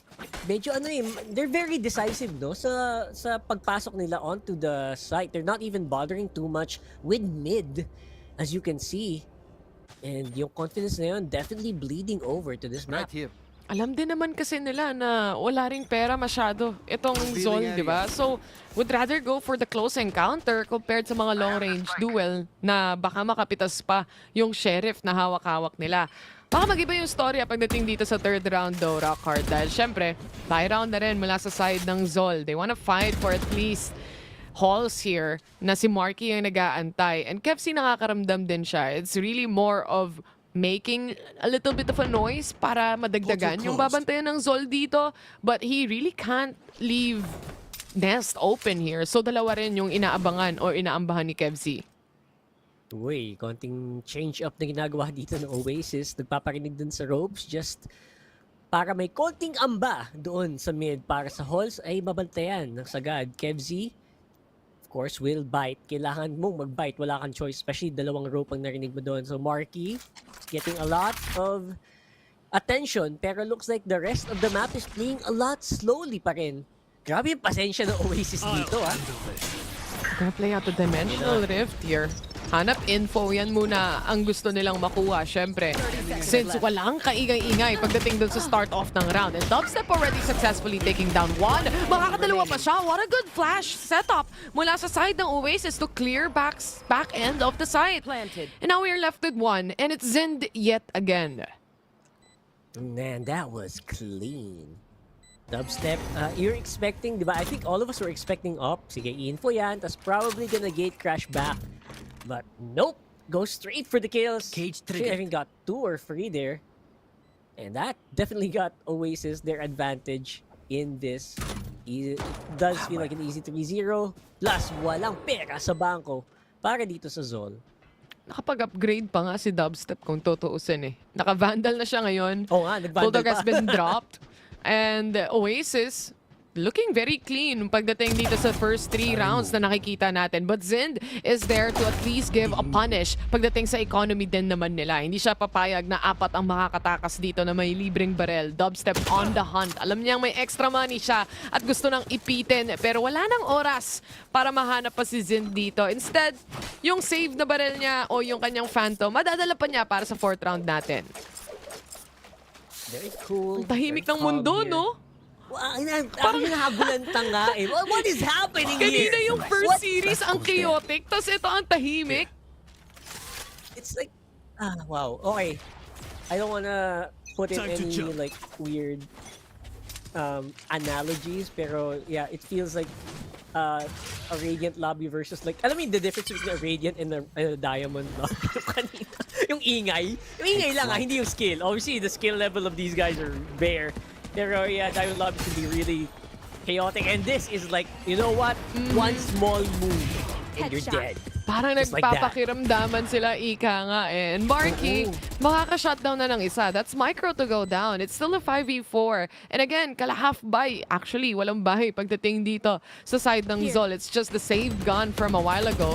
And let's see kung at least makahanap ng value to dahil so far, si Patman pa lang ang nakakahanap ng kill. And that's towards Wits. Recon connecting towards the players of Oasis. But there's not really a follow-up that they can do at this point. Yeah, I mean, you have info, but what are you gonna do about it? Nakatago yung mga ininfohan mo, and there's no tools for your team to actually peek. And Zind, he knows it. Has to go out. Atras, pero pwede pa yatang maisahan. And si Kelly madadali pa siya si Kevzi na sundan. 4-0. Zol, my goodness gracious. Having a hard time here against Oasis right now. Para silang nasa talking stage pa, ika nga. Inaano pa lang nila eh. They're still trying to adjust with how Oasis plays this map out. Dahil nga din sa sobrang quiet nung mapa sa initial start ng mga rounds natin dito. And Oasis is waiting for them to at least make a push, make some noise, a little bit of an info kahit papano. But it's really a surprise coming into the site every single time mula sa side ng Zol na to the point na nabibigla din yung nag-aantay sa loob ng site and napipick off din sila agad-agad. Syempre, with the help of some utilities like the Recon coming in from Oasis here. But it's a setup towards B. This time, matitripwire sila and this time, mahahanap nila yung value at sagot mula kay Zind. With the 2 kills coming in, matitrade nila ng isa kahit papano. Ito yung this is the exact effect when you really hold that site and all the tripwires are in place in their proper positions. It really will slow down the attack. And Oasis knows it. Ngayon si Kakarot naman lumilikod, nakadali ng isa with the operator. And now, Oasis, kailangan mag-overthink. Most likely may tao sa likod. What are we gonna do here? Yun ang call nila Wits at nila Ami ngayon. Especially the spike has been dropped here. May tripwire pa sa harapan ni Zind din kahit papano. Wits, meron naman din siyang Hunter's Fury pero simulan natin with the Recon. Can they win the duel? They win the first one pero Zind answers back yet again. Siya talaga ang stronghold pagdating sa B site right now and it's been working out for Zol but it's still a 2v1. Pagka-cross mo, magsiswing siya and that's Zind with the 4K to bring the first round para sa Zol. Yeah, ang laking anchor ni Zind doon and he did his job so well holding down that lead. Again, playing off the utils, the cyber cage, the tripwires, maximum value mula sa utils niya. And it was executed in the perfect moment, holding off against a rush na ginawa doon ng Oasis. It's like a big warning shot para sa Oasis na, oh guys, pag pinush nyo yung B, pag sinagad nyo yung B ng ganyan, yan ang posibleng mangyari sa inyo. It's like a deja vu of round number 1, but this time, may pera na pambilhin ng tripwires si Zind. So, parang same play lang siya. Sadyang nagkaroon lang ng utility play coming in from Zol and they at least made something out of that round because they really needed that round to start coming back to this match. And pagdating naman dito sa round number 6 natin, si Marky, naka-outlaw lang din siya. Pero ang sakit pa rin ng damage na yan. Lalo na kung half armor pa yung mga kalaban mo, which is actually para sa 3 players ng Zol. Nako, that is true. They have the Vandals pero 25 ang mga shields yan. At yan na nga si Marky, nauunahan na, takes out dubstep bago siya makareact. And kita nila kung nasaan si Micro. Masagot nila yun ng maayos, pero 2v4 pa rin ang mangyayari dito. Sa 4v2, konting katahimikan para sa mundo ng mga players ng Zol. Parang umentry na sila pero biglang mawawala. At ngayon, nag-hold lang sila ng position. Oasis, such a careful round coming in from them. Ang linis! Cool, calm, and collected. And you know what? The moment na pinoint out mo, yung possible na maging power ng outlaw na yun, ayun na nga. Nagkaisa-isahan na nga. Not to mention, the crossplays, the crossfires na sinet up dito na Oasis was very difficult for Micro to actually deal with. Right after na pumasok na yung mga members ng Oasis. Especially nasa one and done position din siya dito. And actually, buti nga naswertehan niya pa yung unang kill niya kahit papano napatay niya si Dubstep doon. But it was pretty much a difficult take for Z Esports right now. Oasis though, Dimensional Rift available na naman para sa kanila. So gagamitin nila to clear out the back ends of the site. And B is open for them to take. Kakarot holding off position pagdating sa lurk. And baka maka-flank pa siya kung sakasakali man. Nakabang naman si Wits kung sakali as well. And that's gonna be the recon shock dart na nilalabas niya. And Wits to punish one. Pero may isa pa. Nakakaramdam pa rin siya. Actually, maganda yung position sana nila doon. Pwede sila makadali ng mga nag-rotate papunta sa post-plant position. Pero naunahan sila doon. And again, Wits holding that alley so beautifully with Marky up on front. It feels like an unbeatable defense post-plant para dito sa Oasis. I think the play here coming in from Oasis side is more of a push and pull. Talagang once na nag-decide sila na, okay, entryan natin yung site, but it's not really that deep na ine-entryan nila. They don't even plant immediately. They really make sure na matatawid muna nila o maantay nila yung magiging rotation. If there's any possible players to pick off, ipipick off pa rin nila bago sila magsimula mag-plant. So really the goal here is to clear out the site and make sure they cut off the rotation perfectly. And again, if you're talking about cutting off rotations, yung backline dito ng Oasis with Wits, really the perfect combination with Marky up on front. Ayun na, nagbatuhan na ng Hunter's Fury. Wits goes down. 2 hits from Kebzy. Nabawian naman. Marky, on the other hand, yung updraft niya hindi mag-work out. Kakarot onto the operator at least, paving away kahit papano na mailang itong mga players ng Oasis na umentry basta-basta. It's a 3v2 situation. May isang nakatawid nang hindi niya napapansin. Spark drop all the way from A main. Kakarot in a position that he doesn't want to be right now. He has no clue kung saan nga ba manggagaling ang mga players ng Oasis. And kahit si Patman, wala din siyang idea saan nga ba magiging rotation ng dalawang to. Since they picked up the spike right now, babalik ba sila ng A? I think that's the plan. Ang ganda ng toxic screen nito actually kasi you don't know kung ano ba, it's a fake toxic screen ba? Since dalawa na lang iniiwan sa inyo pero now it is gonna be confirmed. Spike goes down onto the site and ang problema dito, Viper's pick malala. Grabe, binuhos na ang lahat pero si Patman nasa likod na nila. Sobrang careful maglaro ng Oasis. It's a 1v1 nakita ni Zin doon pero yun nga, kung nakita niya si Xavi, malamang sa malamang, nakita rin siya ni Xavi. Oo, Mati, kasi yung range talaga ng vision, hindi mo makakaila. Lamang na lamang Xavi din doon. Not to mention, meron pang hati ang mundo. So, ang maganda doon, you know what, nice try from Zin. He tried to go through the Astra, di ba? Pero, try to maximize, utilize maybe yung pagiging bulletproof noon. Pero ang problema, nakita siyang pumasok, tapos lumabas din siya in that same place. So, man, if there was ever a moment to pull that timeout, tama, Zol. Ito na nga yun. It is the perfect time para sa isang timeout since itong magiging next round nila, it's actually more of a save. Usually, makikita natin yung mga teams nagta-timeout bago sila mag-buy round eh. Pero ito, I think in this first half, mas gugustuhin mo to at least get to a 7-5, the best you can do right now. And worst case scenario mo nga is an 8-4. But with Zol's positioning right now, they don't really have momentum when it comes to economy, first of all. They don't really have an answer dun sa mga takes pa so far ng Oasis. Napupunta tayo sa sitwasyon na kailangan mag-clutch out parati ng last 2 remaining players coming in from Z Esports. And dito lalo nahihirapan sa post-plant or rather sa retake scenario yung Zol. Dahil nga, kulang sila ng tao. That's right. And you know what, at least, di ba, nagamit na yung Cosmic Divide, nagamit na yung Viper Spit. Ito na, maybe there's an opening here that we can utilize. Maybe use the null command. Kaso nakapitas na naman. Yung tamang asim lang sana. Mula kay Kakarot ay natanggal. Pero I guess it's only an eco. So, you know what? You can try to hope as much as you can. Maybe pick up someone, pero kailangan malapitan. Yun ang problema dito for Zol. Yun They sana can make yung a pick happen. Yeah. nagiging saving grace ng isang Blade Storm. Pag ikaw, yung may Blade Storm and an eco round, usually sa'yo nagre-revolve yung magiging round na yun para sa isang Thrifty. But hindi nga siya magiging case dito kasi si Kakarot yung una nilang napitas. And remember, yung outlaw na to, one-hit delete ka, especially kapag half armor ka. Naku, yun nga ang problema dito. And you know what? Oasis, they played like they know it's gonna happen. They know it's coming. They saw it coming from a mile away.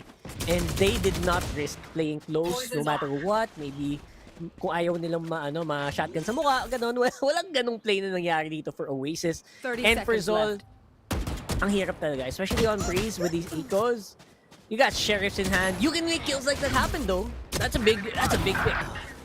Savvy to hold off at least the rotation na magmumula sa mid. Namatay man si Kellyes doon kanina, pero Savvy has been very successful pinning down every single rotation players mula sa side ng Z Esports. Kaya naman ang bilis na magiging 8-1 nila dito. Walang react back mula sa side ng Z Esports to really punish itong mga nagiging post-plant ng Oasis. And look at this, even kahit na nasetapan pa ng isang flash rock heart, hindi rin tumama dun sa long range na jet na nag-aabang.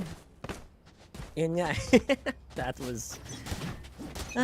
honestly, that was very heartbreaking if you were Zolter. Right now, guns are on.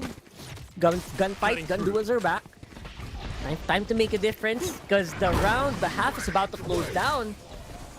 And you still have a lot of money in the back of Oasis para magawa nila ng paraan to. So... yeah, even there! My goodness! Kakarot missing out on the up. And Savvy would kill. Oh At my God. dive na silang lahat. Sabay-sabay ng Oasis. Pati yung flank, na-deal with na nila. Gulong-gulo sila sa magiging rotation ng Oasis dito. Oh Ano my ba nangyayari? Bakit ang bagal nila? Bakit biglang bibilis? And this kind of pacing, hindi makasabay so far ang Zol. But again, they have to make a retake happen. Ngayon pa nga lang magsisimula yung retake, pero dalawa na lang ulit ang natitira para sa side ng Z Esports. Is it really worth it to use a neural depth plus a Viper Spit kung ganito yung scenario mo? Lalo na si Dubstep, makakahanap pa ng dalawa. And that's gonna be the 9-1. Heavily in favor of Oasis right now. Napakabigat. And they were not even able to remove guns from the hands of Oasis members. So, until the end of this half, 100% full buy ng Oasis dito. Zol, playing with economy. Hanap tayo ng bulldog kills. Pero all of them, almost all of them, on light shields. Ang hirap nito, day. Naka-max na nga ay kung tutuusin yung pera nila dito. Kahit si Marky, Sagad. sige na nga, mag-upgrade na ako para sa round na to. But it does a lot. Yung pag-aantay dito ng Oasis, nalilito yung Zol. Dahil nga rin sa laki ng mapa na to, you have to also decide na, wait, am I gonna rotate mid already? Is it already a retake scenario? But you're not really sure because Oasis plants the spike quite late. Nako, yun nga. Ang hirap nilang sagutin.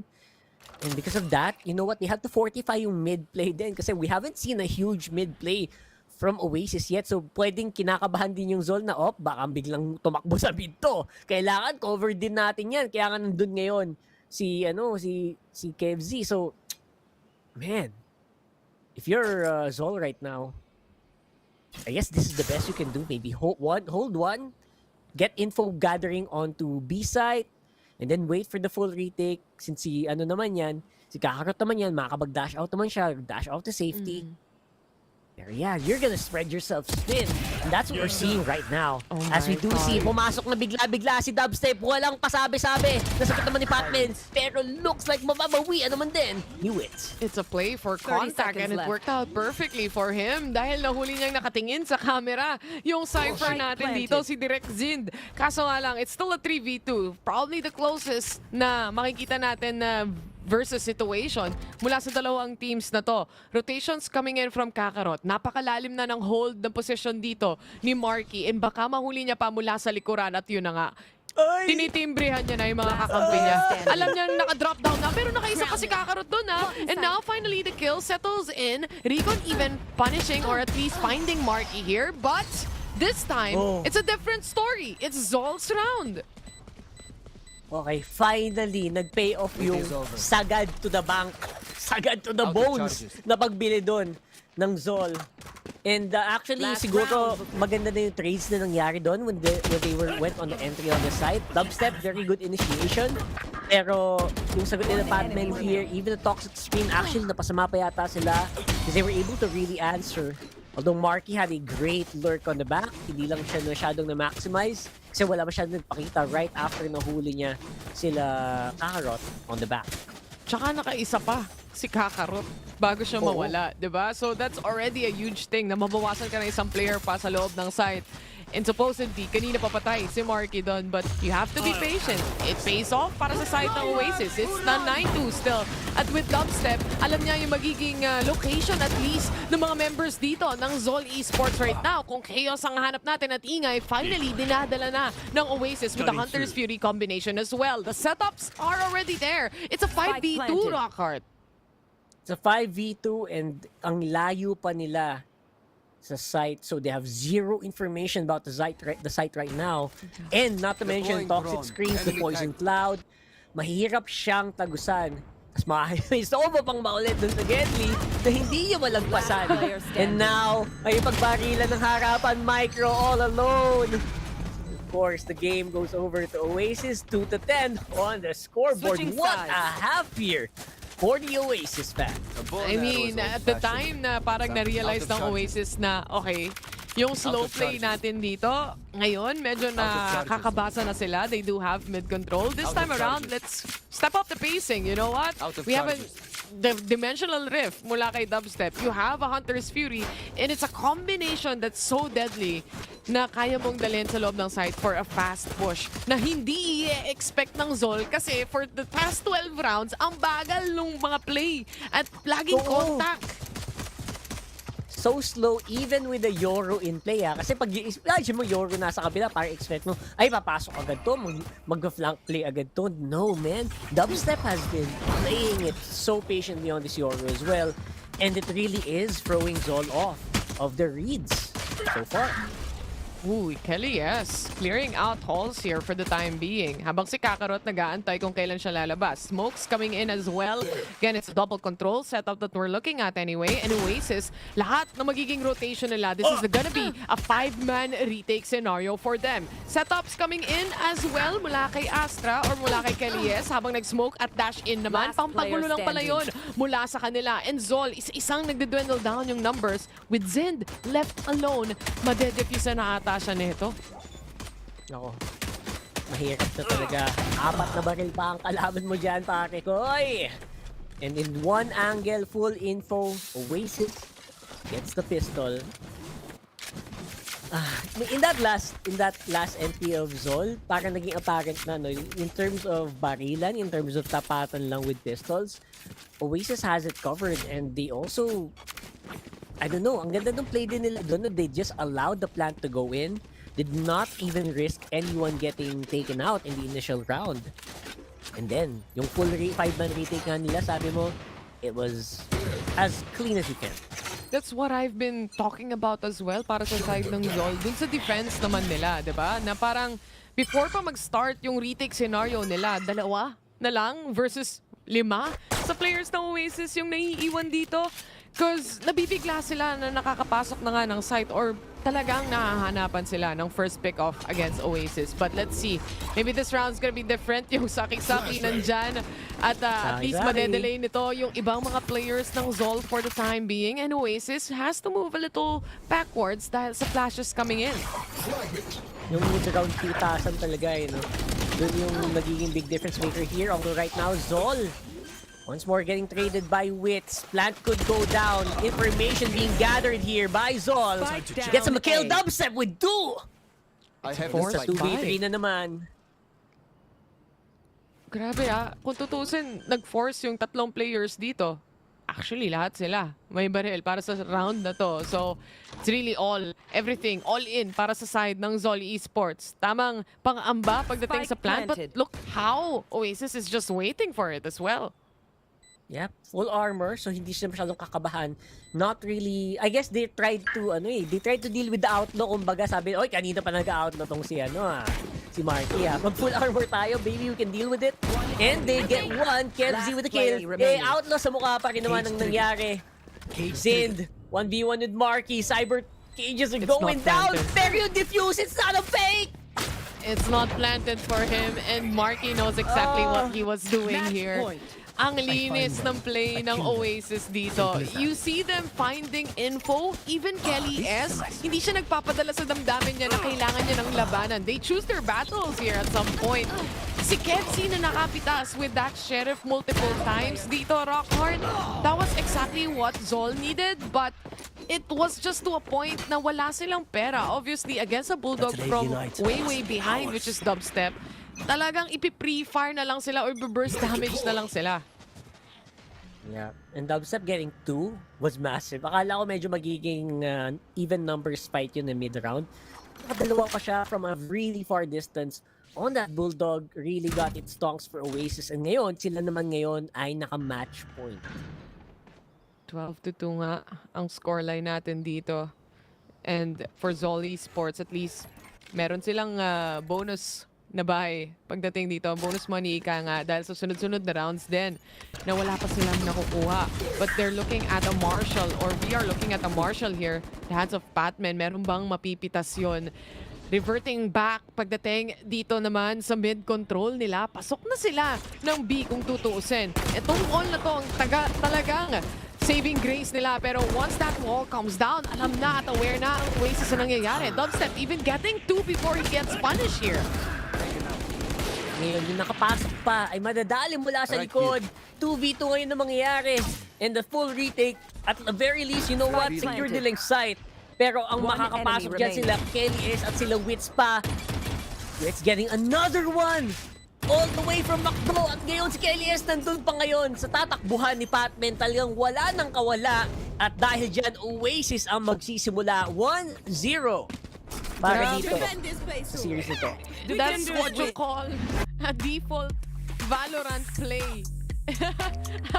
I mean, actually, ano ba ginawa ng Oasis doon? They really just played on their strengths. Yung synergy nung magiging agent composition nila dito, Rockhard. Ano yung magiging utilities available para sa kanila? If it's the Hunter's Fury plus the Dimensional Rift, then use that combination. If it's the Viper's Pit, then let's use that for the post plant. Oasis just knows exactly what is gonna be the next steps or what are gonna be the next steps para sa kanila, and Zol just keeps on turning the page. Ano na yung next set of natin dito? Ano na yung magiging next scenario natin dito? It was a lot of clueless na rounds coming in from Zol Esports dahil wala silang idea kung saan nagtatago ang Oasis dito, Rockhard. And mahirap sabihin, mahirap din marinig na ganun yung nangyari dito, right? But that's just what it is, right? In the long-range battles, in the patience game, right? Definitely lumamang yung Oasis dito in most of these rounds. And even on the attacking side, it felt like, you know what, Oasis, pwedeng makapasok yung Zol in the site, but they will get overtaken and overpowered by Oasis at any point. And that's scary to say. I think it's more of parang for Zol Esports, gusto man nilang kuhanin yung mid-control, pero kung hindi ka kasi mananalo dun sa first aim duel mo o kaya dun sa default play mo, malulugi ka pagdating sa numbers eh. And makikita mo naman, Oasis well-adjusted sila sa mga nagiging scenario na naiiwan. I mean, Zol was able to pull off 2 rounds here. And those rounds were basically kapit na lang sa action, di ba? Lagi naiiwanan into like a 2v1 scenario at that point. Dubstep was very clean on his Yoru coming into this match. Mararamdaman mo na malinaw yung comms coming in from Oasis kahit di mo sila naririnig. Oo, para alam mo yung, here, 1, left, right, mga ganun-ganun lang. Parang, ang bilis, it's so snappy. That's what it felt like. Yeah, it was a real challenge for players like Zin. Even though Zin did play pretty well on the sites, on the times that they were able to hold down the site, it was just so difficult to deal with like 5 people going non-stop, super duper ham, walang pakialam, magwawala na lang, basta may makitang katawan, babarel. It's really difficult if you're talking about Oasis right now. And kung ikaw naman yung Zone, like what are you gonna do? Like you're trying your best to slow them down, pero ang bagal din nila maglaro. So you can't even use your utilities in the right timing. Yeah, exactly. I mean, sana makarecover yung Z Esports coming into the second map dahil alam naman natin that Breeze was actually their map pick here. So heading into map number 2, tingnan natin kung at least ma-recover back nila yung confidence then as well coming into this matchup. But right now, we're just gonna go in a very short break, and when we come back, second series, second game ang aabangan nyo. Taylor and Rockhart nga pala, don't go away. All my friends will grab food saver. Delivery fee is a lot cheaper. Grab food saver won't make it roll. Yeah, oh yeah. Grab food saver is the one to choose. Yeah. Grab food saver meals 99 plus. Grab food saver 99 plus. Diving meals, if it's a bill, Saver meals won't make you go, yeah. All my friends will grab car saver. The grab car saver is a lot cheaper. Grab car saver. Grab car saver won't make you roll, yeah. Grab car is the one to book, yeah.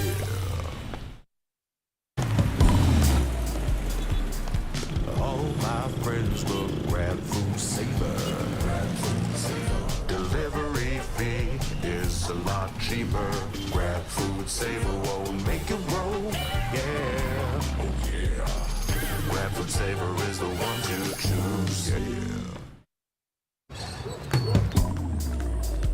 Grab food saver meals 99 plus. Grab food saver 99 plus. Diving meals, if it's a bill, Saver meals won't make you go, yeah. All my friends will grab car saver. The grab car saver is a lot cheaper. Grab car saver. Grab car saver won't make it roll, yeah. Grab car is the one to book, yeah.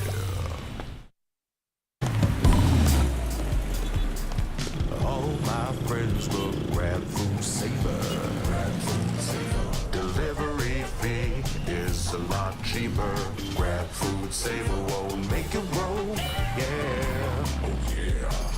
Grab food saver is the one to choose, yeah. Grab food saver meals 99 plus. Grab food saver 99 plus. Diving meals, if it's a bill, Saver meals won't make you go, yeah. All my friends will grab car saver. The grab car saver is a lot cheaper. Grab car saver. Grab car saver won't make it roll, yeah. Grab car is the one to book,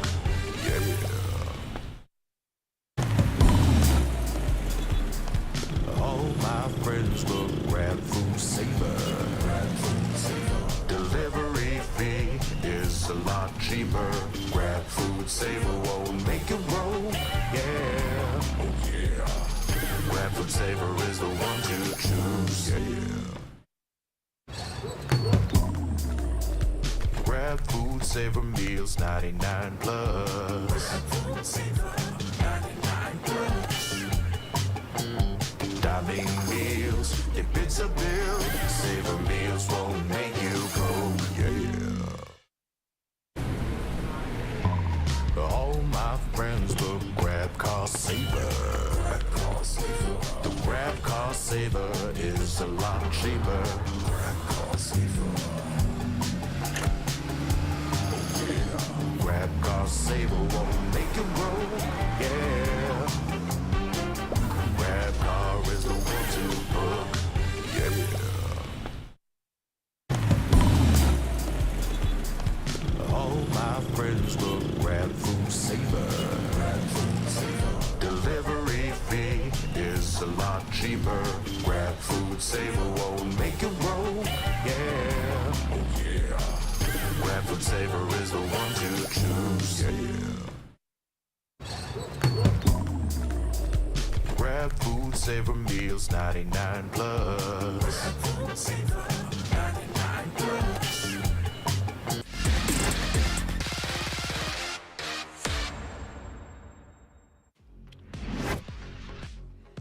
Welcome back sa VCT PH mga tropa dahil nandito na tayo ngayon sa game number 2 sa series natin. Oasis versus Zol. Kami pa rin ang inyong mga casters. My name is Taylor at kasama ko syempre si Rockheart. At nako Rockheart, eto na. Game number 2. Yung first game natin medyo parang slow burn lang. Relaxed lang yung mga players natin from Oasis. Pero heading into map number 2, any expectations? Actually, nagulat din ako sa slow burn kasi usually sa Ascent lang nangyayari yung mga default kind of games na yun. So, expectations here for this one, I wanna say please be explosive. Hindi na ako nag-expect nagmamakaawa na ako. Please be explosive here because I think that might be the kind of Zol that we need today. Against a team like Naos who are just clean as a whistle. Totoo yan. Napakalinis na play coming in from them as well. At talagang nakikita mo yung pinagpraktisan nila, ika nga, di ba? Coming into this series, coming into this match. And come to think of it, Rockheart, na ang una pang pumili nung mapa na yun is actually Zol Esports. And that time, super one-sided siya to a point na kahit si Kakarot, isang beses lang natin nakita yung Blade Storm niya. Tapos na-shutdown pa ng Outlaw. Tapos yung Dimensional Rift, parang 3 beses nating nakita on the first half. It goes to show how one-sided it was. Kumbaga sa sabayang bigkas nadali yung Oasis doon. Yung Zol doon. So what if now, that was long range. That was breeze. Barilang malayuan. Even the Oasis, they had the Yoru. They fought the long range. What if here in the short range battles of Bind, magkaroon naman tayo ng konting changes in terms of tempo and maybe may konting pagkakaiba din sa mga duelo? We'll see. Kasi also a very OG map, diba? So I'm pretty sure most members will be very used to this. Medyo baka mas maging 50-50 sa mga kanto. Malapit ang kanto na to, diba, Tay? So baka naman may ibang resulta mangyari dito. Oo. Tsaka yung mga composition dito, usually, pag nakakita ka na ng mga may Viper din as well, di ba? May expect mo na napakaraming smoke coming in, baka may Harbor pa, baka may Gecko pa. So, it's a lot of heavy utility play na pwede nating makita dito and a lot of gunfight duels actually na pwede nating makita dito unless mangyari na naman yung nangyari dun sa map number 1 kung saan sisilip ka pa lang na shutdown ka na and hindi ka maka-retake dahil kulang na yung mga members mo pagdating sa team. So hopefully talaga maka-recover dito ang Zol Esports and get back to their momentum as well kasi I really believe na itong ating recent champions ng split number 1 may papakita pa sila. Yeah, I refuse to believe na makita ko sa Zol is ganito. No. Unlikely, right? You're right. Actually, yung mga first kills, I think we were able to discuss that kanina, di ba? Yung mga yung first kills, that's what Oasis actually plays off of. Ang laking bagay. It's like, you get a first kill, tapos mag-aabang ka sandali, atras ka, you're gonna force the opposition, which is in this case Zol, to peek more. Kasi parang nasa mind nila, kailangan natin bawiin yung first kill na yun. Parang ganun pa ulit-ulit yung ginagawa ng Oasis. And I wonder if Zol has already figured that out.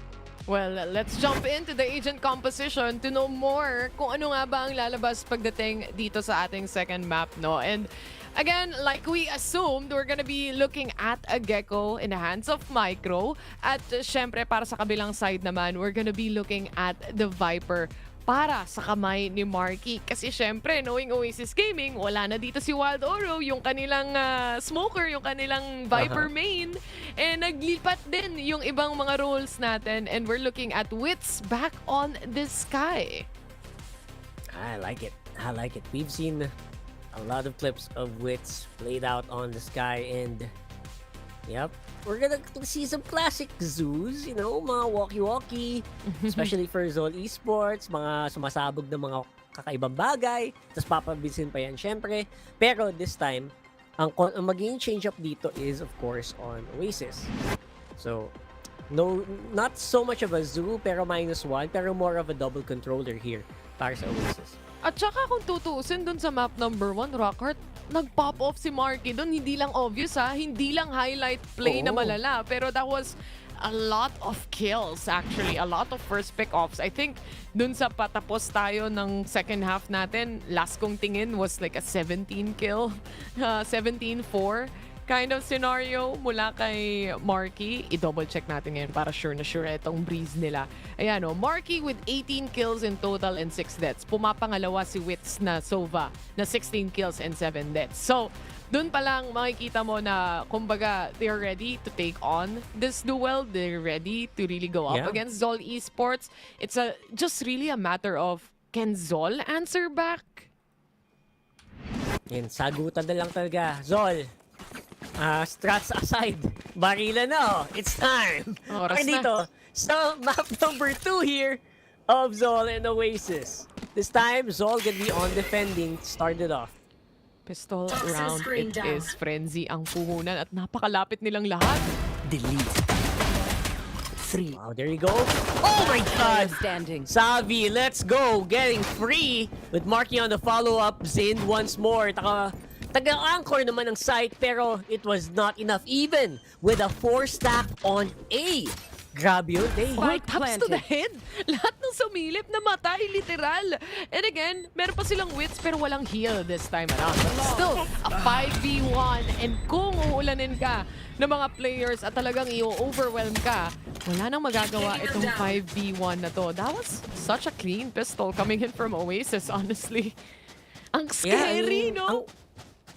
Alam mo yung mahapdi doon, Tay? Kasi tama na yung basa ng Zol. They were gonna go for an A hit. So, ang ginawa nila, okay, 4-stack A. Kaya naman ni Zindy yung B, di ba? Tama na yung call nila, tama na yung read nila. They still lose out on the gun duels. Eh, kung maalala nyo, 5 duelist lang naman yung nasa side ng Oasis, guys. So, Zaki, kahit na naka-cyber to, he was also the main duelist way back from Oasis Gaming. So, you really cannot discount the aim of this guy as well. Lalo na kung makikipag-aim duel ka sa mga players dito ng Oasis. And this time, he's lurking around showers here. It's a stack. It's a full stack, actually, in A site, mula sa side ng Zol. Pero mukhang yung read nila hindi ata magkatugma dahil nagbabalak mag-B site itong Oasis unless mag-TP out sila. That is true. Although better na yung hold nila ngayon kasi it is slower push by Oasis and there are better crossfires. Triple crossfire na dito. Meron itong Zol. Take out Zabi pero it's gonna be traded with a spike plant all the way up to B. And now it's a 4-man rotate Okay, tara pila-pila lang tayo mga tropa. Sabi na, doon ka sa gitna. Yeah. Hindi rin nila Goes for the split. mahanap yung value doon kasi wala rin silang baril eh. Si Xavi actually, That's yung walang true. baril doon. So really, it was just a lurk. It was just a plan B. Just in case ma-stuck sila sa B side dahil magkakaroon ng fight pagdating sa B long. But that's not really the case. It was wide open. Pero speaking of Kelly S, in a flash out sa goal, nakaisa pa siya bago siya mawala. But it's now a 3v1 with Kakarot just a ghost onto his hand. Not much damage pagdating sa mga players dito ng Oasis. Pero ang importante, Rockhart, is syempre for Oasis, pa-secure nila yung second round. That's right. And of course, for Zol naman is to try to deny as many guns as you can, which to some degree they did. Pero you have to like really keep asking yourself, is that gonna be enough? Let's see. Right now, it still looks like pwede pa rin lumaban yung Oasis sa ganitong mga sitwasyon. Right now though, it will be Zol who will, again, read it quite correctly. Feels like a B hit. Yeah, let's have 3 people up on B. Pero yung sabayan dito, yung harapan dito, they still have Vandals to deal with. Diving in.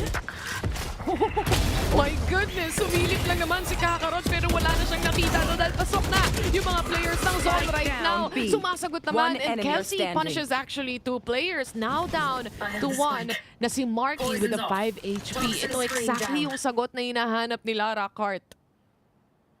You have the instant answer that you were talking about.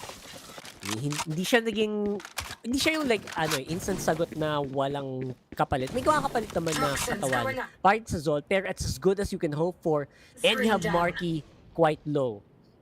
Ngayon, ang mind games, ang magiging malaking question mark dito, narinig ni Marky, may tripwire. Nasaan yung isa? Saan ba? Nakasilip itong mga tao. Huli na tripwire.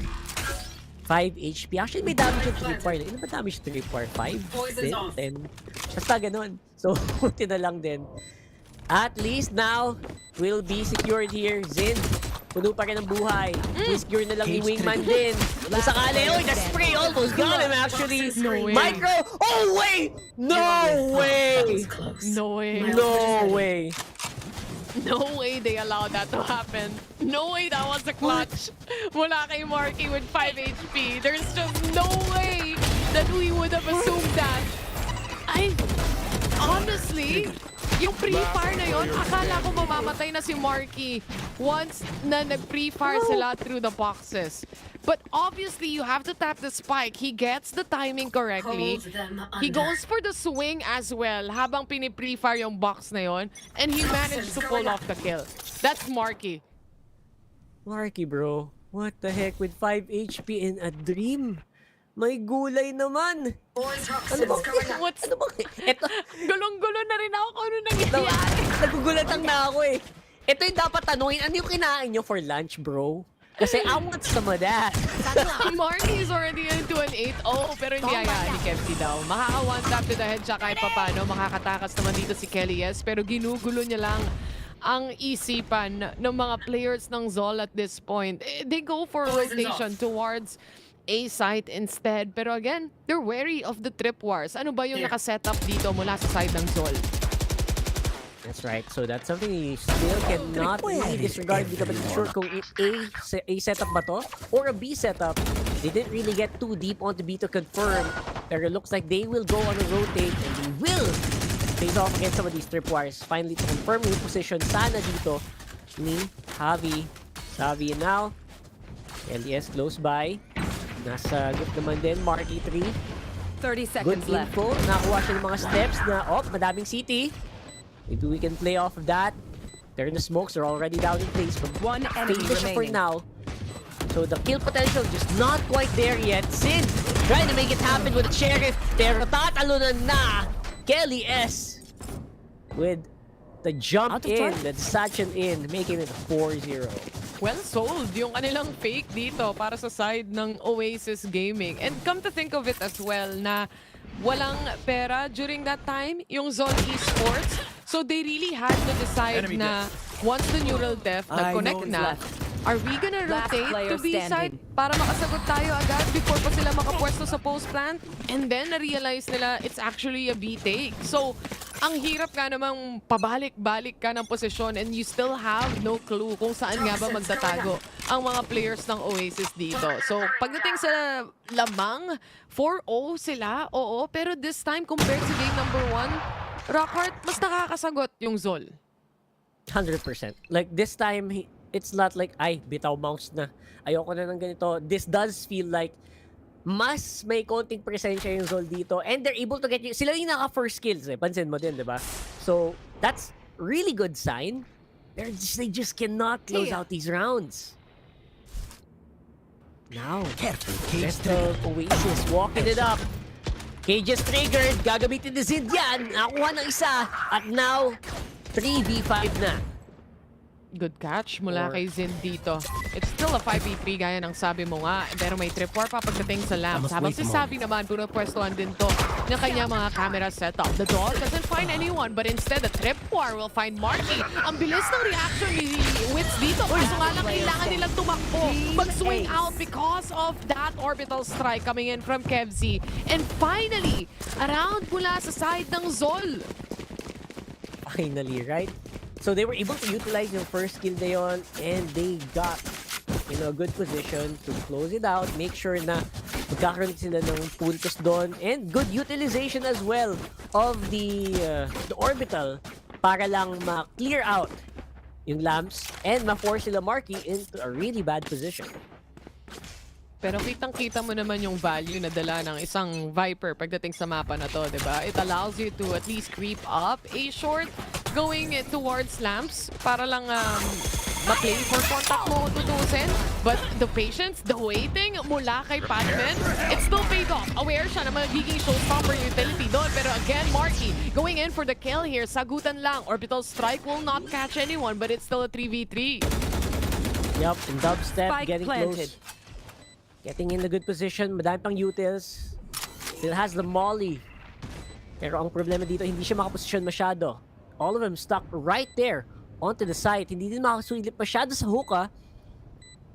Right now, may smokes pa ba? Wala na. Yun ang problema here. With the brimstone, non-regenerating smokes. Wits! Mahuli dito ni Garot. And ngayon, tatalon na isa-isa. Player standing. Papasok ang mga miyembro ng Zol. Dubstep all alone, 1v2. Not flushable this time around. Before on the scoreboard. And a good retake from Zol. A good decision as well to not really go that fast papasok sa retake nila. Remember, si Kakarot, naka-operator to. So, kailangan niya ng alalay mula sa ibang mga miyembro ng Zol and finding where the players of Oasis are. At saka, napakagandang showstopper para na-cancel. Hindi naman na-cancel out. Nahanap pa rin si Patman. But, I mean, you get the trade. You know, instead of just dying off to a showstopper, at least you get a trade here mula sa side ng Z Esports, which they truly need. And I'm quite surprised na ang aga rin ng timeout ng Oasis Gaming. Parang meron silang lakad mamaya na gusto na agad nilang tapusin ng malinis. They want to stem the bleeding. They want that 2-0. Pero I think, I think tama lang din na ginagawa nila to. Like, you know, respecting the possibilities of Zol. I guess, kilala din nila kasi yung Zol na, oh guys, pag naka-foothold yan ng isang malala, napanood nyo na to, dire-diretso yan. So, yeah, just good respect for their opposition, I guess. Pero yes, even with this pause though, I think they will be forced onto an eco for sure here since a lot of them don't really have that much. The best they can do, maybe half armor on Abaya and half shields, pero yeah, they're definitely on the back foot this time. At saka may operator in play pa mula kay Kakarot dito na mas definitely successful compared sa map number 1. Parang one time lang or one round lang ata natin siya nakita during that Breeze map na naka-operator and he really didn't find that much value when it comes to it. But this time, as early as right now, meron na silang operator at nakakahanap to ng mga first pick-off. That's Kelly S to go down and kanilang only duelist. The patience play really paying off para dito sa Zol, no? Like kanina pa even on the retake, sabi mo nga, di ba? Pinatience lang nila. Literal na kinalmahan at inantay na sumilip yung kalaban and because of that, Zol coming out on top. Pero 1 kill pa lang naman. Oasis wala pang set. Dahan-dahan gumagawa ng play dito. Sa lamps. You'll miss out on Kakarot. Lumabas na ang showstopper. Tanggal si Dubstep sa linyahan. At ngayon, nasa na Oasis dito. Nabawasan ngayon ng isa pa. Nahabol ng mga Seekers. Alam na ang kanilang posisyon. Ito naman sila Wits. Medyo trapped yata dito sa lamps. Madaming baril na nakatutok doon. Wits going down. 2 remaining here. Para sa Oasis. And a kill. Coming in by Patman. Tumatalon-talon. Kakarot with a kill. Kay Marky naman. 3-4 on the score. Grabe, gusto talaga nilang ipitin si Kakarot dito. Gusto nilang mawala yung operator na yan. And kung tutuusin, na-force siyang ilabas yung showstopper para sa isang economy round ng Oasis Gaming just to make sure na hindi siya mapapunish and hindi siya ma-kill off nung tatlong players na umiipit sa kanya. And then the rest was just a reaction coming in from the remaining members of Z Esports here. A round that they truly need para makahabol pagdating dito sa side ng Oasis. It's a 4-3. An operator still in play, pero ito, Rockhard, this time nakabili na ang Oasis at meron silang Seekers, pati na rin ang Viper Spit. Yep. Have some utils to play around here. Ang kailangan lang din nila is maybe, ano ba kailangan gawin dito ng Oasis? Tapatan ng pasensya for pasensya. Parang yun yung nagmumukhang lamang nila kanina eh. Pero this time hindi nagagana. Like we mentioned din, yung sa mga harapang mga anggulong ganito, around the corners. What a play! Si Nachel ang kalaban at dalawa ang nababagsak nila. There you go. Papa-atras tuloy si KFC dito. Really giving them the space na, sige, hayaan natin makapasok. Lalo na, Seekers is already available and Kakarot stuck in a position. Remember, ginamit niya na yung showstopper niya kanina. Kaya this time, iipitin na talaga siya ng Oasis Gaming. It's a 5v2 scenario and Zen, KFC, sila na lang ang natitira. This wallbang doesn't hit anyone as well. No damage, but given the position itself, alam na rin nila kung saan manggagaling. And si Kelly is naghahanap na ng pang-ace na dito. Available na rin yung quick recovery, especially with that overheal or overgrowth rather mula kay Wits. Ngayon, Kevzi on the hunt for that ace and that's Kelly, yes. Ayun na nga. Ayun, literal, the moment we called it, I feel like Oasis, you know what? Guys, patience is the key. Ayan, kinalmahan nila, nakill ng dalawa, tapos biglang atras. That is a sign na, you know what? Oasis kind of nailed it in the head. Nailed in the coffin agad. Head muna. Nakatanggal sila ng dalawa and they were able to really maximize yung potential, yung pag-overthink din ng Zol in that last one. Yeah, that's what I was also saying a while ago na yung eco round supposedly ng Oasis dito kung saan napilitan si Kakarot na mag-showstopper. It was supposed to be in this round kung kailan full buy and full entry and full capacity ang Oasis Gaming. And because of not having a showstopper here, it just allowed Oasis to really have that space and really not mind when it comes to getting those trades dahil alam nila na wala namang explosiveness na pwedeng makatapat dito aside from us and aside from the aim duels itself. So might as well stick to having a good trade system mula sa side ng Oasis and they pulled that off. And for Zol, this is a good timeout para sa kanila. It's not that late. It's 5-3. It's just 2 rounds. Winnable, kumbaga. If you're talking about the meeting room of Zol Esports, sabi, guys, winnable pa yan. Pag ganyan naman, kalma-kalmahan nyo lang. And right now, we're starting to, alam mo, explosive na yung mga first few rounds natin. Pero ayan na. Ayan na, Taylor. Bumabagal na. And we are seeing the reads that both of these teams are trying to make. Right now, Oasis, they're actually splitting up a lot. It's a lot of splitting up, especially malapit sa TP side. Mula dito sa side ng Oasis, gusto nilang make sure na may lurk din na manggagaling dyan. Kita mo may shower control pa rin sila kung tutuusin kahit nabasag na para sa side ng Zol. And the showstopper going out will catch Micro. Trash not gonna be available for this round. Instead, we are left with a 4v2. 4v2 on the scoreboard and no util. No big ultimates to use here by Zol, which is the big problem here. Zen trying to go for the spray as much as he can. Pero looks like walang sisilip dito for Oasis knowing they're full gun advantage, utility Last player advantage, standing. and everything. Nice spray from Zid, pero si Wits pa rin na makadali kay Patman. That's just one gun that he might just have to run to save. Save na lang daw. Alam niyang it wouldn't find value much dahil magiging buddy system na to para sa side ng Oasis. Pero tingnan mo kung sino yung naghahunting. Si Dabi nanghahanting pa, Nako. naghahanap pa ng pwedeng mapatay at baka mahuli pang nagkakamera. Yun na nga, saktong-sakto pa sa kamay ni Zen. Wala siyang vision kung tutuusin ha. Wala siyang vision pagdating sa bilong. But again, it's just Oasis knowing where exactly they're gonna I be. didn't grab the spike, but none That was of you actually did either. perfection. So it's not You just can my think about it. Most of it was just That goes ano ba? Ang hirap talagang basahin din ng Oasis dito kung ikaw yung Zol kasi okay, oy, ang ingay sa B, biglang TP sabay-sabay. And then naka-ready na pala yung mga nasa A short na sumalakay. Honestly, kailangan nilang maghanap ng space and I think they would do exactly that right now, Rockart. Lalabanan nila tong bilong para lang manalo and that is exactly what they want and need. Pero si player Kelly standing. is sumagot ng 4! Wow. Ano, ace na naman, Kelly? Grabe, parang kaka-ace mo lang ah. Teka lang. Teka. Nagre-recover pa lang yung kabila eh.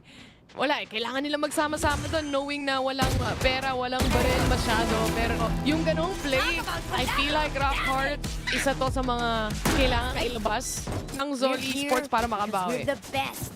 Don't Kailangan any of you ilabas. forget that. Kasi kung tutuusin, tignan mo, nanalo sila doon sa first 2 kills, di ba? Kung may baril lahat yon, what more? Player standing. Kate, boss? Ay.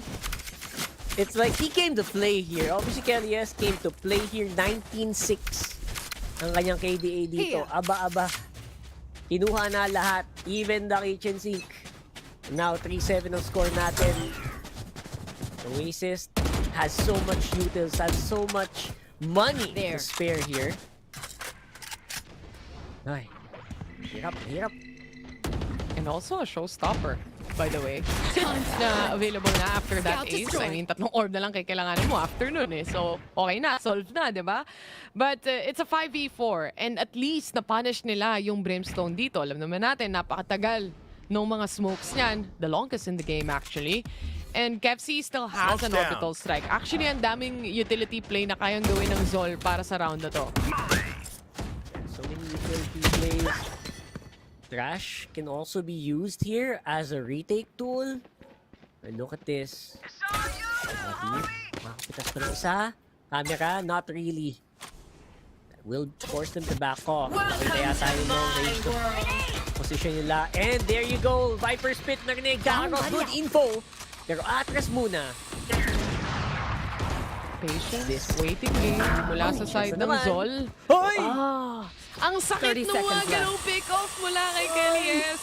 Kung kanina hindi pa siya galit, ngayon galit na ata. May nagtatago pa sa Getty at huling-huli to si Marky. Nice camera setup mula kay Sabi for that as well. It's a 4v2 and Z Esports, they're left again. It's trying to make a decision. Do we go in or do we wait? Do we save or do we not? It's an 8-3. There's not gonna be any save any longer dahil magiging last round nila. Walang budget. Budget na naman ang naging problema. Nasa Pilipinas kapag budget pa rin talaga. Spike planted. Ekonomiya pa. Talaga naman.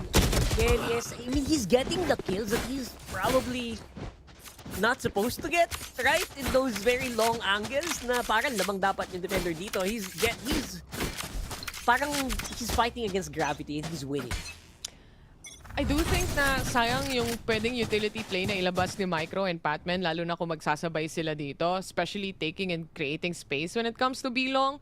You don't really see those flashes coming in, honestly, and that's a big problem para sa side ng Z Esports. They didn't really have a good retake scenario here ever so far. And yung trip war na yan, at least mauhuli yung Trailblazer. Gets info at kahit papano, Zen playing around the smokes here. Kaso mauhuli siya ni Wits. Makakaisa naman siya. That one, and I wonder, ilan kaya yun? Bakit dito? Retake scenario nila. Tanggal din yung Cypher ng kabila. So tanggal yung mga possible na tripwire sa kailangan nila. Pero look at this, Dubstep has the orbital ready as well. Hindi yan magiging madali. Kelly S and Wits buhay pa din. Pwede sila maglaro. And there you go with the orbital. Hindi daw inantay for the defuse. Goes straight for the orbital. Auto hookah. Player Yun, standing. nakipag-barilan pa ngayon. Kakarot na trade naman. Wits pumapalit dito ng kills. At ngayon naman, 9-3 for Oasis. Just like that. What a Switching timing sides. mula sa side ng Oasis dito. Makikita mo si Kevzi, nagsiset up pa lang ng mga smokes niya. Nakalabas pa yung iPad. Ika nga. But the orbital nga eh. strike, wala silang choice. It's either lumabas ka ng site or bumalik ka kung saan na pinakamalayo, possibly. And they are left literally with no choice but to go in and hop in and try to go for the fight. It's a 9-3. It's heavily in favor of Oasis here. I do think na, syempre for Zol, talagang hindi lang nagme-mesh together lahat nung pwedeng mangyari dito. Kahit yung dizzy nila kanina, walang follow-up pagdating sa kills. Pero paano mo nga naman ipa-follow up kung napakaganda nung timing ng Oasis sa orbital strike? I mean, it's not even the kind of orbital that you expect, right? Yung in-expect mo, mag-iintay ito ng tap. Ay, hindi! In-orbital agad yung hookah para hindi makapasok. So it really does throw you off yung mga ganong klaseng decisions na ginagawa dito ng Oasis. It's hard to blame Zol here. Kaya ako nagkakape na lang eh. Biggest shoutout sa Kape ka na lahat lang? ng nanonood ngayon. At Nag-grab nakiki-watch food party. 50 mo ba yan? Oo, ginrab food ko to, man. Sa watch party natin dyan, nagkakape din. Pero mamaya na yun. Umpisahan muna natin dito sa take na gustong gawin ng Zol right now. Tripwire going tripwire. Pati si Wingman hindi nakaligtas sa tripwire dito. And Kefsi Patman to get 2 kills here. Exactly what they need right now. It's a 4v3. Grabe. Oh, Tiniis na-tripwire lang pa. Oy, na-tripwire din! Sandali! Ay, ang dami tripwire! I thought they were expecting, you know what, that should have been gone. But right now, that might prove an opening here for Zol here. Last They're going player nag-iikotan na standing. mga nakapistol ditong miyembro ng Zol. Dubstep all alone, walang molly. Sa kamay niya, ngayon makikipagbarilan lang ang gagawin. Si Patman, nakuha pa rin. That's the thing. Si Patman kasi, isa to sa mga players na clutch players pagdating sa Zol Esports. So, kapag nabigyan mo ng space to si Patman na mag-wild, talagang mag-pop off, pagdating sa match na to, he's really good at aim dueling. He's the clutch player of this team. Pero pagkalaban yung Oasis, lalo na nung map number 1 hanggang dito, parang nanonerf ng kaunti, di ba? I do think na Zol just has to get the nice, good read, the timing, and even the momentum kahit mga 3 rounds na sunod-sunod. And malay mo, maka-comeback pa. Yeah, hindi pa rin natin tatanggalin yun sa realm of possibility. Absolutely. Oasis though, malaki na ang na-build up nila na advantage all throughout the whole of that first half. And the question is, how good is the initiation of Zol? Yung pagpasok nila sa mga site dito, will it make a difference? Will they be able to bypass? Yung depensa dito, nasabi. They still have that wall from the Viper na pwedeng tawirin. Pero yung camera at least malaking tulong pagdating kay Zin. And pagka-swap out at pagka-hop out niya dyan, makikita niya si Kelly S. Pero ang sakit ng damage. Classic lang to And he is onto a 66 HP. Instead, si Savvy, makakahanap pa siya ng pitas towards Kakarot. Upgraded ang kanyang barrel dito. He now has a Bulldog. At si Micro, hinahunting niya na. Micro, alam niya yung position when it comes to showers. Yes, and he gets that punish. It's now a 3v4. KDS nakakuha na naman ng isang pistol kill out of nowhere. Stuff that really, again, shouldn't happen on the eco round here. Getting eco once more. This is gonna hurt remaining. a lot. Ayun na nga. Nagkakaroon ng palitan, pero in the end of the day, yung magandang pwestuhan pa rin at magandang barilan ang nanaig dito para sa Zol. Up and away. Ulo. Micro buying some time with Dizzy, and looks like it is gonna be a successful plant here para sa Zol. 5-9 it is. Sumama na lang din sa hukay si Wits. At syempre, knowing na nanalo sa pistol itong Z Esports, nagkaroon sila ng advantage pagdating sa round na yan.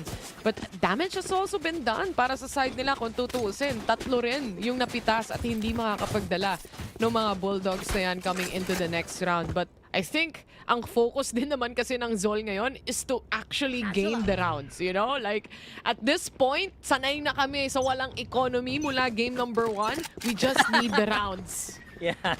One round at a time. Yeah. Sanay na kami sa hirap. Alam na namin kung paano sakyan ang kahirapan.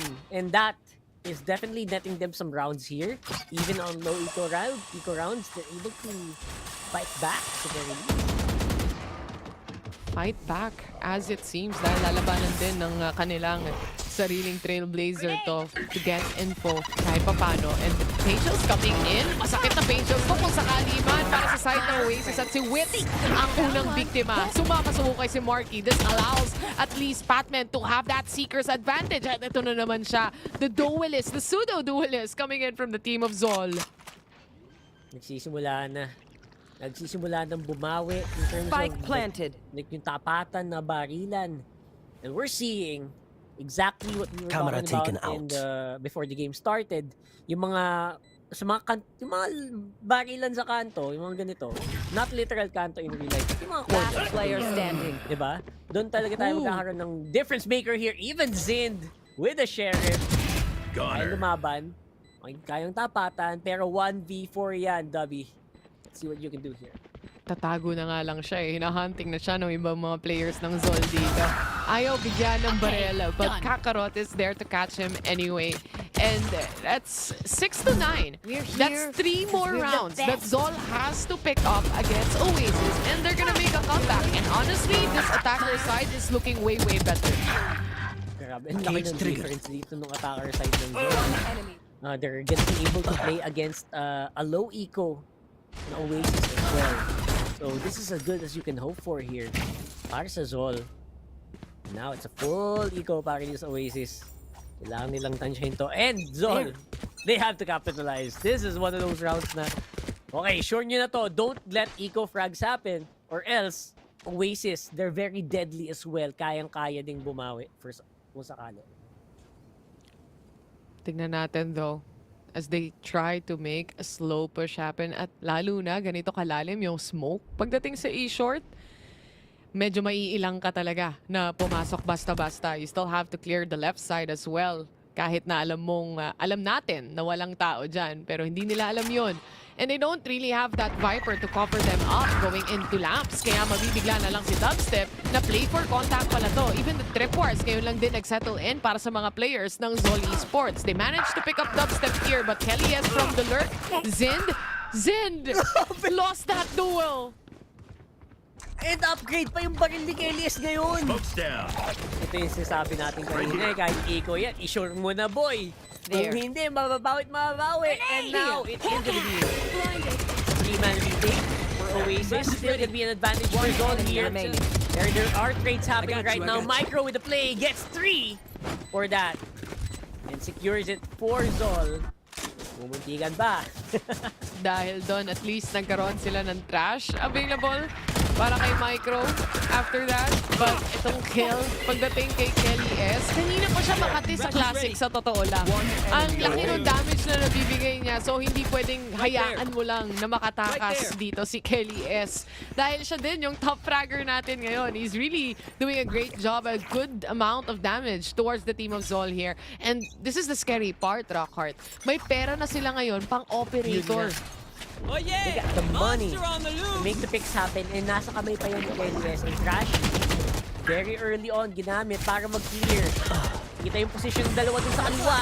Pero hindi pa rin naman siya totally mawawala. Kaya talon-talon na, and initiation coming in from Oasis is deadly! It's so chaotic! Wow! They did not waste any time dun. Talagang literal. Oh, alam na kung nasan to, ha? Let's go! It's so chaotic. Pati yung mga players ng Oasis, saan tayo titingin? But in the end, if you go through a wall of a Viper, there's only one thing you would know, magiging vulnerable ka. And yun yung minake use ni Marky dito para makuha lahat ng posible niya makuhang kills. Other than that, they used up the trash here, but it doesn't really find the value that it needs. It gets info, yeah, but at the same time, medyo late din yung pagpasok ng ibang mga members dito coming in from Zol dahil nga sa wall ng Viper and dahil din sa snake fight na yan. And once na nag-dissipate lahat ng utility play mo, wala ka ng flashes na naiiwan. It's just you inside the site raw and vulnerable. And it's just a matter of time Oasis finds you and each one of you. Yung vulnerable pa naman ni Viper na yun, parang lagpas kalahati ng buhay mo yun, no? Tama ba? Yeah. Basta sobrang easy kills, tas Phantom pa yung, close range Phantom pa yung nakasalubong nila. So, there's just no way that they were gonna come out on top there unless it was some miracle. And again, wow, Oasis playing off of whatever nasa-nerve sa kanila ng Zol. Who, of course, Zol, meron pa rin naman bangko. May bangko silang naipon all throughout these 4 rounds na dire-diretsong na panalo nila. Let's see if they can bounce back. It's 3 rounds they have to follow up on.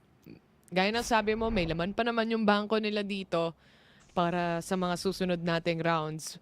But this operator setup, may showstopper na nakahanda na rin. Micro goes out for the swing. This Dizzy will catch one on the left. Pero may recovery ba? Meron bang shots coming in? Dahil yung crossfire ng Oasis dito, napakasakit mula kina Wits. Yeah, Wits' crossfire is deadly. Just Dizzy, hindi na confirm. So, man, that was just pure aim coming in from Wits. Dun sa Hookah, and they're able to clear. Harapan lang ang gusto ni Pacman. Operator pala. Right to the face here. Taken out. My goodness, is Pacman making the biggest difference dito sa round na to. 30 seconds left. One enemy Hinahabol siya. remaining. Hinahabol siya ng lahat ng players dito. Pacman, gagamitin natin yung Trailblazer. Will he push though? Yan ang tanong. Nakagat si Wits. Kaya naman yung kill kakagat din. Pagdating sa kanya, a good recovery coming in from Pacman here. That was a Pacman play no matter how you look at it. And now, meron pa silang Seekers na pwedeng gamitin. Hindi na kinailangan na gumawa ng anything special. Off of that beautiful start from Wits here. I think that was a huge recovery. And yung 30 naging seconds chaos left. after that Enemy happened, remaining. they played around it. Batman cleaned it up so well. Almost solo carrying that round. Actually. And the fact na he pulled up the Trailblazer in a 1v1 scenario, that was a little scary. Kasi kapag hindi ko bagat yung Trailblazer mo na yan, for sure si Wits nag-push na and namatay ka na. But it popped. It worked. And that's the kill. But will you really rely on this kind of scenarios kung saan makaka-clutch ba yung top fragger natin right now? I don't think that's what Zol really wants to do. But Oasis goes for a timeout here. I think nare-realize din nila na it's a little too tight and close for comfort para sa kanila. Knowing as well na wala sila masyadong budget coming into the next rounds here. At least they have big utility na pwedeng gamitin dito. Kaya I think nagpaplano sila. That goes there. I think this might be half buy at least for Oasis. Para naman dito, and you have to be very smart on those utils. So huwag niyo kalimutan yung Zol Esports. Meron din yung pang counter. Seekers are ready, Orbital as well. Could be very deadly para dito. Oasis, and no, wow, that first blood. Perfect Coming in swing. from Kakarot, swing, and a hit. Ganun klaseng mga angles yung kailangan nilang i-take just to make sure na ma-punish talaga ang isa sa mga players dito ng Oasis. And what a good flash as well to help that out para lang hindi mailang masyado. Ito na yung cross kanina, hindi man nila natawid, but this time they wanna try yet again. Dubstep, push back, and kailangan niyang mag-reset dito. Again, orbital strike available sa kanya, kaya nag-aantay siya ng initiating fight. They're also gonna try to force out a movement here. Wala dito sa likod. Kakarot, full info ngayon. Mas maganda ang pwesto niya. Dahil niya sabi dahil doon. Yukida and Zol. Ito na. The one round at a time. Gumagana na para sa Zol. Pati yung Oasis, nalilito na rin sila eh. Parang, nasan ba talaga? Nasa A na ba? Nasa B? And that was such a good orbital strike to really punish players waiting in the TP. Kasi ang gusto nilang play dito is ipitin yung naglalaro sa Hookah kanina pa. But with that orbital strike, they're forced to really push out and make a rotation happen. At huling-huli sa akto ni Kakarot yung dadaan sa harapan niya. Lalo na, kakasmoke lang din ni Dubstep ng Hookah doon. It's a brand new round, but this time on a full buy is Oasis Gaming. Utility-wise, Showstopper, Viper's Pit, Orbital Strike ready. And after that, with these utils, the biggest problem here obviously is they're not really super happy to commit the Viper's Pit early on in the round. Parang, I think Marky's waiting for the perfect moment to use it. so far, not really using it to choke out like A short, ganun, or sa bats. Wala eh. Nag-aantay siya ng signal. They don't wanna waste it on a single round kasi biglang iba-bypass lang I've pala. got your trail. Yan, waiting for the signal, trailblazers para makuha ng info. And I think they will spot na madami sa kanila. Nasa A-short, nails na ngayon, ay pupwesto. Getting into position, Carol with kill. Flat is going down, traded once more for Sabi here. And there goes the craziness of Valorant. Lahat na ng skills nagsabay-sabay. And at the end of the day, that will be a numbers advantage para sa Oasis. Kahit si Wits, nalilito na rin eh. Kakampi ko ba to o kalaban na yung harap ko? Pero may agad sa Gedli at si Zind, siya ang kailangan makapag-clutch nito. It's a 1v2 and that's not gonna happen in the hands of Oasis. With that amount of utility play, a showstopper plus an orbital strike, what else spacing can you get from a site? Grabe, literal na chaos ang nangyari doon. And it was fun. Man, may mga ganong TikTok clips yun, yung parang literal, what is happening? Bulag-bulag ka na, may sumasabog sa gilid mo, nilalaso, tapos may linis mo sa lupa, tapos may rocket na mapunta sa mukha mo. Yun ang nangyari dito. And Oasis really did flourish in the chaos. Pero the big problem is, madami din silang natanggal na baril doon. So there might be some... actually, for Zol, madami silang natanggal na baril sa Oasis. Only two were left to be for that last round. Uy! Natapwar at nadali! Na-pop man yung showstopper, nadali man yung iba sa kanila, pero it's still not enough to really get that kill. So magre-repossession yung ibang mga members dito ng Oasis. I think they really have to do something about those trip wars bago sila mahuli, at least. Dahil hindi talaga gagana yung isang rush play kung ganon. And you can see Micro planting the spike right now. Spike planted. Wingman, hindi niya muna gagamitin, maybe on another part, and try to find that info possibly. May dizzy pa siyang available, pero ito ata yung retake ng Oasis. Naka-ready na. Time to hunt. That's gonna be a very deadly retake, actually. If ever. Oh, Patman with 2! Oh my goodness, that is huge. Not to mention, piso na lang si Marky dito, ah. So he's not gonna have that much confidence to actually peek out, trying to get some picks here. At the middle of the spike taken down, I think Oasis has to go for the full save. Yeah, the discipline coming in mula sa players ng Oasis. Nasabi natin at na-mention kanina, di ba, na hindi ganun kalaki yung budget nila para magkamali sa mga susunod na rounds. And we've seen from the previous day and the previous week as well, maraming mga teams dito na kung kailan double-digit na yung score, saka pa sila nagkakaroon ng problema when it comes to economy, and sometimes the round closes or the game closes on an eco or half-buy. So, for Oasis, gusto lang nila i-secure yung future, ika nga. Kahit na mapunta pa tayo sa 12 o sa match point, sa kahit kaninong member, mapa-Zolo, mapa-Oasis, magkakaroon sila ng pera for the next. And I think that's the best There. decision making you have to do, no matter na 3v3 pa yung sitwasyon na kailangan mong gawin. Pero kung alam mong low na and si Wits wala naman siyang heal during that round, hayaan na natin, making sure na lang na may baril tayo. Yep. Important is, of course, looking forward to the guns that you'll have when you go to that possible 12-11 scenario, right? Oasis, though, hindi pa rin secured. This could still go 11-11, especially with a huge advantage in terms of like full armors and full guns. Para dito sa Zol. Scout destroyed. Naka-ano lang kasi si Savi, naka-bulldog lang din siya. So he's gonna have to play it super close. Viper Split finally committed here. By Marky on short. Pero looks like he ang gustong ilaban dito ngayon ng Zod with that signal. Then he goes down. And down goes the Satchels. Wingman on the plant. Actually, wala pa ng hawak. At ngayon sila ngayon isa-isa. Si Dubstep makakapitas pa. And Wits with the swing out of the smoke. Last player standing. Deadly with the blind combination. Spike down. Zid all alone. Sila ngayon ang mga problema sa ekonomiya. Grabe yung pag-cross ng mga players dito ng Oasis. Match Ayaw point. talaga nilang magpadaan ng kahit na sino mula sa side ng Zol. Napakahirap na entry nga naman kung hindi mo makuha yung hookah, hindi mo makuha yung bilong. Like, what other options can you do, diba? And I think for Zol, it's really more of wala rin silang lurk pagdating sa A-site, so hindi rin nila magamit masyado yung TP out dito kung sakasakali man. With this timeout, maybe they plan and map out ahead kung ano yung next possible steps nila dito. But again, for Oasis, imagine kapag yung round kanina, nilaban ng 3 players yon at hindi sila nag-save, they probably would have lost this round and not make it to match point. Dahil wala sila o kulang sila sa baril. Wow, Is that little naging- things, you know? Yeah, the worst case scenario probably coming into play here. Like at this point, just want maybe just full armors. And yeah, the small things, actually yung small things na lead up until this moment was really crucial here for both teams, di ba?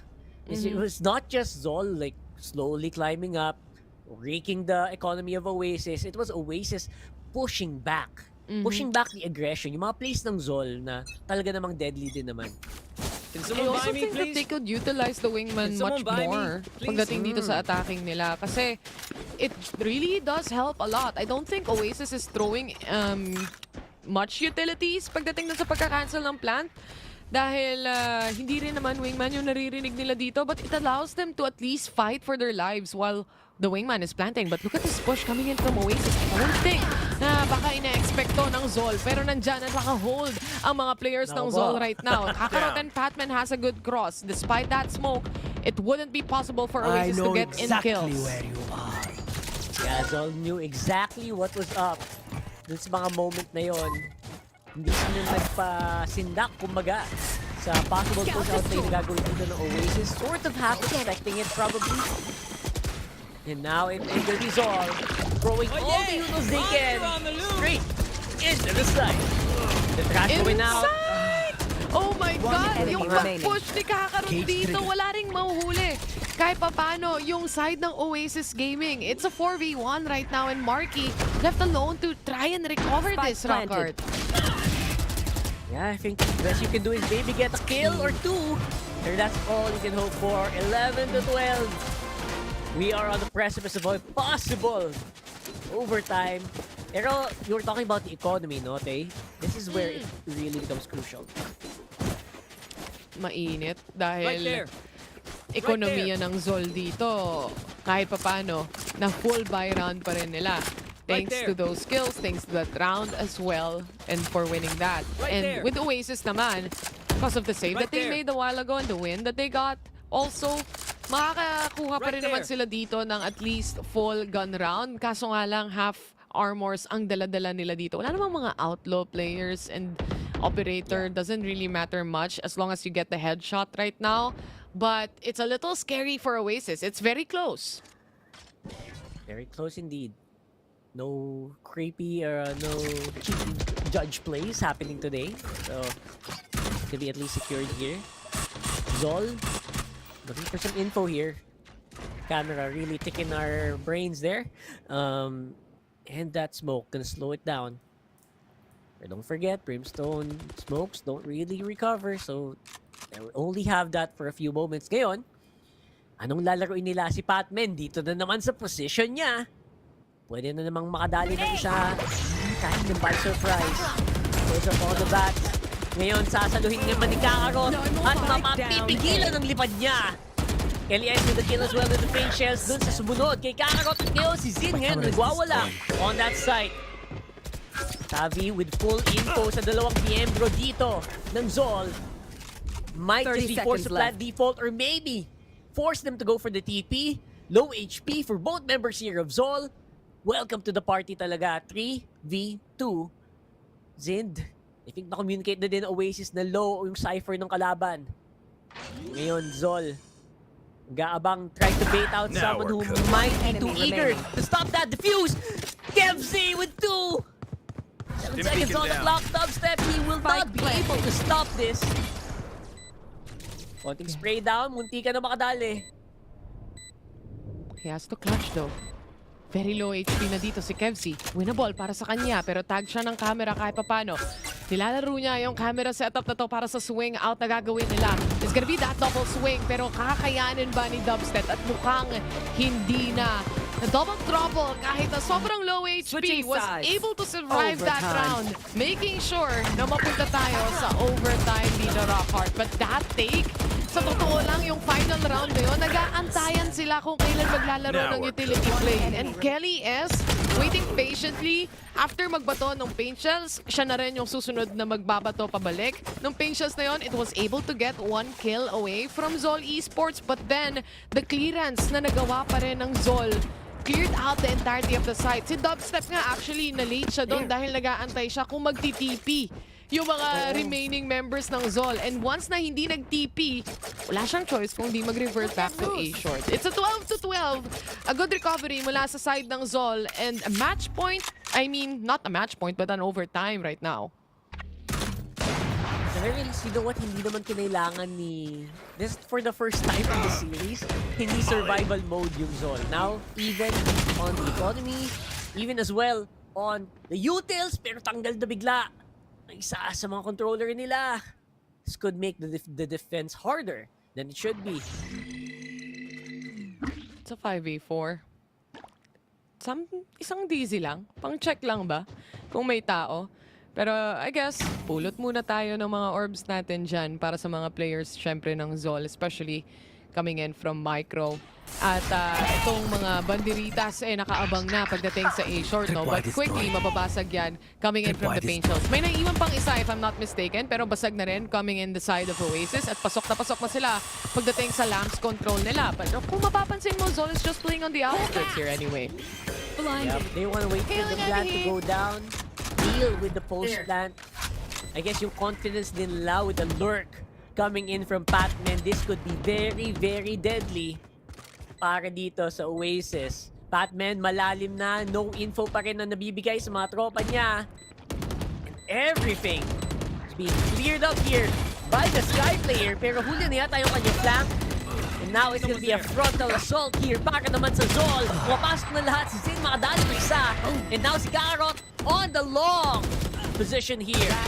Para naman sa Zol makadali pa. Pero it's still gonna be Oasis on top. Match point Switching para sa kanila. It's a 12-13 scoreline here, and Oasis did a wonderful job holding that post-plant possession against the players of Zol. I really don't find value much pagdating sa ibang mga utility plays coming in from Zol. I feel like a Trailblazer could have been used para i-double check kung sino yung mga players na nandun, especially if you get a clearance pagdating sa A-short coming in from Patman. I think gusto na agad kasi nilang ipitin yung players ng Oasis Gaming dito kung saan man sila pupwesto, but that's really not the case. They don't really have any information where the players of Oasis would be, and kung magsiswing out ka ng ganun ka-dry, expect mo na may crossfire na nag-aabang sa'yo coming in from their side. And with this timeout, alam mo na agad na may pinaplanong ilabas na strat ang Oasis dito. Honestly thinking, lalabanan ulit nila yung Bilong. It's either that or makakakita tayo ng fight pagdating sa showers and then TP. So, hopefully that's gonna work out better kasi right now yung kaninang play na Oasis to go for the jugular sana was really thwarted. So let's see if it's gonna result in a better result, as it is gonna be Oasis on defender again. So, we're gonna have to close it out with a good defense para naman dito sa round na to. Let's make them And dance. Rizal, looks like with the position they have on the minimap, they are spread out just to gather information. No big fast pushes happening for sure. And like I said, they want to fight for control when it comes to Bilong. Ang lalim ng smoke na yan kung tutuusin. A flash coming in from Wits just to make sure na walang tao dyan, walang info dyan. And this is gonna be a play and a fight when it comes to showers control. At ang matindi dito, basang-basa ng Oasis kung ano yung posible mangyari. Dahil 4 yung nakastack na player sa A site. Yung Cypher Tripwars lang ang nagdadala ng B dito, ah. Again, it's only gonna be Wits holding that down. Kelly S with the initial grab though. Kaharot, sasagot naman. Dubstep, nakadalawa na naman. Kelly S, my goodness, the Kelly S dubstep non-stop frag machine. With Kenzie all alone this time around. Orbital in hand though. This could be really bad. He's used the orbital already. Molly getting into position. You know, gusto niyang gawin. Pero no joy, Bobby D. It is gonna be the win finally for Oasis. Thanks. Take it out. Talaga naman. Siya daw mag-defuse para sa Defenders stats. win. Bigay mo na. For the Wins. stats. Tama na, bigay mo na. But what a win coming in from Oasis. I think on that last round, dun pa lang sa timeout, makikita mo na yung mga pins coming in from the teams. So, yung expectations nila dito was exactly actually how they expected the round to go. They go smoke deep pagdating sa bilong, make sure there's no one there with the flash coming in from Wits, and if there's none, the Cypher Tripwire will be there in B anyway, and stack na lang tayo pagdating sa A site, and that just gave so much gunfights para sa side ng Zol na hindi nila masagot at that point. In fairness as well, that was, we saw on the player cam right after the game, they were super stressed. Lahat sila stressed out na, my goodness, that was close. Big props to Zol. I feel like that could have been still a game series, a 3-game series, but yeah, the Oasis killing machine was very deadly at the very end. Tsaka kung tutuusin for Zol Esports at this current map that we are looking at, I would say that isa talaga sa MVP nila dito ay si Patman. Ang daming mga rounds na na-create dahil sa mga kills na pinapakita dito ni Patman. Yung mga lurks niya pagdating sa showers control, for example, na hindi minsan nahuhuli ng Oasis. Pero dun sa latter part, napapansin na kasi ng Oasis na I think Patman is here again. I think someone is trying to take showers control again. That first half, to consider, it was Oasis trying to also adjust with what's happening, pero dun sa latter parts, nabasa talaga completely ng Oasis kung ano yung mangyayari. Yeah, it was a really good read as well for Oasis. And yung control nila, yung patience nila to actually not overstep, like what we saw in the round before the overtime. It was just beautiful. It was spectacular to watch Zol back and forth with Oasis. This could be definitely a fight for the ages, pero man, they could not really extend it to a game number 3 in the position they had. Kelly S, the non-stop killing machine, nakadalawang Double ace ace. siya in this game, by the way. So, man, oh man, big props. Big props indeed. And para sa side ng Zol Esports dito, syempre, they still have a lot of days to recover, kung tutuusin, and a lot of matches to play out. But going up against this composition and itong composition din na nakikita natin sa Zol Esports, I still stand by it that the wingman could have been used also in a different way. Mas nakikita natin to as really an initiator guide para sa side ng Zol Esports na kumukuha ng space, binabato para mag-check ng corners. Pero kasi kapag nag-gecko ka, alam mo na yung strengths ng isang gecko, alam mo na kayang mag-plant ng isang wingman, why not let's use it already? Dahil kung mapapansin mo for Oasis, walang any other utility play para i-cancel out kung may wingman plant. Actually, wala nga atang wingman plant at that point, diba? But to break things down, syempre, ipapasa natin to sa ating mga panelists. So panelists, please take over.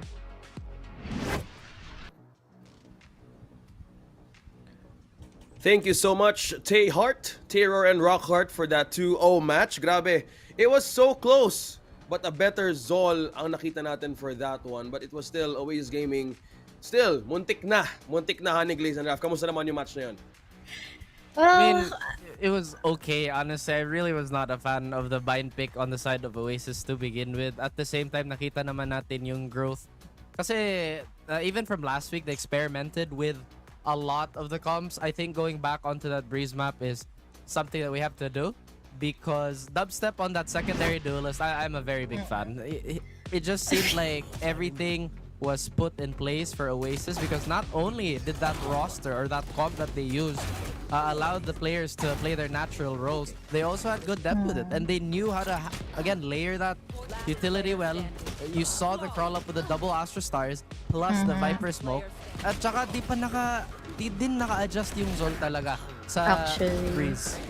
Ang laking bagay ng Breeze, dahil every single time, as you mentioned, yung mga stars talaga, ang laking bagay din para makakuha ng panalo going in for the side of Oasis. Pero here on Vine, I really do think that there are most of the times na kinocommit ng Zol Esports dito na parang may nakukuha silang mga mistakes na sobrang preventable naman din sana. But then again, pagdating din sa mga duels and all, ang laking bagay din, laking impact na paraging ginagawa ngayon ni Kelly S na comparison siya in the first game in which dubstep and wits yung lagi natin nakikita as highlights. Dito naman, it was always Kelly S. It was always, we have here at least, mabibigyan ng opportunity nga lagi dito si Kelly S. Dahil nga, we have your Marky, we have your plays like wits para ma-amplify siya, makakuha ng dalawang ASO together. Yeah, and looks like it was more likely of fixing more of the errors. Malapit na talaga kanina makuha ng Zol ang isang game na to push to game number 3. But our MVP for this one, ay nako, eto na, may kita na natin. Walang iba kundi si Marky, the Viper. Yeah, understandable. Lalo na every single time makikita natin si Marky, he knows what he needs to do. Lalo na sa mga times sa kailangan niya maiwan niya muna ang laking bagay ng mga nasa attacking side sila earlier, yung mga walls niya. This was mentioned earlier by the casters then as well, na kapag iniiwan mo nga si Marky and kapag meron ka ng wall dito para makapag-crawl up pa yung players sa Oasis, this gives a huge advantage tuloy na kuha na kaagad nila yung lamps, kuha na kaagad nila yung backside. So what more can Zol do to defend in the sides? Well, that was a question that Zol had to answer many times, and Marky with just, again, perfect placement on some of his Viper lurks also had to be a big problem for Zol. Again, parang same naman yung issue sa Zol. Bakit hindi sila naka-adjust? And I feel like on that bind map, this is true for both the teams. I feel like they underutilized the teleporter so much. I mean, they could have stopped the double anchoring on the B side, and if they had teleporter control on the B long side, then in turn they would have a bit more pressure towards outside showers and have more orb control. Pero, you know, just my opinion. It's fine, it's fine. Well, okay lang, Raf. At least medyo kumalma tayo ng konti dito. Medyo rough waves nga kanina yung nakita natin. But let's hear it straight from the MVP of this match, Marky, para sa ating interview. Tara, tawagin na natin siya. Let's go! Hello, Marky! Hello. Ayon, congratulations. Ito na, dami kayong katanungan sa'yo, but we will start with Raf. And so far, ito yung naging match na muntik na, pero buti na lang nakuha pa in that last moment. Raf, go ahead. Hey Marky, congrats again for taking another series off the board against Zol. So my question to you is it hard for you to adjust from being an initiator, from being a Viper player, to that signature jet that you always used to play? Sa una, mahirap mag-transition sa ibang role. Nung katagatagalan ay nakukuha ko na. Medyo gamay ko na. Iba't ibang agent. I see. Yan, congrats again. Ikaw, H, anong tanong mo kay Sir Marky? Nakita ko kasi kanina na nagkaroon na ng comeback potential nga yung Z Esports, and then you guys immediately golden for a timeout and all. So what were the certain adjustments na kailangan yung gawan ng paraan para at least hindi na nga makuha ng Z Esports yung mga overtimes na nangyari na nga dito? Siguro yung adjustment namin doon ay unahan namin sila barilin sa ulo.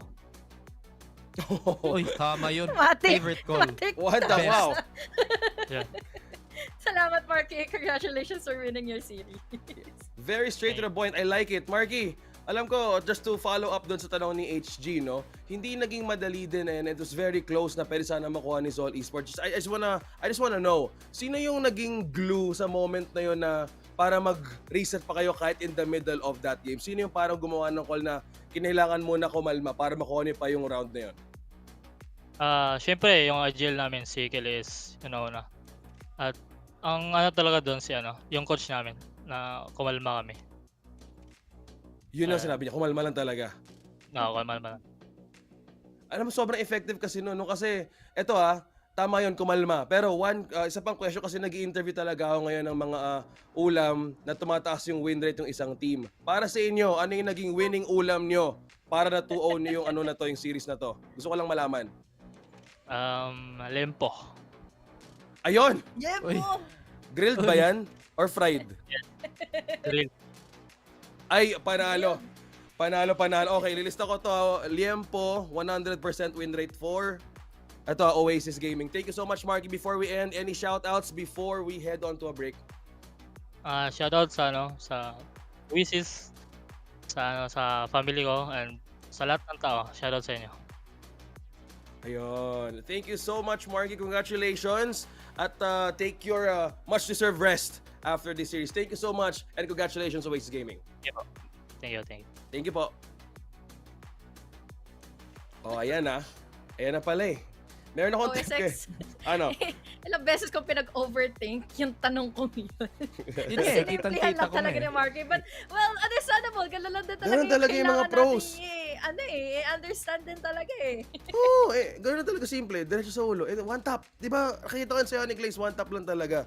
And parang, as sabi mo nga, may mga kanya-kanya tayong opinions heading to this match. And I think there's so much potential din for Z Esports heading on. What don't you think, Raf? Na mas maayos pa nila heading on to their next games. Don't you think? Absolutely. I think Zol has a wonderful ceiling. Kita naman natin yung potential ni Patman ulit na maging superstar that we all know and obviously fans love. And hopefully they hit their stride sometime soon because the thing is our points, they're only getting more limited. And again, Zol have to step it up if they wanna defend their ground. At the same time, Taylor, kasi you were complaining why I wasn't wearing my coat. It's so tight, dude. Like, I can't move it. I hate it. I mean, not really. Napansin But kasi ni Tay na nasa Yun eh. upuan lang daw ni Raf. Kaya pinasuot na sa kanya. Na-conscious it's so ko lang. tight around my arms and my shoulders now. It's like, I don't know. Wow. What a flex. Wow. Parang sinasabi niya Low-key. kama OSX na na Of course. he is built now. Yeah. Raf, Yeah, dude. Yeah. It's gonna ruin the sleeve. I hate it. See? I love this coat. ingatan mo lang ha, it's #RafButtDiff. Built diff.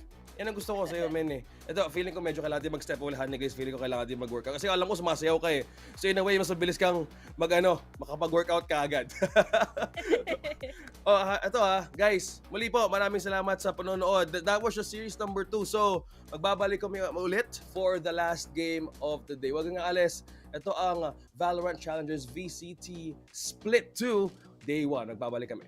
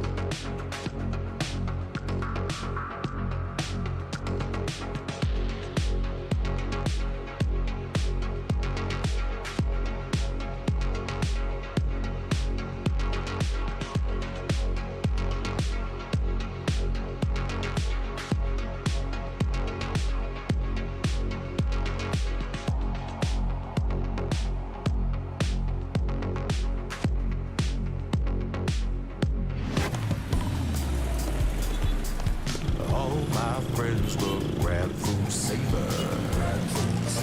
Delivery fee is a lot cheaper. Grab food saver won't make it roll. Yeah, oh yeah. Grab food saver is the one to choose. Yeah. Grab food saver meals 99 plus. Grab food saver 99 plus. Diving meals, if it's a bill, saver meals won't make you go. Yeah. All my friends look, grab car saver. The grab car saver is a lot cheaper. Grab car saver. Grab car saver won't make it roll. Yeah. Grab car is the one to book. Yeah.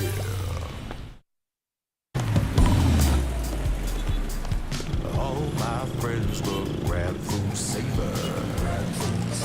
Delivery fee is a lot cheaper.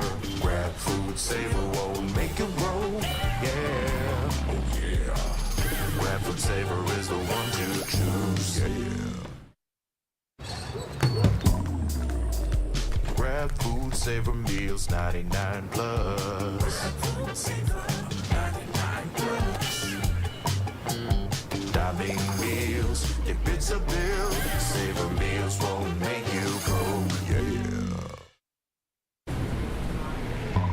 All my friends look, grab car saver. The grab car saver is a lot cheaper. Grab car saver. Grab car saver won't make it roll. Yeah. Grab car is the one to book. Yeah.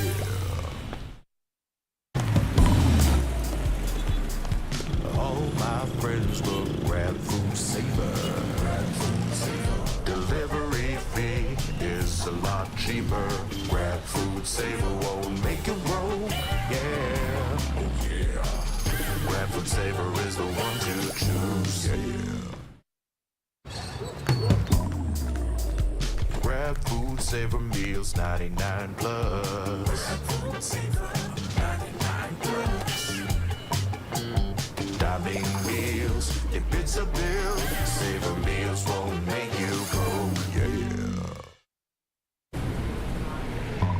All my friends look, grab car saver. The grab car saver is a lot cheaper.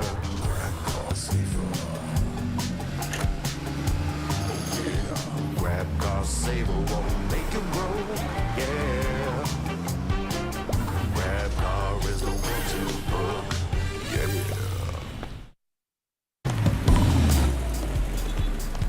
All my friends look, grab food saver. Delivery fee is a lot cheaper. Grab food saver won't make it roll. Yeah, oh yeah. Grab food saver is the one to choose. Yeah. Grab food saver meals 99 plus. Grab food saver 99 plus. Diving meals, if it's a bill, saver meals won't make you go. Yeah.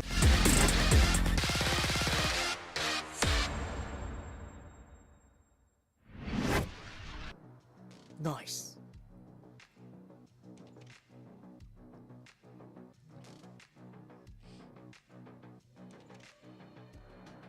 Take 2 dahil week number 2. Magandang gabi Pilipinas, nagbabalik ulit ang VALORANT Challengers Split number 2 dahil nga it's week number 2. Ang daming dos ngayon, ang daming sweeps! At nagbabalik kami ngayon sa panel kasama ko si Dax and si Rockhart. Man, kamusta naman ang araw natin ngayon? Guys, feel ko out of place dito ngayon eh. Bakit kaya? Bakit? Hindi ko alam eh. Kasi ako matatanong ko lang guys, ano ang tunay na bang-bang sa inyo? Well, sa ano naman, sa Valorant, meron din namang C-long, di ba, na area. So, it's fair naman to think, di ba? Pareho tayo naka-black, so in a way, connected tayo. Actually, yung nga si Rocket yung hindi naka-uniform today. Guys, sabi nga, di ba, black shirt day to day. Parang kasi Wits nung photoshoot ng Oasis eh. Oh, siya yung nakaputin. Kung may black and blue, merong Idol black and kayo. white. Kami yun. Nice.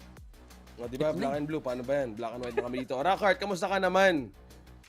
Ay, grabe ang saya ng games kanina. Pero I think Taylor also mentioned, madami siyang default. Yung game, yung last one lang siguro yung parang medyo napapa edge of your seat ka na talaga. Muntik na, no? And I think, ha? Muntik na. Muntik na. Paano pre? Ganito yung edge of the seat ko. Ano yung edge of the seat? Paano ba? Ano ba? Sige, Pupwesto nga ako eh. demonstrate natin ang edge of the seat. Sige, lapit ka pa sa camera. Ayan. Ayan. Yan ang edge. Literally. Well, katama naman talaga. Yeah, go ahead. Sorry. And I think yun, magandang if you like if there are newer teams watching, 'di ba? That's a good study na ganito yung mga kalaban nyo guys. Mga ganyang ka high level na pag nag-hold kayo or pag nagkamali lang kayo ng isa, mapapunish kayo malala. So, it was a really good watch, to be honest. Maganda rin bawi for that one. Kaso nga lang, Oasis stood on top.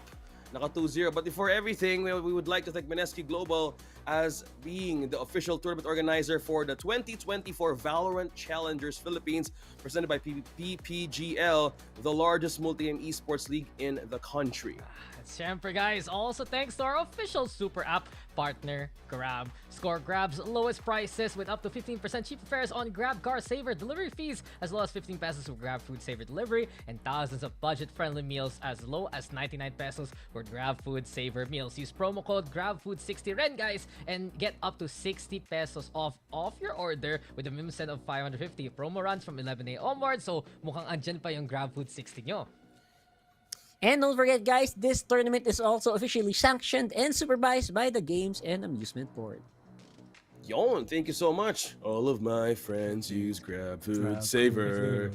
That is a tune that will never leave our heads after this split, no? Hindi Memorize ko mo na by gagawin ko heart. siyang alarm.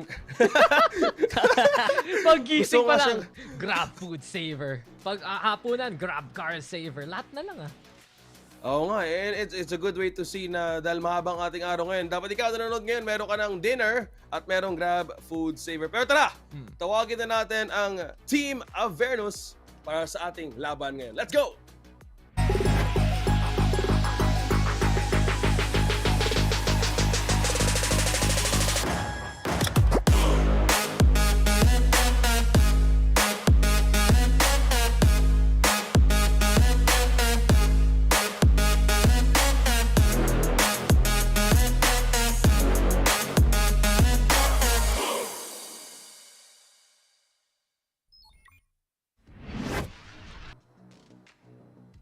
And these are the young guns of VCT PH, or one of the young guns here of VCT PH. It's Averus Esports with Zeus Dance, XTY, Yor, and Slicera. So, they really did have a phenomenal entry dito sa ating VCT PH Challengers. Napigilan yun bahagya. Siyempre ng Carti World, all fairness for Avernus Esports, nakabawi din naman sila agad-agad with their game with rank LQTs. And you know what? It's not that bad of a start. 50-50 for the start of the split. I mean, you're not wrong there. 1-1 na nga ang standing sila. They did pick up the series against rank LQTs off stream. Grabe talaga, may ayufan pa nga dyan. No? Oy. Pero Yon! I think really the term for Avernus right now, guys, has to be innovation. Yung mga comp nila, kakaiba talaga compared to what we would expect. You go to Ascent, they're running that Phoenix Breach Viper. You go into Icebox, they're playing the Harbor Clove na medyo napapauso sa ibang regions. And right now, I think the best thing for Avernus is, with all those ideas, yung execution lang yung kailangan talaga nila work on. With that win over rank LQTs, yun yung first step talaga nila dito sa VCTPH. Well, And I looks think like a lot of that also kind of boils down to whether or not you're able to use those new agents. They were successful on the Clove, by the way. So, wow. Okay. So, I think the Clove is something na I feel like a lot of teams should utilize. Especially yung mga teams na, alam mo yung mga nag-transition from duelist to like controller, ganon. Nako, go for that Clove 100%. You're gonna have a fun time. Well, speaking of fun times, tawagin na natin ang old Stinky Cat for the lineup for heading to this match. Tara, tingnan natin sila.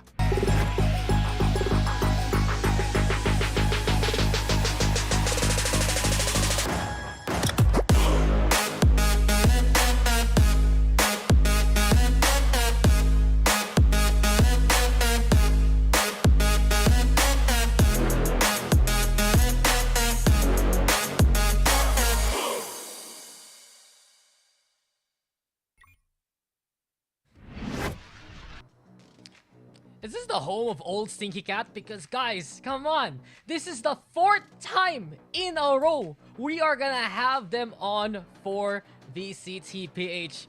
Interesting schedule to say at least for old Stinky Cat, but they have made wonders with it. Aeonix, Dizzy, FPS, Fallex, Dignified, Owen, Cutie, the core that you know and love from Split number 1. I really thought about their scheduling because it's such an endurance run here. The fact that old Stinky Cat needs to play so many series at the start of the group stage, then have that big break before they face off against the Titans of Naos and Oasis. But we've also seen a quick little 6-man outing from old Stinky Cat, right? We had Exotic in instead of Fallex for a map. He did well individually, but without Fallex, it seems like the system of old Stinky Cat isn't there as attuned as they would like. They can bring dominant performances, but from what we saw against Subversive, perhaps also letting those dominant performances slip away from them and lead to their own losses there.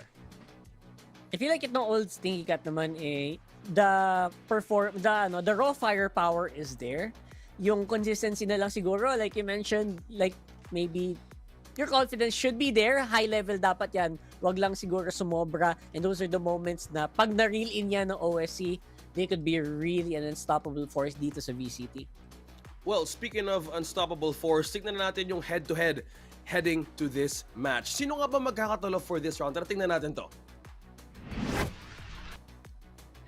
And especially, guys, Aeonix and Zenz. I think really some of the top performers here for these two teams. So not close. only sa stats mismo, diba? Pero dun sa mga linalaro nilang different agents. Aeonix, syempre, siya ang inaasahan mong Sentinel usually para sa old Stinky Cat. Pero may mga times mag-reflex siya ng controller. Sa kabila naman si Zenz, usually initiator, siya rin ay mag-flex papunta sa Sentinel mismo. But I think really, there have been high impact kind of players in clutch scenarios. Aeonix and Zenz can make a whole island to themselves and call attention away from the rest of their team. At kaya nga talaga, kailangan natin sila subaybayan kahit anong agent linalaro nila.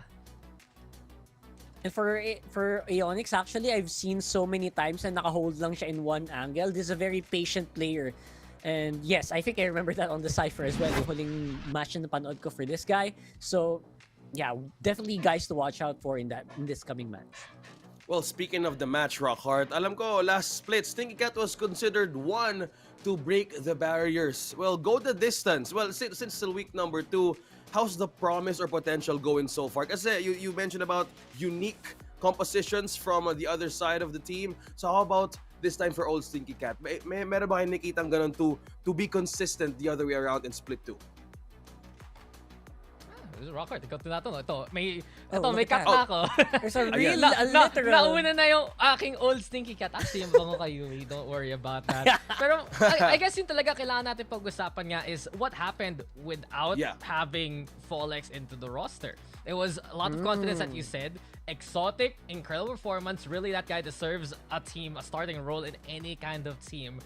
Pero perhaps, kung wala talagang taga-reel in when those familiar voices aren't there, because let's be real, guys, they're quite a young squad. They're very impressionable. Owen does his best to rein them all in. But it does happen na minsan nadadala talaga sila sa mga ganung klaseng games. We can't forget, that was 11-1 pagdating ng first half against Lotus. Tapos nabalikan pala ng Subversive. Tapos nakuha pa ng SPR yung overtime. Siyempre nanalo naman yung old Stinky Cat there with their patent pending double ini, especially Gecko Sky talaga mga favorite combinations nila. Pero kailangan talaga mapakita sila ng maturity given na tuloy-tuloy yung mga games nila sa schedule nila.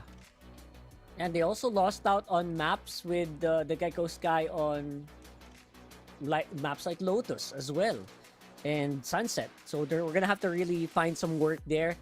Icebox, they also have not won there in that map yet. So these are things that maybe we can look forward to in the coming map dito. Let's look forward for the map V2 now. Dahil na-mention mo na nga yan, tara tingnan natin kung saan magkakatulo yung dalawang teams na to. Let's go. Ayan na. Nakita ko yung Ascent, yung Lotus. Siyempre, pero anong... nandiyan lang sila, boss. Yeah. Yun yung una nakita ko eh. At yun nga. No, but I do want to point out that you made a good point about Ascent noticing that. Kasi yun talaga isa sa mga priority picks ng Avernus. Pag hindi yan binan ng Meow anytime soon, yan ang usually pipiliin ng Avernus. And on the other hand, Meow has been very interesting sa mga map pick nila. It's always something different every single day. Minsan something like Breeze. Minsan it's something like Bind. The first time around, it was Icebox. And it's a bit of a mystery what Meow will pick here, but Split, iba na naman ang pili ng Meow dito. Alright. That's gonna be interesting. I wonder if Ascent will make a pick here. Kasi so far, 0-2 ang Avernus sa mapa na yun. We'll see. Maybe, if ever you want to like pad your stats, make a play, this could be a possibility, but no, it's gonna be Icebox. Oh, I like this pick though from Avernus, looking to change that trend. And we go back to what me and Rockhard were talking about a while ago. When they ran that Clove Harbor, it was successful versus rank LQTs. In Ascent, it's an experimental composition. Maybe they want to go back to the drawing board. But given here, they're gonna get that last ban. To no surprise, they will ban Breeze, meaning we will still end up on Ascent anyway. Yep, Ascent on that decider. So Split, again, lubusin nyo na to kasi malapit na yata tayo mag 8.11. So almost might be one of the last few times we'll see Split on rotation today.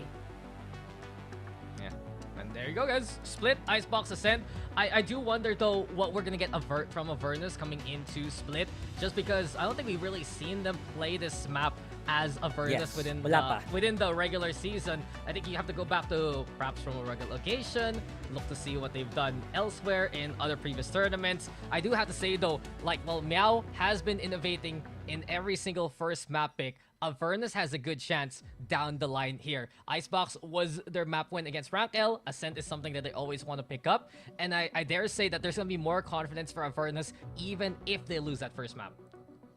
Yeah, I think confidence has always been key. When you watch Avernus, when they were in promo relegations, actually, alam mo ba, nakakatakot din sila kasi they play off confidence. They play off 2-0s. They're very confident and they're if. Wow, what an unfortunate. OSX, san ka na, boss? OSX, Nami-miss bro. ka na namin. But yeah, I wanna go back to that promo relegation stat, right? I look back at who Avernus was before they were Avernus, Cop in Manila. I don't think I even saw them play Split during those times. So I wonder what's gonna be here for Avernus right now, because you have to go back to old Stinky Cat instead. Let's continue on with this discussion, Rockhard. Old Stinky Cat have had a strong showing on Split. Even back in Split number 1, they have a 67% win rate, and they love to run that double duelist. It's a little bit different from their usual double innie, just because Dizzy's the one picking up that jet duty instead of something like a Gecko. And parang, I would say na medyo inspired sila with teams like Paper Rex. That's exactly what the vibes that I get when I'm watching this team play. And luckily enough, I was able to cast their games, and that's exactly the kind of pace that I expect from this team even now. Because even in the games that they lose, they like to play fast. Like, hindi mapapagod yung mga caster nyo. Pag ito yung naglalaro, either they win or they lose. They don't care as long as we tried.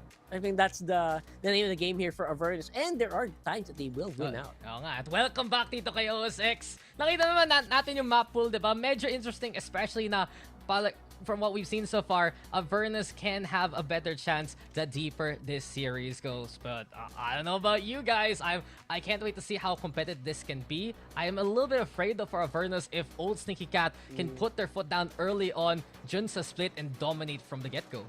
Sige, simulan natin sa predictions. I think dito lang tayo magkakatalay. Rakart, wait lang Tingnan natin kung saan nga ba magkakatalay yung predictions nga ulit for this game. Kasi alam ko, madami ka nag-usap tayo beforehand. Ako, Old Stinky Cat, 2-0. Ay, talakas ng tiwala talaga. But I am inclined to really agree with you there, OSX.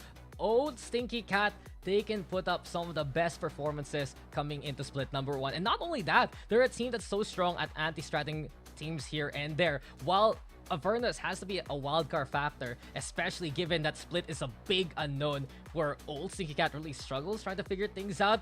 It's still that pedigree. It's still everything that they established as Game Lab, as OSC from last time around. So yeah, 2-0 for old Stinky Cat. That's me too. Honestly, I'm an Aeonix fan and an OSC enjoyer. I like watching their games. Very chill and very calculated. Pero I'm gonna give the benefit of the doubt for Avernus here for this one. 2-1, most likely, if they're gonna eke out a victory. And I think they might eke out a victory dito sa map 1 and they might lose map 2 and map 3. 50-50, pero yeah. Try Avernus. Try lang. Balik. Okay lang yan, Rakat. At least ikaw ang nakaputi ngayon. It only shows na yung ano maiba. natin, very dynamic yung ating panel ngayong gabi kasi kung pare-pareho tayong black, baka mamaya pare-pareho din tayong prediction. But it's good to know that there's also potential for Avernus to actually make it through. Again, sabi mo, it the only step up or up their game from the game number 1 heading to game number 2. So doon tayo magkakaalaman on how they have fully prepared for this one. Pero ano ba to? Since you've talked about how you look at Avernus as a potential team who could have a double-edged sword in this one, how about old Stinky Cat? Is there any similarity in this playstyle in a way for this composition? Kasi kanina, there's so much unique compositions. Dax, paano ba? I think it's a little bit different actually. The contrast there is Old Stinky Cat is more so that utility-based team. They're so good at playing off flashes from the likes of Dignified, any kind of setup from Old Stinky Cat. They're able to find perfect timings with the swings as my little kitten's making some noise there too. So alam mo na kung saan siya sasali, diba, sa Old Stinky Cat. Compare it on the other hand for Avernus, talaga playmaking as solos. You have players like Yor when they play something like Clover Phoenix, siya mismo gagawa ng mga plays. Si Zeus Ren, kayang-kaya mag-top frag, mag-pop off on something like the Jet. And while may mga players na talagang set-up, si Den, si Sly, na iba't ibang mga agents na pwede pa nga harbor ilabas dito ng Avernus for something like Icebox, I dare say na it's really the coordination of Old Stinky Cat that's been established compared to the up-and-coming talents ng Avernus, yung maiiba talaga sa matchup na ito. Okay. Yes. So, madami tayong pwedeng i-expect sa laban na to. Let's throw it over to our casters. Painitin na yung series na to.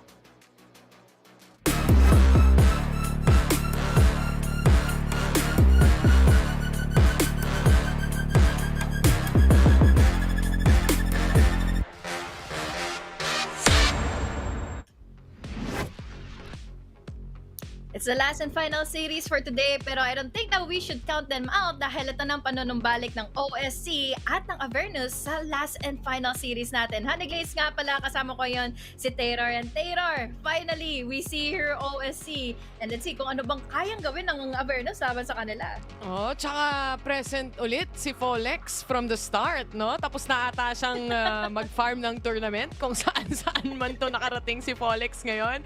Pero OSC nga versus Avernus ang magtatapat ngayon sa panghuli nating series. Nako, HG, yung first two natin, 2-0 lahat, di ba? Wala si Ray Ray, wala si Osiris. Etong huli, alam mo na to ha, 2-0 din ba? Pero kung may prediction ka, saan at kanino? Well, kung napanood nga natin yung mga nakaraang araw for OSC is parang halos may mga potential ngang makambakan sila, ganyan-ganyan. But then, di mo maikakaila na OSC pa rin ito eh. Sabi mo nga, kakabalik lang din ni Folex. So malay natin, ito na nga talaga yung time ulit nila to shine. At I do really think so na pwede itong maging 2-0 talaga. Pero tama rin yung sinabi ni Dax na kung saan yung consistency dito, syempre from old Stinky Cats, 4 na beses na natin silang nakikita sa VCT PH, di ba? And I think it's finally time to really revert back to how, for example, Naos and Oasis plays out.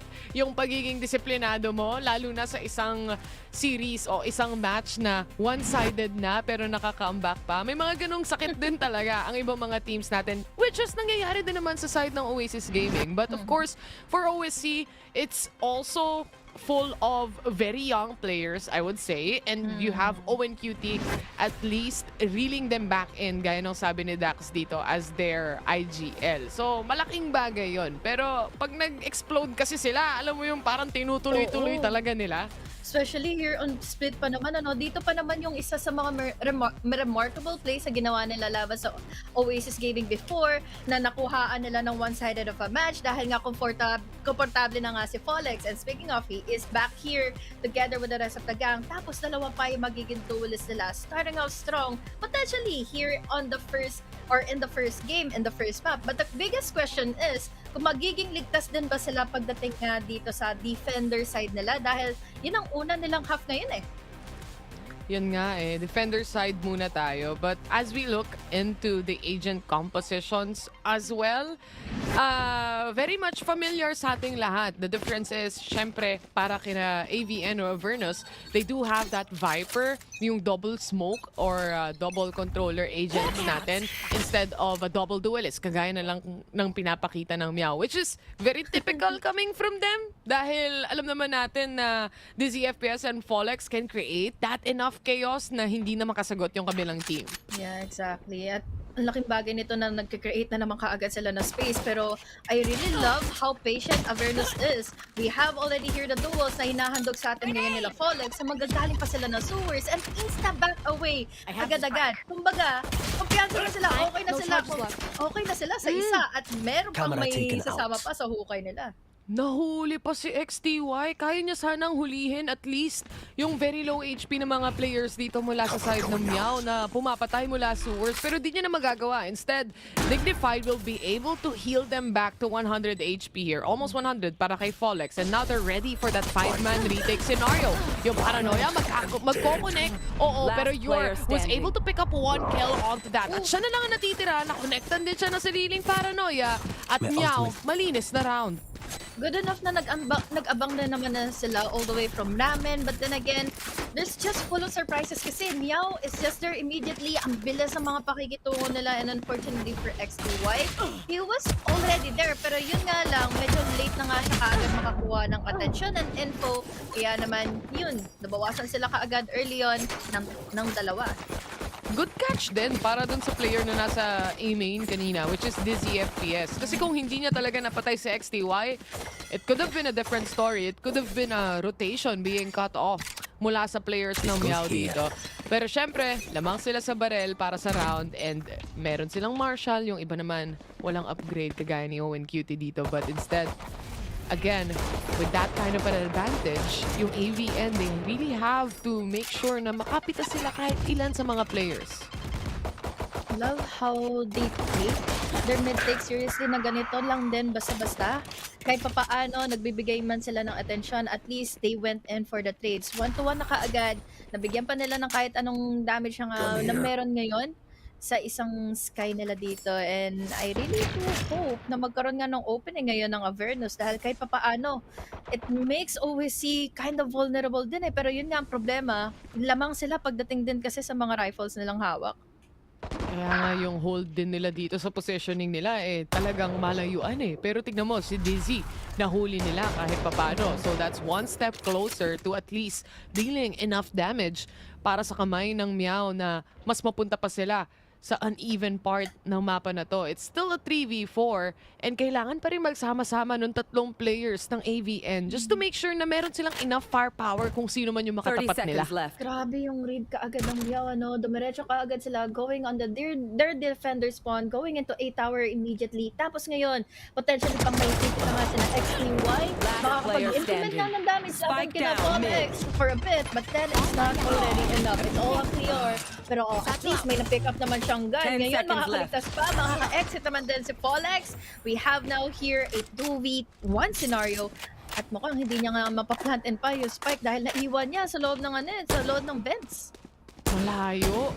Pero damage has been done pa rin, HG, kung tutusin Tatlo pa rin yung napitas ng AVN dito and they were able to secure a Bulldog coming into the next round, to say the least. Kahit papano, AVN, di man nila na-plant, they still did enough damage sa economy and alam naman natin so far dito sa VCT PH kung gaano kalaking bagay ng economy na yan.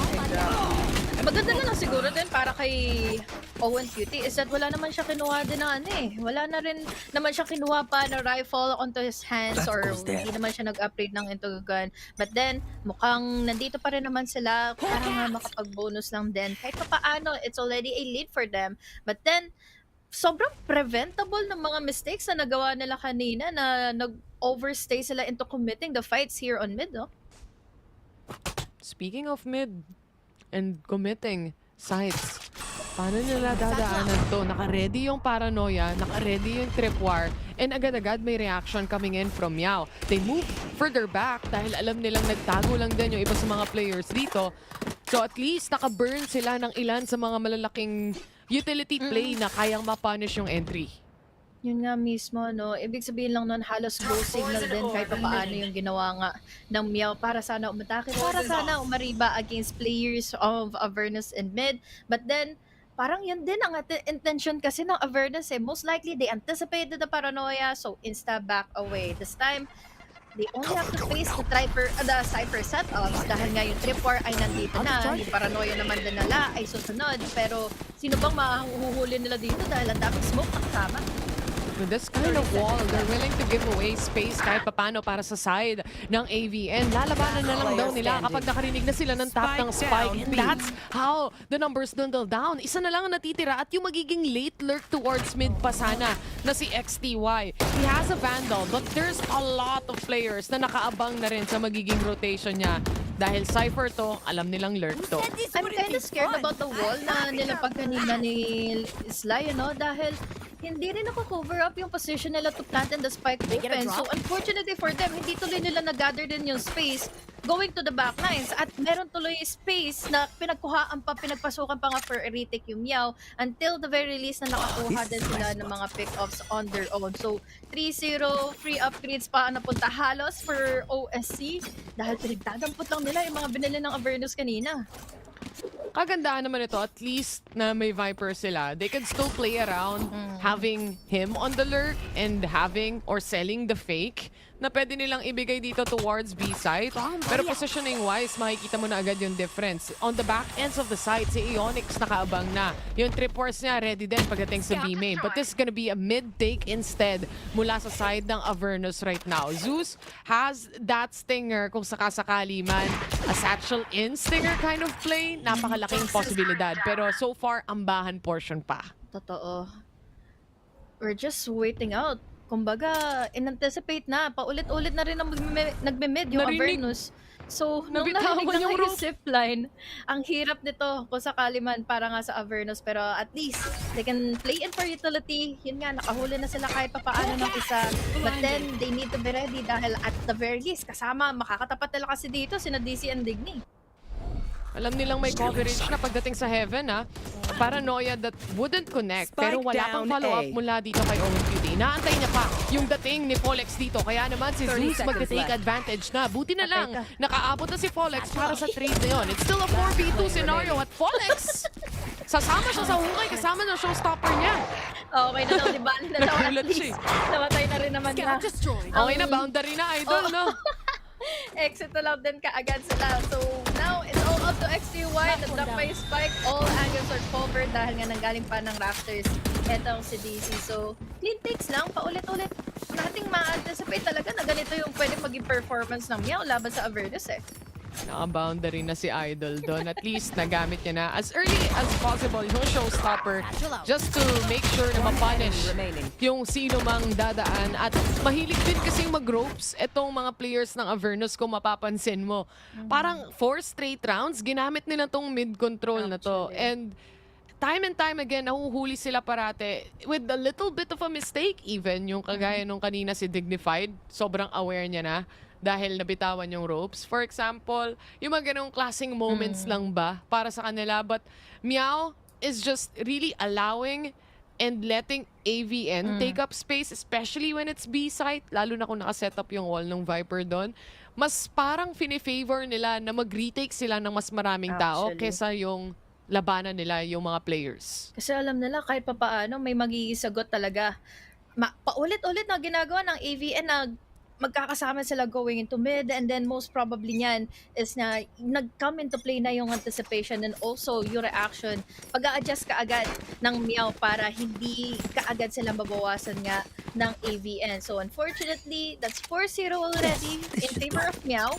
But let's see dahil kahit paano naman, may dalawang ultimate orb na lang na kailangan pursue. So, he needs to at least create an impact and wag sana silang magpamama lang sa pwedeng ibigay na momentum lang din dito ng Avernus. Yun nga mahirap kapag nawala talaga completely yung momentum sa kanila. So a good timeout to try and recover and try to talk out kung ano ba yung magiging next steps nila dito dahil ito yung next buy round nila. Pero kita mo naman si Owen, nakaabang na agad yung paranoia niya kung sakaling may ingay na marinig pagdating sa B-side. Nakita niya na si Zeus and yung paint shells dadapo ng kaunti pero babalikan sila ng sarili nilang paint shells as well as Polex is trying to recover the space actually that's being created right here. And with that Trailblazer, mapipilitang umatras yung players ng AVN pero B-main is very much open. I know Love this. At least meron na kaagad silang nakitang opening pero kasi magkakasama yung tatlo. Yung dalawang alaga ni Owen QT. Dadagdagan mo pa na sobrang coordinated pa ng utility play nila until na maprotektahan nila si Owen after siya din na makuhaan nga ng Avernus ng info. But now, at least, yung mga pick-ups na pupunta sa Avernus, they have already the side but then they just need to win out the duels. Huwag magpapa-ape pero problema, apis-api na naman sila dahil dalawa ba naman ang haharap sa kanila. It's all up to the FPS, but then, wrong timing kasi. Nakita natin yung blind na nanggaling ng tower kanina eh.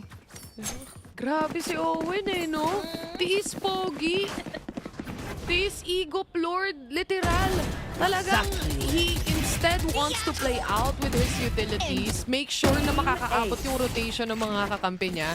Make sure na meron siyang rest back at may follow-up yung magiging utility play nila. And that's how the rounds are being created here mula sa side ng Meow. Kanina, yung mishap pagdating kay Polex na sobrang open niya sa encounter na yon. I mean, yeah, given na. At the same time, si Owen, alam mong nasa city lang. Nag-aabang lang kung kailan yung magiging plant ng spike. So, really giving out a lot of space para sa rotation na magiging kakampi niya at magsama-sama sila. Dito though, sa next round, kumbaga kala-half buy kasi to, HG, ang hirap tapatan eh.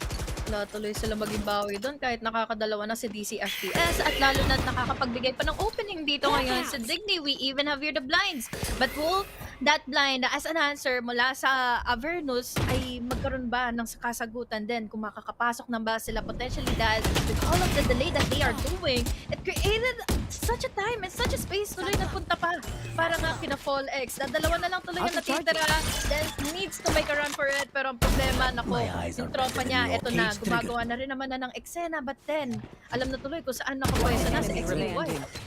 Medyo nagmamadali na rin na mag-rotate yung ibang players ng AVN dito. And XTY, alam nila, last scene to, A-Heaven. Kaya naman sasalubungin niya yung teammate niya, possibly, pagdating sa Vents at huling-huli ni Polex yan. Si Polex nga yung ano eh, Polex go kill, kami na bahala kapag nagkamali ka. Oo, no? The usual kind of strategy na naman na para sa Meow. Although dalawa nga yung duelist nila, pero masasabi natin na but more held back si DZ to stay put inside of the site kesa kay Flawless na naghahanap mismo ng away. Hindi mo, another, or rather, sa kabila pala to. Akala ko meron na naman siya na showstopper dito dahil yun nga, it's another 4 kills under his name at dalawa pa lang yung deaths ngayon ni Flawless. Apat na orbs na lang though. Pwede na rin siya magka-showstopper dito kung ganito siya kainit. That is a fail blind. Hindi umabot pagdating sa mid. Pero okay lang yan. Wala namang tao dyan so far. And AVN has to stick with what they have. 2 Guardians at least and 1 Stinger. With this Trailblazer, alam na natin kung sino yung mga nakaamba dyan. Na typically, nakikita mo naman talaga na nakaamba. But this time, si Owen, sisilip na siya. Showstopper out, Fallex, mahuhuli niyan kahit papano. And XTY was successful taking down 1. Kaso ito na si Dignified. Galit na siya. Triple kill para sa kanya at reset malala. Ganda nun. He was just really composed of himself dahil kahit paano tatlo rin yung nakalaban niya pero alam niya kasi na lamang siya. At least magagamit pa rin naman ni Leonix dito ang kanyang neural temp and with that blind, it created an opening once more para nga kay Digny to take another kill for himself. 7-0 na kaagad ang scoreline natin and oh boy, grabe kasi defender-sided din talaga kasi itong laban na to eh. To be fair, grabe din yung read nila dun sa paranoia. Dahil nga, multiple rounds, ganoon naman yung scenario na nakikita nila na si Owen magre-react once na makarinig. So, naiiwasan nila kahit papano. And this time, si Owen, nag-hop out na siya. Usually kasi naka-hold lang siya eh. But with that hop out, nakita niya yung hinahanap niya kundi kamatayan, di ba?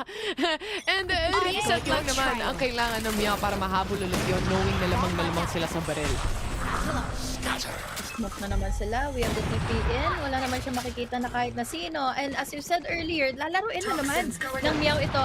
Retake And now an opening as well para nga at least ma-amplify nila ulit itong paranoia together with the Seekers. But now, nako, maganda na ngayon ang Avernus dahil nga ito na, kompleto na kaagad sila. We have your Folex to take down onto one. Sly naman makakasagot, pabalik sa kanya. But Owen Cutie is just ready for the trade. So this poses a problem and a threat.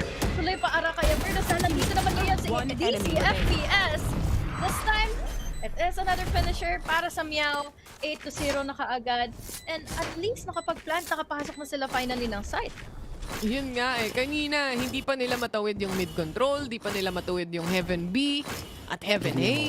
But this take coming in from A main, at least nakuha nila yon. Syempre with the help of from the shadows mula kay Yor to clear out really the backends of the site. But the problem remains is that wala silang Heaven control. So this was just a very open plant na kailangan or maririnig agad ng Meow dahil Aeonix is up top basically. And then the rest of the players coming in together dahil kompleto pa sila. So napakadaming firepower para sa isang round na kailangan tapatan ng AVN dito. Still trying to find their first point here and baka dito magsimula yan. Kaso nga lang, Paul X updraft mula sa kanya. May kasama pang showstopper. Hindi mo na alam kung Rainbow Jet ang nilalaro niya dahil that's gonna be a quick ace from Paul X. Oh my God! Just one pick of that operator. Nakahuli na kaagad siya ng isa. And then, the ability comes into play na nakapaglabas pa siya ng showstopper. And that immediately denied a possible point sana para sa Avernus. Pero wala eh. All X na to eh. Look at that. Quick scope and then quick trigger. Kaya naman, ang hirap sagutin kung paano ba maiko-come around na nga ito ng AVN. At least 9-3 is the best scoreline na makukuha nila. Minsan yung mga ganong play kasi hindi mo na mapipigilan eh. Kapag nasa in the zone na talaga yung isang player, kahit gaano ka pa kalakas, kahit gaano ka pa galing, minsan hindi mo na kaya pigilan kapag nagwa-wild na talaga siya. Lalo na kung may showstopper pang kasama yung operator mo. And they know that he's playing towards ramps. And ito yung magiging rebut ni Folex. Reposition mula sa kanya, making Meow or rather making AVN think na saan kaya ito pumunta? Kumbaga, hindi nila kasi ma-anticipate na kung ano na nga bang i-hold doon naman na position ngayon ni Folex. Kung magiging ligtas ba yung tawid nila papasok na nga ng site. At least we have here the info now after nung paint shell na yon.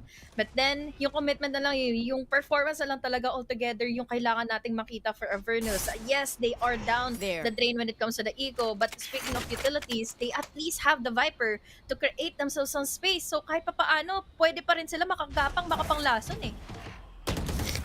Waiting game, patience game, pagdating sa operator na to at nakakahanap pa rin talaga ng kills. Lahat tumatama para i-Folex literal at paint shells to the face. Yan ang makikita ni Dens ngayon. Mapipilitan siyang umatras at nakaabang na agad yung magka-cut ng rotation niya. Yung paranoia na napakaganda pa. Ay, wala ka ng takas, HG literal. Ito na yung galit na galit na Folex. May shorty pa.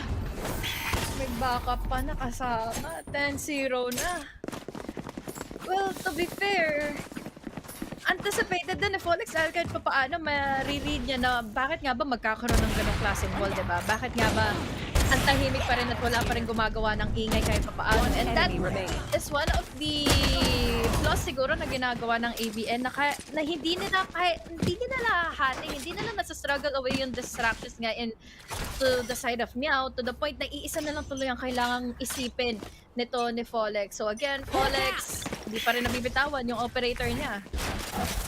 Di pa nila nabubutas yung depensa dito sa totoo lang. Kasi ang bilis masyadong mag-revert around sa plan B nitong Meow na hindi mo na ma-realize na ano yung adjustment na ginagawa nila dito. And Folex is creeping up slowly pagdating sa A-ramps nga natin. This is very clear for him to take. May isang lurk naman ang side ng AVN dito pero nararamdaman na ni Folex yan. And mawawala pa yung Viper wall nila para sa for the meantime right now. It's still a 5v4 though.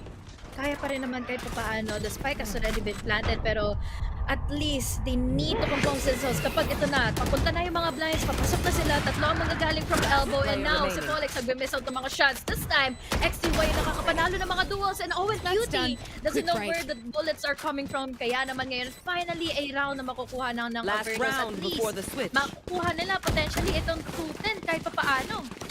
That's the first step of the plan. Kill Folex. Kasi ang init ng tropa natin, 21 kills 11 rounds. That basically means na halos 2 kills siya per round.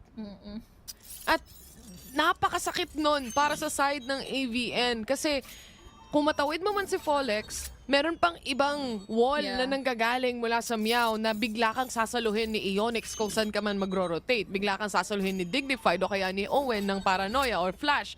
So, kailangan mo talagang makahanap ng butas. It took AVN quite a while, but at least that's the first step. Kaso nag-time out pa yung Kaya kabila. nga. Nagplano pa. Ay, nako. Hintayin ko na lang sa Twitter siguro kung ano yung magiging comes nila nito. Dahil for sure, binabantayan nila yung bawat galaw na naman ni Folex. Dahil at the very least, yun nga, Folex is just really comfortable sa mga duels, sa mga aims na kinukuha niya. Isang pick lang talaga. Yun ang siguro lang din yung pagkakamali kanina ni Sly is pinilit niya. I think he had initial info. Kahit paano, magre-reflect naman yun sa minimap and all. But hindi din tayo entirely sure. But then, it's one of the most usual din na position talagang hinahold ni Folex. So now, natapos na yung timeout. At the very least, we can say na may pagkapurbur pa rin yung round na ito for ABN dahil sa mga ultimates na available. Di niya ata nakita yun kasi body yung nakalabas sa kanya eh. Parang Kita side swing lang eh. oo. Hindi kita nung vision cone. And once na sinubukan niya ulit sumilip, tapos Ayan. na. Wala na talaga siyang makikita dahil na-drop down na siya. And speaking of, last round na pala to ng first half natin, Scout HG. destroyed. Ang bilis nga eh. Dahil 11 rounds na pala tayo nakakalipas for this half. At ang laking bagay na naman ito dahil hindi naman nabibitawan din ng Meow yung kanilang nagiging impact, especially yung momentum. At makikita mo din yung hesitation kahit papaano sa Avernus na itatakal down na naman ba natin tong mid. Saan ba natin maririnig si Folex na naman na may hawak nga ba ng operator niya ulit? He goes for a reposition actually mula sa heaven control niya pagdating sa A. And mukhang tama yung magiging read nila dito kung sakasakali man. Kasi yung mga players ng Avernus nakaamba na when it comes to A main control. Si Dizzy ang magiging first contact nila dito kung sakasakali man.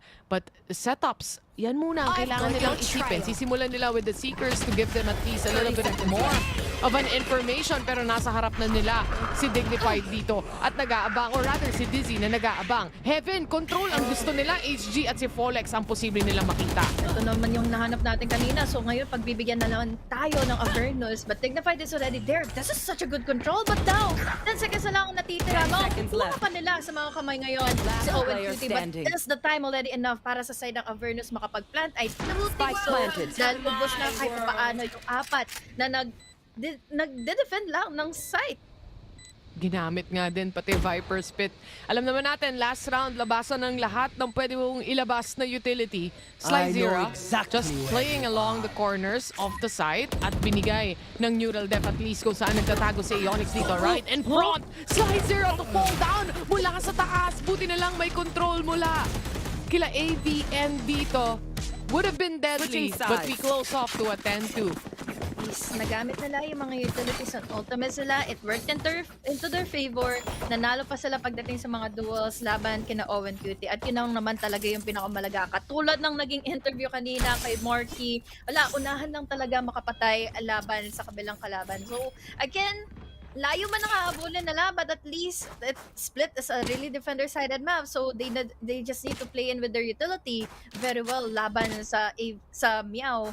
But then, ang laban na lang dito pagdating sa second half na ito is yung dalawang controller and yung dalawang duelist. So, yun na lang din ang hanapin natin na wise usage of utilities when it comes to both of their teams.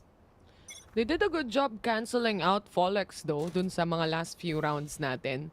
Alam nila na walang malakas sa tatlo, men. So, kailangan nating magsama-sama para ma-pinch down tong si Folex and really make use of the flashes, of the smokes, possibly, na pwede nilang gamitin dito. But, kaya mo bang mapigilan on the attack? Yun yung tanong. Kasi syempre, sila ang kailangan pumasok sa loob ng site at kapag nakakita ka ng rumaragas ang Folex, medyo nakakailang, medyo nakakatakot. But, it's a very slow play coming in from Meow here. Gusto nilang i-make sure na ma-close off nila tong pistol. Kasi pag nakuha nila to, instantly, mapipilitang full buy yung AVN kahit wala silang pera. Actually. Mag-force. they'll have an ultimate hard time kung tutuusin, kung paano ba tatapatin na nga kaagad ang Meow. Out of charges. But at this time, ang inintay na lang siguro nila is the blinds coming in from Dicky. Another vision, manggagaling na nga dito kina Zeus. Pero with that usage of facials, nahuli ka agad nila si Viewer. Pero at least, there's so much control and so much consistency when it comes to the 30 duels. seconds left. Mula kina Sly. Kaya naman ngayon, dalawa Last na lang player ang standing. matitira. It's all to Sydney who is missing out the right Sige, click. But oh well, mag-right pistol round. clickan kayo. Paunahan mga headshot pagdating sa pistol round. Pero ito, yung kailangan ng AVN, manalo sa pistol. And ang ganda nung delay nila using up utilities as well to make sure na hindi makasunod yung mga players dun sa likod ni Folex dahil sa paint shells na yon. Plus, yung heaven control pa niya, hindi rin na ipanalo ni Folex yung duel. So it really gave the space for AVN to punish players left and right here and makapag-rotate quickly. And this time, syempre, yung Meow, lugi sila pagdating sa round na to. There. Wala silang eco eh. Down to the classics we go. So now they have to play team together dahil doon sila mas magiging pabor when it comes to going in for the duels at magulanta nga itong mga naka-auto kahit paano mula sa AVN. But then, sa pagsama-sama na nga kaagad ng Meow, we have here an opening dahil nagkabatuhan na ng mga facials. We even have here the blinds. We even have your DC immediately to take Dance down. So now it's all up to Sly para at least mabantayan niya maigi yung papunta ng A. Oh, alam na nila na may nag-aabang sa taas. Kuha baril lang, sabay mamba out. Matalino din maglaro tong mga players ng Meow. Napaka-sneaky ng galawan. Alam mo yon, yung gusto mo talagang i-make sure na wala nang nag-aabang. Using up the Roomba, I think hindi rin ina-expect ng AVN na yung paint shells ay papunta sa vents. Kasi naka-ready sila ng flash doon kung tutuusin eh. Meron pa nga nag-aabang na nga going into tower pa eh. But then, umexit na lang din si Sus dahil look at the 30 HP. seconds Halos left. kalahati na lang din kaagad. So, this makes it much more favorable para ka nga sa Meow. Bukod sa numbers advantage is comfortability din para kay Folex na dumiretso lang papasok ng B-side. Iniwan naman siya kaagad na Dizzy at least. You can say na nandito naman din kaagad si Ure para depensa ng Ige. Itong B-side, nawalaan pa ng mga bala and all. But now, the bullets are still connecting dahil nga si Ionix magagaling sa taas at low HP pa sila. But then, look at the damage that they have done. Dalawa kahit papaano ang nawala for AVN. 10-4 ang score natin, pero ito na, dito na papasok yung buy round finally ng side ng Meow. And will AVN be able to answer this? I think yung composition naman nila dito pagdating sa agents is more reliant on the defender side, mas effective on the defender side. Pero makikita mo na rin agad yung micro adjustments na ginagawa ng Meow. Kung mapapansin mo kung paano umentry si Folex dito, it's more on the left side and that allows him to not get blinded by the paranoia. Actually, hindi nga din, ayun nga, bukod sa hindi nag-connect and all, at the very least, ang laking bagay na nun kahit papaano. And if ever they have the buy round nga, if ever it was already the Vandal round para sa side ng Meow, ang laking threat na ginawa na kaagad ni Folex to give a lot of space for the rest of the team going into B-side. But this is the different story now. Vandals at hand, nag-aabang pa rin naman sila. Impatience is truly the key in case na may makita sila na kahit isa na magiging impatient nga from AVN. Kung tutuusin, yung barrel pa rin nila dito, syempre coming in from the bonus. Bucky, very strong, especially kung matatamaan ka talaga harap-harapan at baka nga makahuli pa siya ng isa dito. But that's all he gets, just one player down. But that's already something para sa side ng AVN. They go for a reposition pagdating sa A side dahil Heaven, kontrolado na ng Meow. Plus the trip part doesn't really matter right now because XTY has fallen off. One down. Yun nga ang problema eh. Siya Hindi pa pa yung 30 unang seconds left. Siya pa yung unang napatay. Wala tuloy bisa yung mga trippers and all. Hindi tuloy din siya natulungan pa ng tropa niya. So now it's all up to two players from the side of AVNs like Sarah and also Yer. Nako, sana maging aware sila kahit papaano. At least they have here the wall. At yun na ang magiging problema though is it's a 50-50 chance kung Quick break. tama ba yung makikita mo or babantayan mo na angulo pag tawid nga lang din ng wall mo. Nalaro sila ng sarili nilang wall. Wala lang vulnerability, pero nalaro sila ng sarili nilang wall. The thought was there though, to swing out, left and right. Hindi nga lang nagsabay. Actually, Hindi lang lang, no? nagsabay. Oo. Pagka-check niya sa kanan, patay na. Pagka-pasok nung Omen, sakto Patay na na. rin. So, the anticipation from that late lurk, kung tutusin, late lurk pa nga yun si si Dignified no? dito. And mahuhuli niya pa yung last two remaining. But that was the bonus. Understandable kahit papaano for AVN, pero around is still around para sa Meow. Especially that this is finally the buy round na kung saan hindi pa sila masyadong nadungisan nga when it comes to their eco. So, in a different story in time, pwedeng magkaroon na naman ng rambulan going into mid. Pero sana maging ready na nga si Slide dahil feeling ko siya yung unang magiging contact from 10. Magkakaroon din ng blinds coming in from 10s. But then, speaking of, he was quick to trade it off. At ngayon, ang init na naman ni Digny to take 2 out here on mid side. Kaya dadagdagan pa dahil makikipwesa naman si Dizzy sa kanya. And now, the players are alive. They still have time tuloy para makapag-plant ng spike going into B. Hindi, checking lang. Ang tawag doon, jump peek. Diba? planted. Jump peek lang para makita ko kung may kalaban. Eh, wala. Rotate Wala, tayo. tama. Well, Ay, alam na siya. ng Meow na yung last remaining player all the way from B side. So, mag-hold na lang sila dito into a crossfire, isa or other, dalawa pagdating sa backside, isa namang B main. Ang masakit pa dito, may paranoia pa, may smoke pa, may flash pa, may stun pa, may lahat na ng possible pwede pa. At least, may bumbot pa rin naman si Zeus. Page siya kahit paano Save. to force it out. Pero the time, The good plan is to save. yeah, save na lang din muna. Unfortunately, kahit exit frag, hindi naman din ito ibibigay nga ng Meow. So, it's a match point already for Meow in our first game pa. A very strong showing coming in from Meow here. Knowing na sila rin naman yung pumili ng mapa, it goes to show na ano yung pinag-practicean nila sa mapa na to. Napakahirap i-penetrate ng defense nila kanina. Ngayon naman, yung offense nila, crossfire sa mid yung ginagawa. Ayan, sanay na sanay si Folex dyan. Di ba? Kaya lagi siya nandun eh. Oo. Saling-sali siya sa crossfire sa mid, di ba? O, doon na lang siya. Makikita mo yun eh. Like, they clear out vents. They have utilities to clear out vents also. And then you have another, syempre, itong composition ng Meow, sobrang attacker side nito dahil sa double Exactly. duelist mo eh.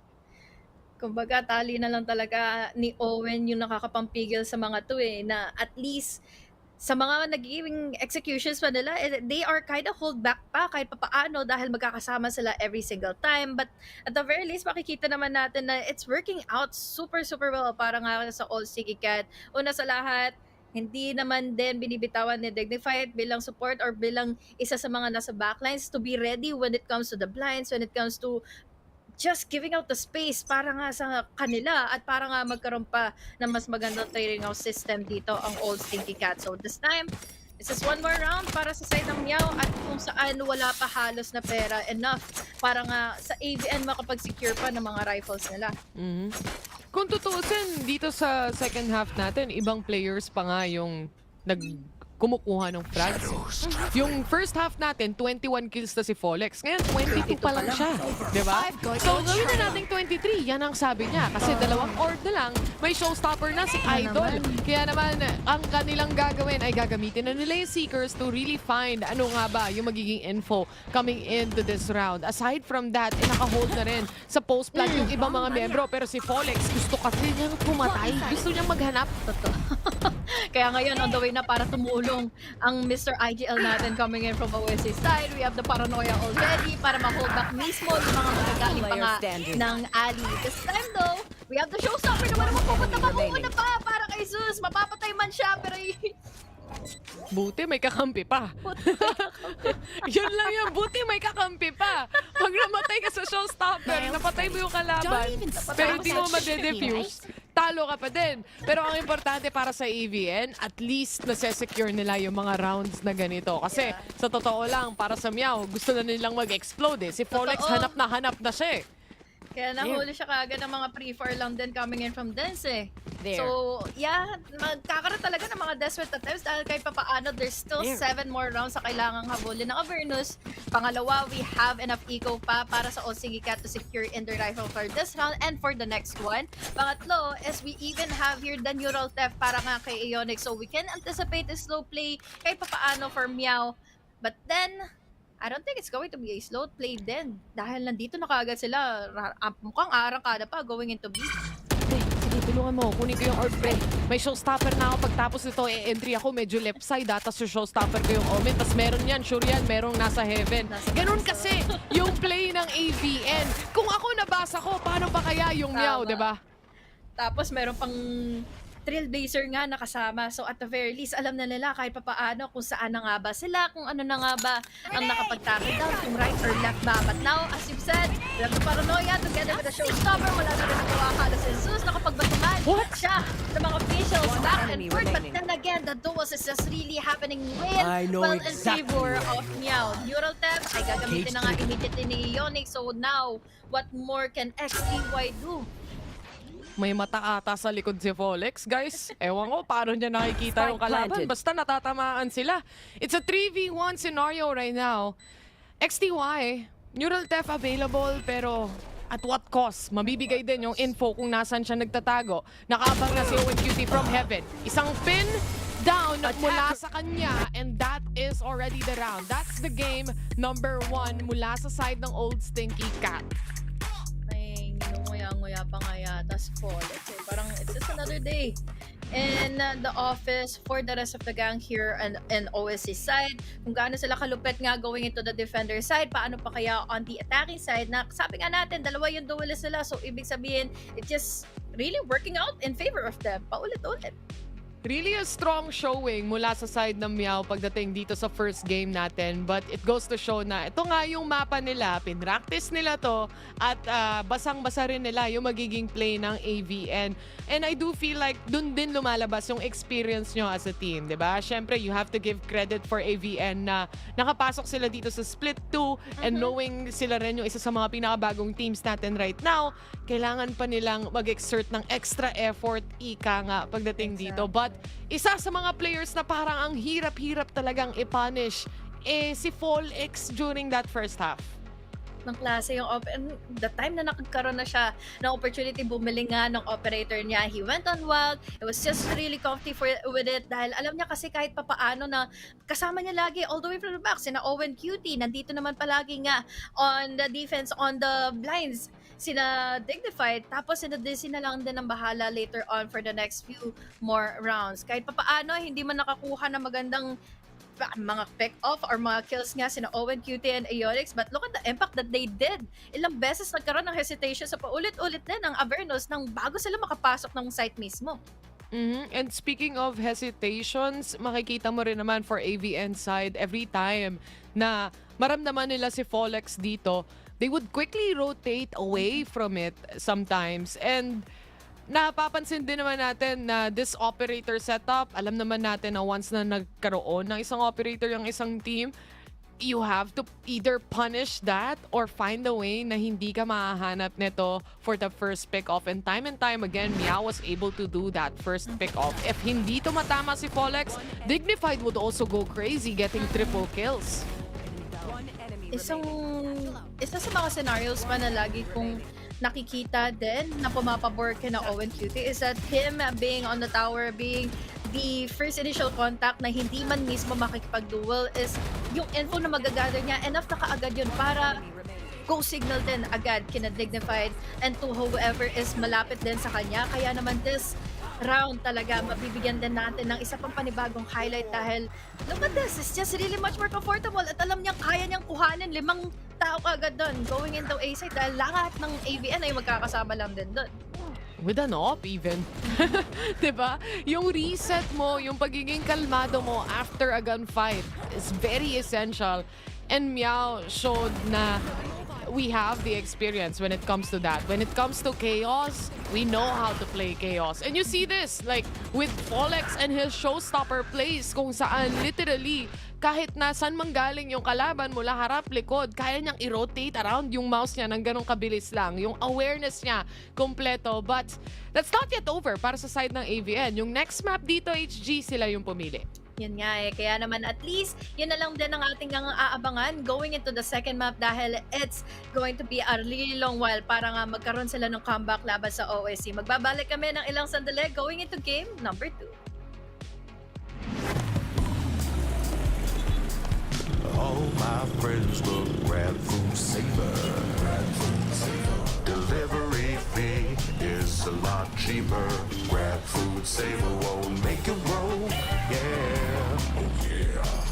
Grab food saver is the one to choose. Yeah.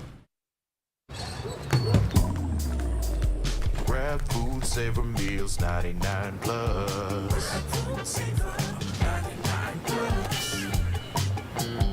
Diving meals, if it's a bill, saver meals won't make you go, yeah. All my friends will grab car saver. The grab car saver is a lot cheaper. Grab car saver. Grab car saver won't make you roll, yeah. Grab car is the one to book, yeah.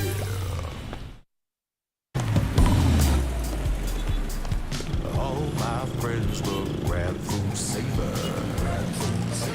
Delivery fee is a lot cheaper. Grab food saver won't make it roll, yeah. Oh yeah. Grab food saver is the one to choose, yeah. Grab food saver meals 99 plus. Grab food saver 99 plus. Diving meals, if it's a bill, saver meals won't make you go, yeah. All my friends will grab car saver. The grab car saver is a lot cheaper. Grab car saver. Grab car saver won't make it roll, yeah. Grab car is the one to book, yeah.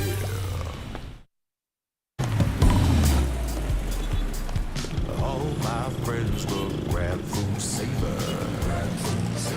Delivery fee is a lot cheaper. Grab food saver won't make it roll, yeah. Oh yeah. Grab food saver is the one to choose, yeah. Grab food saver meals 99 plus. Grab food saver 99 plus. Diving meals, if it's a bill, saver meals won't make you go, yeah. All my friends will grab car saver. The grab car saver is a lot cheaper. Grab car saver. Grab car saver won't make it roll, yeah. Grab car is the one to book, yeah. All my friends will grab food saver. Delivery fee is a lot cheaper. Grab food saver won't make it roll, yeah. Oh yeah. Grab food saver is the one to choose, yeah. Grab food saver meals 99 plus. Grab food saver 99 plus. Diving meals, if it's a bill, saver meals won't make you go, yeah. All my friends will grab car saver. The grab car saver is a lot cheaper. Grab car saver. Grab car saver won't make it roll, yeah.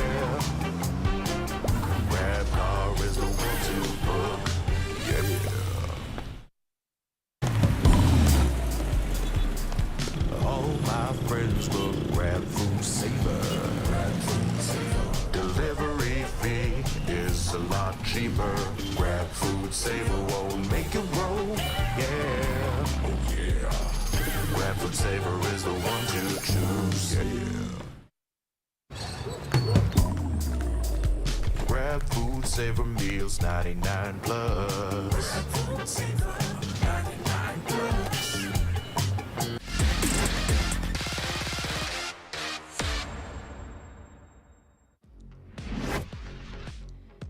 Third series, mga tropa, at oras na para makita yung game number 2 naman para sa series na to. Taylor at Honey Glaze pa rin ang inyong mga casters at HG. May lakad ata ang OSC sa game number 1. Feeling ko si Folex to dahil siya yung laging ang tumatapos sa mga kailangan nilang kills and the impacts na lagi nilang pwedeng i-implement nga laban sa Avernus. Pero going to the second game, feeling ko naman kahit paano may ilalaban to ng Avernus dahil Icebox ang susunod nating mapa. Ayun nga eh. Tsaka yung Ascent pa mamaya dun sa third map or sa Decider map kung sakasakali man. And last time na kinas ko ang Avernus, they're really good on the default setup, you know? Like kapag hindi mo sila nabibigla as a team, kapag alam nila yung magiging basa, nung magiging read, nung magiging play mo, ika nga, dun sila nagsashine. But when it comes to chaotic moves and fast takes, dun din naman nagsashine yung OSC, di ba? And it goes to show during that map number 1. Yeah, parang ang hirap sa pigilan ni Folex kapag nagiging on na momentum na siya, kung on point na rin siya, especially sa mga positionings niya. That then, hindi lang din talaga kailangan si Folex yung kailangan mong intindihan eh. There's always someone on the backlines kung bakit nagiging comfortable ng ganun-ganun lang din si Folex. We had Owen, we had Digny as well na lagi magkasama with Dizzy rather, and there's also Ionix para i-hold yung mga sides para magkaroon ng mga lurks in favor of Meow. Kaya hindi ko masabi kung kailan nila mapipigilan yung momentum ng Meow, but then there's still a possibility dahil kahit papaano in Icebox, natalo nila dito yung rank LQTs. At saka, itong team ng Avernus, you also have players that could pop off. Last time na nakita natin si Zeus dito, na siya rin yung duelist. I'm not just sure kung Jet o Raze yun, pero alam kong Sunset yung mapa na yun, and he was able to really pop off and show na kaya niya ring makakita ng mga kills kagaya ni Folex, right? So, if this can go out, o kaya naman mailabas nila to coming in this map number 2 and makapag-reset sila ng maganda, there's still that huge chance. Yeah, lalo na, again, and Icebox siguro para sa OSC, hindi naman siya ganun ka-pulido, but there are times talaga na masasabi mong kapag nakita mo na, especially back in game number 1, you can have the hesitations within yourself dahil, again, it's a wide map, operator map na naman na pwede pang ma-amplify nga in favor of Folex. But then, the difference na lang siguro dito is pagdating nga sa agent selection nila dahil usually, there are some times na pwede mag-sage, gusto mag-sage ng OSC. Yun nga eh, may mga teams din naman na hindi nagdo-duelist pagdating dito. Pero feeling ko hindi mangyayari sa Meow yun kasi mahilig silang mag-double duelist nga. What more, tanggalin nila fully, diba? So feeling ko hindi siya mangyayari sa match na to. But I do think na Dizzy would probably go for that gecko. Ito na naman yung Dizzy plays niya. Literal. Double Dizzy. Nasasabihin natin later on. And what I'm just expecting pagdating sa series na to, I would say for Meow to really just continue to steamroll yung ano man yung nakuha nilang advantage on that first map. I'm more worried about AVN trying to catch up.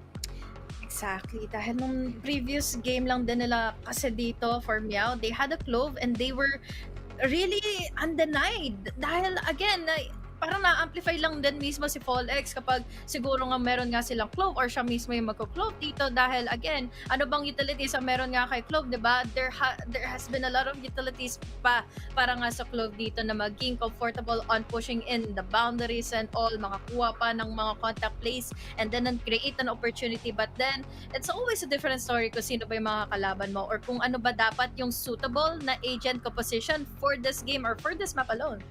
Oo nga pala, nag-clove nga pala to si Folex dito, no? Naalala ko yung first time na ginamit nila to, Icebox yung mapa as well, na hindi nag-work out. Actually, natalo sila muna bago na-continue na nagamit ulit nila and finally napanalo nila yon. So, could be the same story as well, diba? Could be them adjusting still and baka si Dizzy yung mag-jet dito. or something else. So, yun ang inaabangan natin. Kung anong composition ba yung lalabas. Because obviously, some of the teams here are also trying out. Kagaya nung side nung Naos kanina, nung nakausap natin si Mojer. Gusto nilang subukan yung aim duel skills nila ng mga solo play. Kaya ganun daw kadikit yung laban nila kanina. So, hindi malabo na may ganun din na thinking, syempre yung teams natin coming in early, lalo na dito sa Split 2. Lalo na, it's also meow na masasabi mo kasi na higit pa talaga yung kanilang pwedeng ang i-execute once they are playing in in a solo kind of situation, especially for Folex, especially for Digny as well. And Digny has been really commendable pagdating sa mga blinds niya, and also yung timing sila. Kapag kailangan ni Owen Cutie ng tao dito para nga umasinta with him, yun ang isa talaga sa mga commendable factors dito for Meow, na kumbaga ito na lang din ang aabangan natin, ma-amplify altogether because we are heading into our agent selection.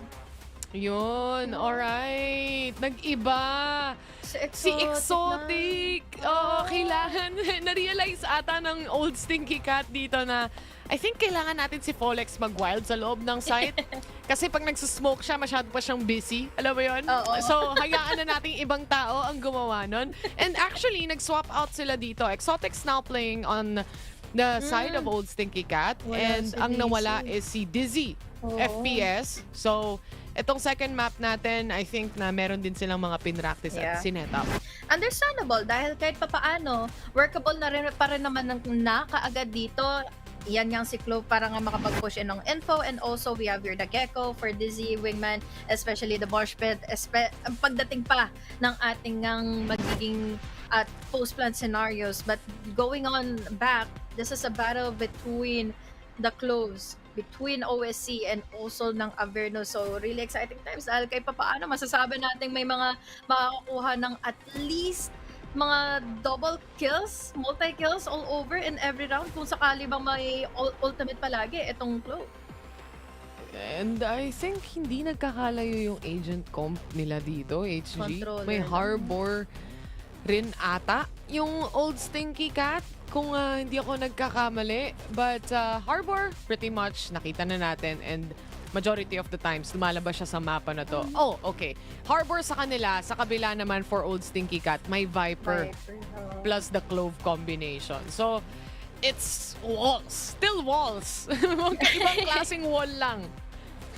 Ang comparison lang nga dito is mapipick up, hindi na napipick up nga etong poison clouds coming in from that Viper. So, immediately, in that kind of situation nga, or in that kind of info, is kailangan mo nga talaga ng isang Clove. Kaya paano masasabi natin this half may be in favor of Meow? Dahil una sa lahat, aggressive kind of lineup. Folex, hindi naman nauubos ang kanyang steam at the very least, at ma-amplify pa siya altogether nila Exotic. But still, the wall is kinda early para sa AVN kahit paano. Gusto nilang at least mapigilan agad no? Hindi agad magkaroon ng vision kung sakasakali man yung ibang mga players. Kasi kung mapapansin mo, kung ma-push back to, kahit paano ni Slyzera, 3 na yung nag-aabang around A site. And with Aeonix being pushed down here and getting killed, alam nila na this is the lurk. This is just a killjoy. Natuloy silang pang anti-flank, and kahit paano, it leaves out Meow kind of vulnerable tuloy pagdating sa pag-hold ng mga flanks nila. So now they need pure commitment to get inside of the site, win out the duel, and what a flick coming in from Exotic para makapag-plant na kaagad ng spike. And with 1 HP as well, ang swerte naman ni Idol. Nabuhay pa siya doon, naka 1 kill pa siya. Pero I guess, syempre, yung heal niya, yung pick-me-up niya, mabilis ding mawawala dito kung sakasakali man. Zeus inside the smokes though, playing around it as well. And naghahanap siya na pwedeng mapatay na saktuhan, nagre-reload. Buti na lang nandun yung iba niyang mga kakampi. And Yor is finding the shots in as well. Now left with just Folex. Kailangan niyang i-hold yung defuse, pero hindi na. Una sa lahat, kailangan niya munang gumalaw. Kasi hindi siya gumagalaw sa mapa. Kasi mag-detect pause ata to. Wag! Guys, so tapos na tayo. Tapos na Alam mo yon, second map na tayo ng last series Kailangan niya muna Una, kailangan niya muna makakonect. Iyan muna yon bago sila makapag-retake, guys. Hinahanap ko kasi si Polex. Bakit wala pa siya? Tapos ang init-init na nila Yor kanina. So, Naka-entry na lahat-lahat. Si Polix nakatambay lang. Yan. okay lang. At least, maaga naman din natapos nga yung game number 1 natin. So, understandable kung bakit. Mabilis lang din tayo nga papasok into game number 2. But yeah, at the very least, maganda yung naging showing din naman for ABN, no? Kahit papaano, coordinated yung mga smokes nila earlier on. Sobrang na-caught off guard din sina Exotic dahil nga ang dami na kaagad pala na nagbabantay at nakapag-retake na. Nakapasok na in B-side kanina. Etong tech post na to, ginawa talaga to guys para makapaglaban na kayo, makapagsalang na kayo, tsaka makapagsaing na kayo. Kasi anong oras na eh, no? 8 pa 8 na eh. So, saktong-sakto. Oras nang gawin ang mga gawaing bahay ninyo. Pero, eto, habang tech post pa naman, ikaw HG, anong foods mo dyan? Wala, nauubos na eh. Pero nakapag-chicken ako kanina. Ay, may kulay dun sa baba. May, Sige, ano yun? mamaya sa akin yan. May ginataang langka. Favorite ko pa Ayan, naman. yan, mamaya sa akin yung ulam natin sa baba. Ay nako, Polex, halika na. Sige na, wag ka na magtampo. Huwag ka na mahiya. I-message mo na si Tita Polex. Tita, Yan, tita. panektin mo na ulit si Polex, oh. Isang Pabalikin game na mo lang na po, ulit, oh. Sabi kasi nung casters, kailangan daw i-shutdown si Polex muna Ayun, bago makabawi. shutdown. Ito na yun, man. Inugutan. Kumbaga, tinanggalan ng ano, ng LAN cable. Tinanggalan ng kuryente. Hinugutan ng LAN cable. Ayun na yun. Yeah, at least, masasabi natin, meow with Exotic. Ito naman din yung isa sa mga reasons kung bakit nga pumasok si Exotic sa team ng meow, ano. At least, yung kanilang aggression nandun pa rin kahit papaano. We have a Clove on their hands. And I'm really happy to see Clove kahit papaano nga sa icebox nga, ano. And siguro, some of the maps din naman katulad nga ng Ascent or Split is also workable din naman with the Clove. Pero on Icebox, yeah, pwede din dahil kahit paano you need to leave out one controller din kasi to a site. Hindi lang pwedeng isa lang eh. Lalo na kung Clove yung gamit mo, 'di ba? Hindi kaya ni Clove solo flight to. Yung mga smoke angles natin, napakalaking bagay ng mga walls. Kaya nga nakikita natin na it's either the Viper or the Harbor that we are looking at. Mas gulat pa nga ako na yung Harbor hindi nasa side ng Meow kasi naka-gecko din sila eh. So, yun kasi yung mga usual combinations talaga nating nakikita. Yeah. But it's not really the case for AVN and Meow. At saka yung AVN, si Slyzera to be specific, siya parati ang nagba-Viper dito. So quite interesting na ang option niya for this map is the Harbor instead of that Viper. Sobrang flexible din eh. Understandable kung bakit din Harbor din kaagad yung pinili niya. Ano? Speaking of, yung sa utilities din kasi ng Harbor, dun ako nawewendang talaga eh. Ang laking bagay na mga cascade na mga high tide niya para karoon ng disadvantage yung laging gustong operator angle from the other side dahil hindi mo yun usually magagawa with the Viper. So, yeah, with the Harbor coming into play, pwede mo ma-force out tuloy dito. For example nga si Folex in case later on mag-operator din siya mamaya. Tapos, magkaalaman na pagdating sa mga duels at magugulat siya bakit nandito na kaagad, magkakasama pala na papasok na to make an entry ang Avernus together with the Cascade. So, yeah, and those kind of scenarios can come into play pag natapos na yung tech pause. Pag bumalik na si Folex, isipin natin si Folex, wala naman siya dito. Sinisi na eh, no? Tropa naman yan si Folex, guys. Babalik din yan, huwag kayong mag-alala. At saka, napaka-importante ng role niya dito. Oo. Para mawala. Okay? Kailangan niya mag-entry eh. So, wala tayong choice kung di antayin to, di ba? But they do have that space anyway to wait for that. Kasama rin naman yan sa ating mga rules. Huwag kayong mag-alala. At habang nangyayari yan, bigger shoutouts of course to the sponsors na meron tayo for VCT PH. Siyempre, hindi posible ang event na to, hindi posible ang tournament na to kung wala sila. Kaya thank you so much, of course, Mineski Global, ang ating official tournament organizer for the 2024 VALORANT Challengers Philippines, presented syempre ng PPGL, the largest multi-game esports league in the country. Yun. Tsaka napaka ganda din ng pakikitungo sa atin ng ating VCT ngayon dahil nga we have our official super app na si Grab. Dahil kay Grab, we have delivery fees na bumaba ng 15%. We have 50 pesos off pa with Grab Food Saver. Tapos kanina naka-order pa kami dahil may kasama pa nga tayong code na pwedeng 60% or 60 pesos off. Uy, grabe Tuloy yung sa 60%. Biglang nagbukas ng lahat ng Grab app yung mga viewers eh. Ano, 60%? 60 pesos lang. 60 pesos lang. 60 pesos off sa inyong mga order. Ayan. Sakto kasi dinner time na, diba? Saktong-sakto yan. And of course, last but not the least, yung tournament natin ay officially sanctioned, syempre, ng Games and Amusements Board. Yan. So maraming salamat sa mga sponsors natin for making this event possible. But right now, syempre, itong dalawang teams natin, baka kaka-tune in lang nila. Syempre, pag upo nilang ganon, kakauwi lang nila galing work. What's happening? Anong score natin, HG? 1-0 na po kasi tayo ngayon for this map, especially in Icebox. Masasabi natin na pwedeng maging mabagal ang pakikitungo ng ating mga teams na mga players and all. Pero kung babalikan natin yung game number 1, it was really a convincing and dominating win para sa Meow.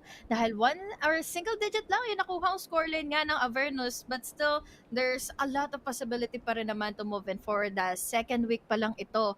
In Split 2, there's a lot of possibility pa para sa character development nila sa mga magiging reads dahil nga isa si Avernus sa mga bagong teams natin ngayon na sumalang in Split 2. At saka, kung magkakaroon sila ng syempreng magandang experience, kung pinag-uusapan natin yung experience, diba? This is definitely one way to gain that experience. And yung mga teams natin dito, or even yung mga teams like Naos and Oasis na alam natin nasa top of the leaderboards, top of the food chain pagdating sa Pilipinas, hindi rin naman sila naglaro ng VCT PH nang hindi natatalo muna, 'di ba? So, it's really part of that process where teams might be losing their first times o kaya naman pagpasok dito sa scene natin nagkakaroon sila ng upwards and downwards trend, which is pretty much normal, honestly, sa lahat ng mga leagues na nakikita natin dito. And this is already like a step closer to making sure na yung next nyo, for example, next match nyo, next series nyo na lalaroin, nakapag-adjust na kayo, ika nga. Ito rin yung isa sa mga journey na sobrang commendable at sobrang na-amaze ako for OSC, for Meow, na nagsimula pa sila since Game Lab Alpha. Talagang hindi pa tayo ganun ka-aware of who they really are, but they have been really showing off since they started last year, going into this year pa, especially in Split 1. Tapos ngayon in Split 2 na pwede pa ngang umarangkada yung kanilang pangalan. But yan nga ay isa sa mga pwede pa nilang patunayan later on sa mga following weeks nga na susunod pa. Dahil in this last series natin sa araw na ito, bukod nga sa tech post na makakapang-udlot sa atin, is pwedeng makapang-udlot sa kanila is itong Avernus na baka sakaling ito na rin finally yung susunod na series na pwede nilang maipanalo. Malay natin. Pero malay mo, ganitong paraan din natapos yung last time natin na hindi na natuloy. Sana hindi naman. Dahil nakakatakot yan. Medyo na-trauma na tayo doon. Pero Avernus, chillers lang muna sila habang, tingnan mo nga si Gecko, nag-headbang lang eh. Anong ginagawa ni Dignified? Tignan mo siya. Tama yan, Digni, tama yan. Rockista si Dignified, man. Ito yung nakita kong tulip. Nag-headbang. Wala na, nag-enjoy na lang siya. Siya lang kasi mag-isa. Siya lang mag-isa eh. Ano na guys? Galaw-galaw na kayo guys. Tara na guys. Nagsasaksak niya na lahat ng mga makita niya. Yan yung isa sa mga panibago daw na dodge tactic nga ng isang gecko. Ano, gagamitin daw si Wingman para makayuko, maka-rock and roll, maka-headbang, kumbaga. But still, mukhang siya pala, ayan na, gumagalaw. Ay, hindi, sa Avernus pala. It's a prank. Pinaasa mo ko! Pinaasa din ako ni Zeus eh. Siya kasi yung jet na tinitingnan ko kanina, biglang gumalaw. Kala mo lang pala yun. Hayaan nyo sila, guys. Nasa kanila na yan. Nasa kanila na yan kung itutuloy pa nila o hindi na. Ayan na. Sa kabila nga pala talaga yan. Si Zeus nga pala yung gumagala. Tama yung sinabi mo, HG. Kahit ako na prank, okay lang. Nasabi ko na na-mention ko na siya, nahulog ka. Dahil dyan, eto na ang paboritong oras ng mga viewers natin. Biggest shoutouts sa mga nanonood ngayon sa ating live stream. Unahin na natin yung mga naka-watch party sa Discord. Tapos ngayon, pag shoutout, ibabalik na sa casters, di ba? Biggest shoutout sa mga nag-watch party sa Discord natin. Sinapot, ayan, moderate. Yan, isa rin siyang tunay na the mods, di ba? The mods, At syempre, kina Reg, ayan, kina Vil, nanonood pa yan kahit day off niya. Malupit kasi yan si Vil eh. Talagang present yan every day. Kasi siya magawa. Diba? Wala kasi mapapansin na sa kanya. Hingi ng day off, tas ngayon manonood ng VCT. Ano naman? Nako. Anyway, nakita nyo naman, it's a technical pause. So we're still waiting for the players to hop in on the server right here. So right now, we're just gonna go in a very short break. And hopefully, when we come back, magtutuloy na yung ating match na to. Taylor and Honey Glaze nga pala. See you guys in a few. All my friends will grab food saver.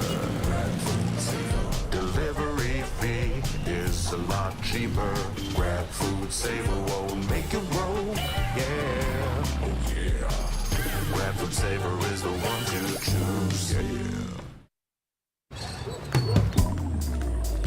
Grab food saver meals 99 plus. Grab food saver 99 plus. Dining meals, if it's a bill, Saver meals won't make you go, yeah. All my friends will grab car saver. The grab car saver is a lot cheaper. Grab car saver. Grab car saver won't make you roll, yeah. Grab car is the one to book, yeah.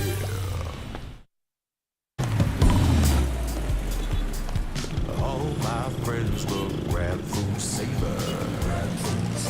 Delivery fee is a lot cheaper. Grab food saver won't make it roll, yeah. Oh yeah. Grab food saver is the one to choose, yeah.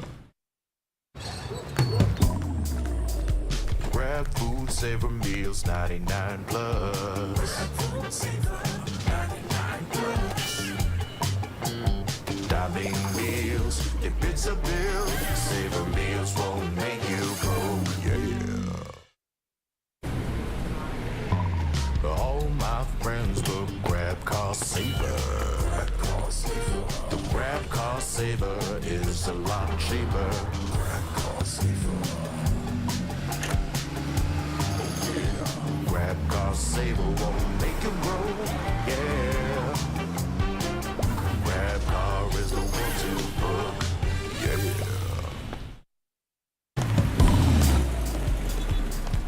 All my friends will grab food saver. Delivery fee is a lot cheaper. Grab food saver won't make it roll, yeah. Oh yeah. Grab food saver is the one to choose, yeah. Grab food saver meals 99 plus. Grab food saver 99 plus. Dining meals, if it's a bill, Saver meals won't make you go, yeah. All my friends will grab car saver. The grab car saver is a lot cheaper. Grab car saver. Grab car saver won't make it roll. Yeah. Grab car is the one to book. Yeah.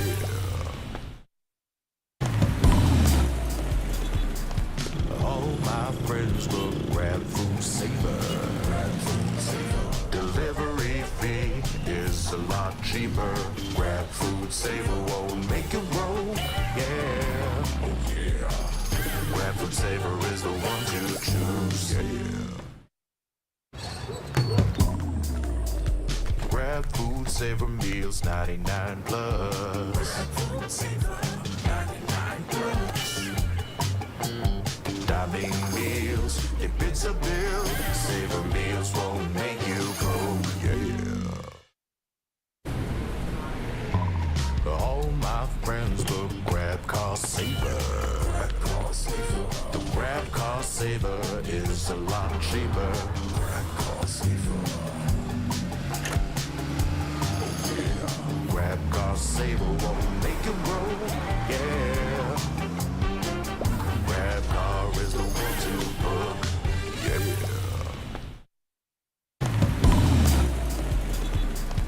All my friends will grab food saver. Delivery fee is a lot cheaper. Grab food saver won't make it roll. Yeah. Oh yeah. Grab food saver is the one to choose. Yeah. Grab food saver meals 99 plus. Grab food saver 99 plus.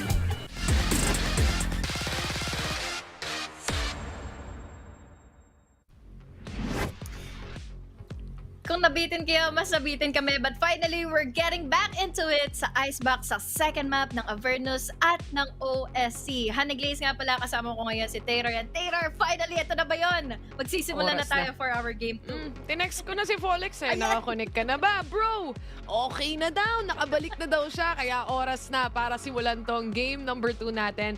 Icebox ang mapa kung naaalala pa ng ating mga viewers. But also, ang scoreline ay 1-0 in favor of Avernus, if I'm not mistaken as well. So, syempre, pagka panalo nila ng pistol, makakabilis sila sa second round. Paano sasagutin to ng Meow? Kasi kakabalik lang din ng isa nilang player.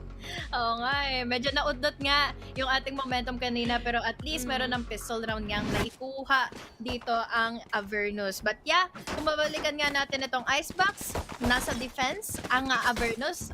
Nandito naman sa attacking side ngayon ang players ng Meow na magkakasama na finally dahil kanina nabaluhan ng maigi si Ionix. Ito na, Folex, siya na daw ang nangunguna. Pero tag by the recon, by the way. So, aware din ng Avernus na they might be pushing A here and they move a little bit further. Kumbaga, setup na naman to ng mga walls coming in from Sly Zira. Ito na naman yung kukuha lang muna kaagad sila ng orb para at least meron silang magagamit na reckoning later on. Dahil nga sa pagpasok, immediately namang nakapag-blind dito ang Meow. Na-taken down tuloy nila si Elcera. Nandito naman din kaagad yun. Nakapag-back away si Den. So, kumbaga, kahit papaano, may possibility pa rin naman sila makapag-retake pa. Ganda ng pagkiklear ng Avernus though. They wanna make sure no one's under them. Pero at the same time, hindi natatamaan nito si... sino ba yun? Yung suma sa ilalim, si Dens. No?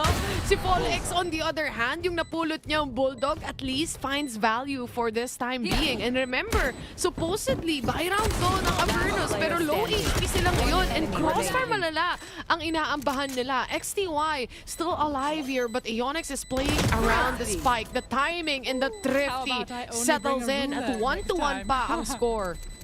Medyo nakaka-stress lang din isipin yung mga timings kasi pagdating ni Dignified ditong gumamit nga ng kanyang Daisy, and then there's also Exotic to create a play going inside of the site dahil hindi na po problemahin dito at the very least yung pagsismoke dahil meron na kaagad silang Viper nga na nakapag-wall na all the way from the backsides back. But then, kung babalikan na natin, it was also because of Fall X. Nakailan din siya doon, 3. Ito na yung pambawi niya, pagdating sa ating game. And magaling tumiming ang Meow dito pagdating sa mga Dizzy nila. They wanna make sure that they completely utilize that. But look at that clean shot mula kay Zeus na mapipita si Exotic. So that is the smoker or one of the smoker going away. Pero Folex reverts back and finds another kill for himself. Ngayon, mapupunta pa sa 2-1 trade. Maganda at least yung mga clove yung namatay kanina. So, ibig sabihin, workable pa, usable pa yung mga smokes nila for later on sa advantage. And now, sa advantage na ito, lang hanggang dahil nandito ng kaagad sina Adens. With the use of the Marshall, taking Folex down. But wala nga silang ka-idea. Nagkasalisihan sina Slicera and it's also Aeonix. And on the third round, si Digny finds meron ng trash na available. Kaya gagamitin niya na to push back enemy lines kung sakaling meron mang gustong mag-push. Isa ata ang masaspatan nito. Na-stun ba yung killjoy na yan? Oo, mukhang na-stun nga to at mukhang iniipit na when it comes to utility play. But Dance trying to find a space para lang mabuhay si XTY dito. The plant or rather the defuse, sinusubukan nilang itap yung spike to really go for the swing out mula sa Meow. Isa na lang ang kailangan nilang tapatan at si Dance yan with no more time remaining. Spike will also detonate at some point pero hindi na kailangan. It's 2-1. Abutan patuloy si Owen Cutie pero at the very least, that was again their buy round. So, pagdating ng save nila, pagdating sa bonus round nila ay kakayanin pa rin naman kahit papaano. But ang hirap din kasi talaga, ang galing din makipagpatentero nga ng Meow here on yellow na kumbaga hindi tuloy malaman din kung ano ang dapat nilang unahin. But at the very least, masasabi natin na next pa naman yung nagiging duels nila na isahan lang sila panigurado ng paglalurk nga coming in from Aeonix. It's gonna be the next rounds na makakita tayo ng operator though. So this could be a game changer para sa side ng Avernus right now. If they can find those first pick-offs, lalo na dun sa duelist natin na si Folex. Dahil mahirapan umentry at least yung Meow dito. But goes back to position on the back ends of the site instead. Long range ang kanyang habol dito at yung tatlo nakaabang na lang para maging support ka din niya kung sakasakali man. And with the Dizzy hopping out like that, alam at aware na sila. But that is such a quick shot mula kay Folex para ma-pin down si Yor.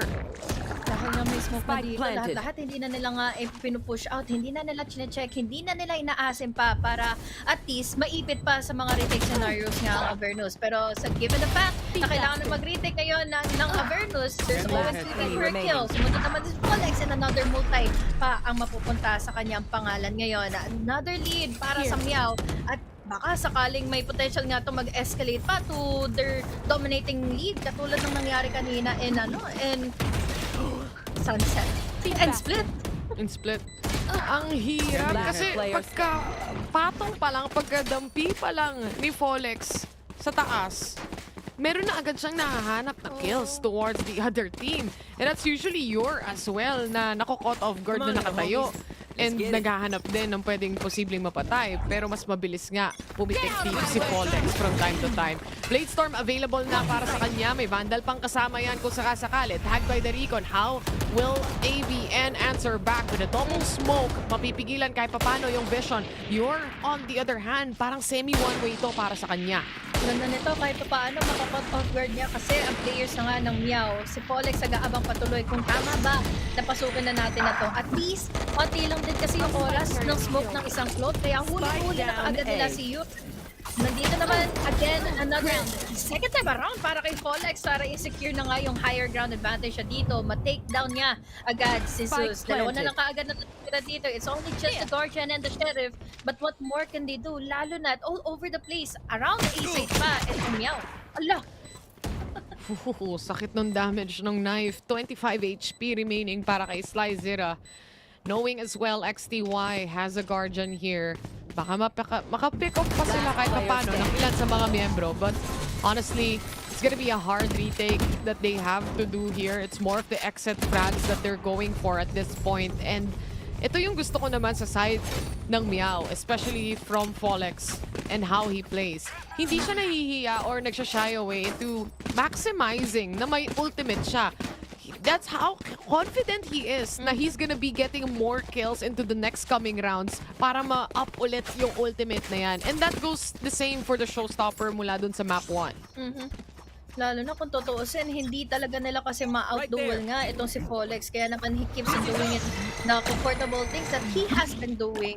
Kaya naman naiipit every single time ang Avernus into trying to challenge yung ngang duels, yun ngang picks na nilalapagan lang ni Folex maya at maya. So, This time, given the fact na hindi na A-site ang pupuntahan na nila, there's still a possibility pa rin para sa Avernus na maikutan na nga finally etong Meow. Basta't mahuli nila kaagad si Onyx. Yun na lang talaga yung plan B kasi na nakikita natin for Meow. We do have that alarm bot from B-Long. But other than that, it's more of, yeah, we know you're in B, but not exactly where. Look at that swing mula kay Exotic through the wall. Masyado siyang na-excite din para mahanap, and the revive is there. Not yet dead. Ginamit na, and Polex nakatatlo pa before he falls down, pero ready nang magwala si Zeus for himself. He's gonna go for the ace kung mahanap niya si Onyx dito, but the time is ticking away pagdating sa defuse. Kaya naman si Yor, todo adjust. Hindi pa naririnig yung tap ng spike at narinig pa ni Onyx kung saan manggagaling to si Zeus, and yung smoke na yan, mabilis lang yan, kaya inaabangan niya na yung lalabas after that, and that's the corner. Time is ticking. It's the clutch. Oh my Oh genius my God, doesn't stop Onyx there. just really in time. Sabi nga natin, siya yung pinaka-plan B ng Meow in case anything goes wrong inside of the site. Nakapag-plant na sila ng spike lahat-lahat. And I love what they did earlier na denive in nila yung smoke ng slope. Ang laking advantage nun dahil wala rin naging napala si Yor kanina para sana makipag-duel doon. But going back into this highlight, I really love how Exotic played it. Pagpasok na nga mismo, going into mid para mabigyan pa sila lalo na nga ng space. But then, super up-drop naman ang ginawa ngayon ni Zeus para makakuha sa kanya ng kanya mismong 4 kills. Pakataas nung lipad niya, literal. Kitang-kita yung mga nagtatago sa right side. He was even able to punish yung nag-revive the Clove kanina, and naka-4 na kills siya doon. Pero gaya na sabi ko, diba, yung oras tumatakbo na. Planted yung spike and kailangan niyang mag-defuse kahit half lang. Pero di nila nagawa dahil masyadong malayo din yung naging rotation ni Yor dito. He was too late to the party. Plus inside the smoke, nalaro pa ng Meow. So the strength really here relies on how best you can adjust in that kind of situations. Oh no, hindi lang nakapag-react on time. Kaagad si Napolex, although nandito naman kaagad si Owen Cutie para malinis. But now, not yet dead. Nahulit pa rin naman ni Onyx. So down goes the numbers advantage na napapabong na nga sa Avernus dahil kahit paano, there's a lot of threat tuloy na maibibigay pa ang Meow dahil nga may Viper Spit na silang kasama, plus kasama pa yung pagka-plant na kaagad ng spike. Ginamit nila yung reckoning dito to push out enemy lines, pero yung trash available pa. Hunter's Fury nilabas na rin. Lockdown, labasan na ng lahat ng ultimates mula sa side ng AVN. And this is just an economy round, come to think of it.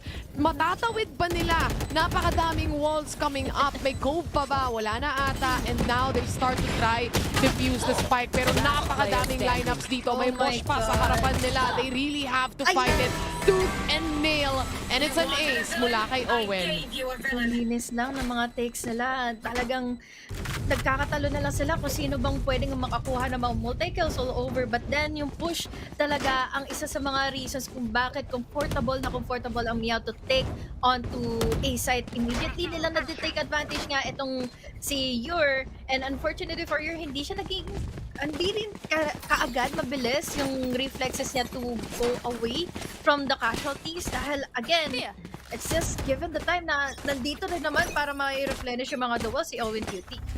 Honestly, it wasn't the correct timing, to be honest. Dahil eco round din nila yon kung tutuusin. And knowing as well na up front yung laruan mo, mamamain ka talaga ng Meow. Iikutan ka na agad para lang pagkaalis mo doon sa ult mo, tapos na agad yung boxing, ika nga. But it's another setup towards A site this time from Meow. Ready na agad yung mga mosh, ready na yung utility play, pero simulan muna natin with the drone, trying to find anyone possibly mula sa side ng AVN dito. At least may naspatan sila, making that smoke react kahit papano, maiwasan yung take pagdating sa pipes. But the entry is there mula kay Polex. Kaso Zeus, umiinit na rin siya dito. Nagkasagutan lang din sila, though unfortunately, dalawa din kaagad ang makukuha ngayon ni Exotic. Dance ay susunod pa sa hukay nila. 4 pa makukuha na nga finally ni Exotic. And that's another multi-kill para ma-showcase nga individual players coming in from Meow. Grabe, no? Matawid mo si Polex, tatawid ka pa kay Exotic. May sunod pa si Dignified, tahimik pa siya. Kanina, mainit din si Dignified eh. But there's really a lot of coverage coming in from Meow here and AVN. sometimes nako-caught off guard sila dito ng players ng Meow. But sometimes they actually do interesting plays that also catches Meow off guard. Kagaya na lang ng upwards positioning Zeus o kaya yung early positioning niya sa 2F na nakakahanap ng mga kills. But again, you cannot rely heavily on Zeus to just make everything. Hirap din kasi kung siya yung laging ang maggagawa ng mga impact plays tapos hindi rin masusundan ng mga players na. So doon pa lang talaga magkakatalo-talo ang players ng Avernus kung paano ba nila ma-amplify yung coordination, utility, and then pagtaka nila sa wingman na to na always freely lang nakakapag-plant in the spike. Tapos ngayon, speaking of, na-take down na nga kaagad itong si wingman, pero nag-wide swing naman kaagad sina Slicera, kaya naman na-take down kaagad sila ni Exotic. Quick reads coming in from Zeus, but now not dead yet. Para nga kay Exotic na ngayon makakapag-finish out the position coming in from here at buhay na nga ngayon still sila Exotic. In short, a flawless round para sa side nila with that triple kill. Nakuha ni Exotic yung kanyang ultimate dito, yung not dead yet. And with that, mapupunta rin tayo sa timeout in the hands maybe of Avernus right here. They have to capitalize on this Blade Storm. First of all, I think itong next round natin magre-revolve heavily sa Blade Storm ni Zeus. So, pakiramdam ko ang usapan nila dito ay mag-rally behind Zeus for the take. Ang hirap din kasi wala silang kahit anong actually, wala nga talaga silang kahit anong pang blind nga dito. Kaya naman, sobrang comfortable tuloy ng Meow na i-take advantage lang yung mga angles na hindi mababantayan ni Zeus. Makakapatay man si Zeus, pero there's no follow-up. Yes, we have here the recons, but what more can they do? What more can you do? Basta after the smokes, basta after ng mga decay, hindi ko nga rin halos nakikita yung mga pag-amplify niya or pagkaroon nga ng impact ng decay coming in from your side. So, it just by all means tuloy, is Meow, dire-diretso lang. Kukuha lang ng mga pickouts, kukuha lang ng space. So, unfortunately, that's like 6 or 7 more rounds tuloy na kailangan habulin ng Avernus laban sa Meow. Dito rin pumapasok yung mga points na kung saan they don't have a Viper. So there's no really, not really of a delaying potential. Mapapansin mo utility-wise for Avernus, kung magdi-defense ka, usually makikita mo Snake Bite para di makapasok, di makasunod. Mosh para di makasunod, para di makapasok yung ibang mga members. But not really in the case of AVN. They only have a Shock Dart here or maybe some of the alarm and trips mula dito sa side ng Killjoy. Pero paano mo i-assume kung saan manggagaling possibly? So really, for Meow, it's just a fast push take na nakikita natin usually kapag nakahanap na talaga sila ng space. And speaking of space, lockdown has been initiated. Nakuha na nila ito fully. Si Sus na naman ang nandito na naman all the way from Fluid. But then, it just goes to show kung gaano ba kapasensyoso ni Folex na ngayon na maghintay na lang din. He still has the utility to work around with. And now, given the fact na he only has the Blade at play, yun naman din ang papabor sa kanya kahit papaano. But quick freedoms lang din. And the duels lang talaga ang pumapabor nga ng paulit-ulit para sa Meow. Inabangan lang nila yung pagpasok for the retake ng Avernus at yun din ang nawala na parang wala. Like I said, they have to rally behind that Blade Storm. Unfortunately, yung natag ng drone na to, nagulat na lang din si Zeus na iba pala yung kailangan niyang patayin muna. And dahil nga hindi nila nilabanan sa space itong mga players ng Meow, they clearly have the entirety of the site after that lockdown. And makakuha na sila ng post-plan position nila. Anyone who really wants to fight it out, nandun agad yung trade. Hirap na naman ito for Avernus dahil kahit papaano, na iba naman ang pakikitungo na ngayon ng Meow at mukhang pwede pa mambulaga ngayon sina XTY holding on to mid. But this time, Aeonix mukhang magiging maingat na nga and we even have your walls covered up here in mid but then nasalisihan sila ng isa. Owen Cutie rather. Will be taking in an advantage to take onto here all the way from Tube. So this time, this is a 4v5 situation na. At least makapag-smoke pa rin si Yor. Kahit papano. But that's all the way to mid, diba? So, I mean, that's mid at least. Honestly, at least sa mid siya nawala. Dahil yung coverage mo, pwede pa rin. Kahit papano, mapa-A o mapa-B-man. Pero nakikita mo nang nagre-ready na dito. Ang Meow, ready na. Pati si Zeus, naabangan to. Pero hindi niya na-expect na gano'n kataas yung kailangan niyang i-flick at harap-harap ang ipapabagsak ni Dens kahit paano si Folex dito. But that is a trade through the smoke and ito yung mga bagay na hindi ine-expect ng AVN at all.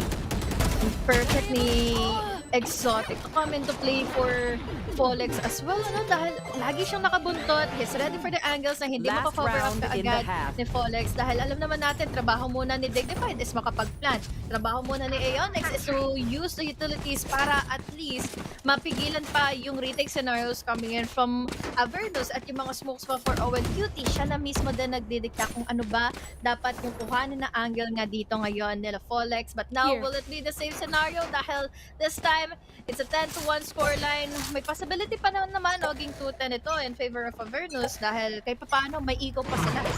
Yeah, exactly. I mean, all out na to. Lahat na ng pwede mong bilhin mo na, ika nga. And some of the players here are just 1 orb or 2 orbs away from gaining their ultimates as well. So napakalaking bagay. But look at this cheeky position na hinahawakan ni Sly Zira ngayon. Trash ang posibleng makahanap sa kanya dyan. And pag na-stun to, sure na may magiging reaction mula sa side ng Meow. At yun na nga, umpisahan natin syempre sa kanilang Yor na na-stun sa likod kaya wala silang pakialam dahil yung harap nila ang kailangan nilang patayin right now. But Yor was able to trade that back kahit papano. And this is still a 3v1 at nakakalamang sila. Alam at anticipated na nila kung saan pwede na nga manggaling ngayon si Aeonix. So they're just giving away the space at nakatalito pa nga ngayon si Aeonix. So yun na, finally another round para sa side ng Avernus. But yeah, really is just unfortunate timings altogether para sa side ng Meow earlier. Since yun nga, yung trash, nakakuha ng isa and then kailangan mo lang harapin dito kung sino mang hindi ipupush or hindi magpupush against Yor. And yun pala tuloy ang naging reason kung bakit mas na-secure pa nga nila yung round. Now, pistol round para kay Meow and Avernus going into the second half. Let's see, dahil sila naman ang kailangang umatake ngayon. And so far, sa icebox naman, recently, parang medyo pumapabor sa attacker to eh. Dito nakakakuha ng puntos. And speaking of puntos, nakapag-ipon ng matindi-tindi dito yung OSC ha. So, Avernus, this is a must pistol round for them. Yeah. Just looking forward to how will they be able to utilize Slicera, no? Yung mga walls niya, yung mga cascade and high tides niya later on para at least mawindang nila nga pang paulit-ulit at mainis ang players ng Meow na hindi na nila alam kung ano na nga ba ang titingnan nila. But now, kitang-kita mo naman na isa kaagad ay tumumba. Makakatulong na kaagad si Aeonix all the way from the 2F at ang linis sa kaagad na naging dalawa na lang ang matitira ngayon, no? For AVN.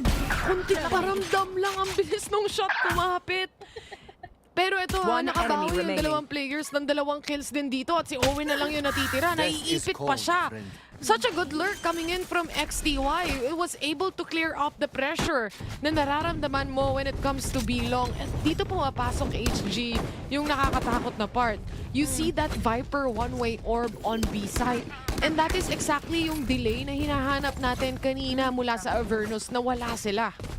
Hindi, usually ang nilalagay nila ng mga smokes earlier nga is yung sa Clove. But then, ito ay dinadaan-daanan lang din talaga ng Meow, ano. But at least, nakuha na nila yung pistol round. They are on now for a buy round now for the second one on this half.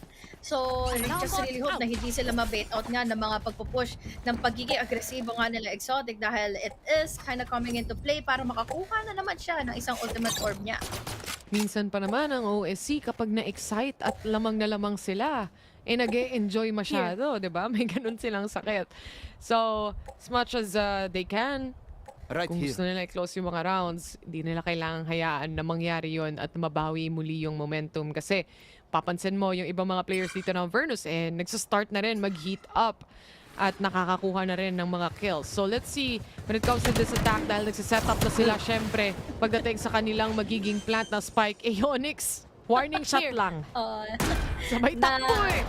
Joke lang, guys. Ang bilis umexit ang bilis na nago. Pero tama lang dahil nga they are just down on an eco. And alam naman natin pagdating sa Meow is hindi nila binabasta-basta itong eco nila. Di bali na daw na kulang yung economy nila. Di bali na daw na wala silang mga barrel and all. But they know that they can land in their shots. Unfortunately, yun lang.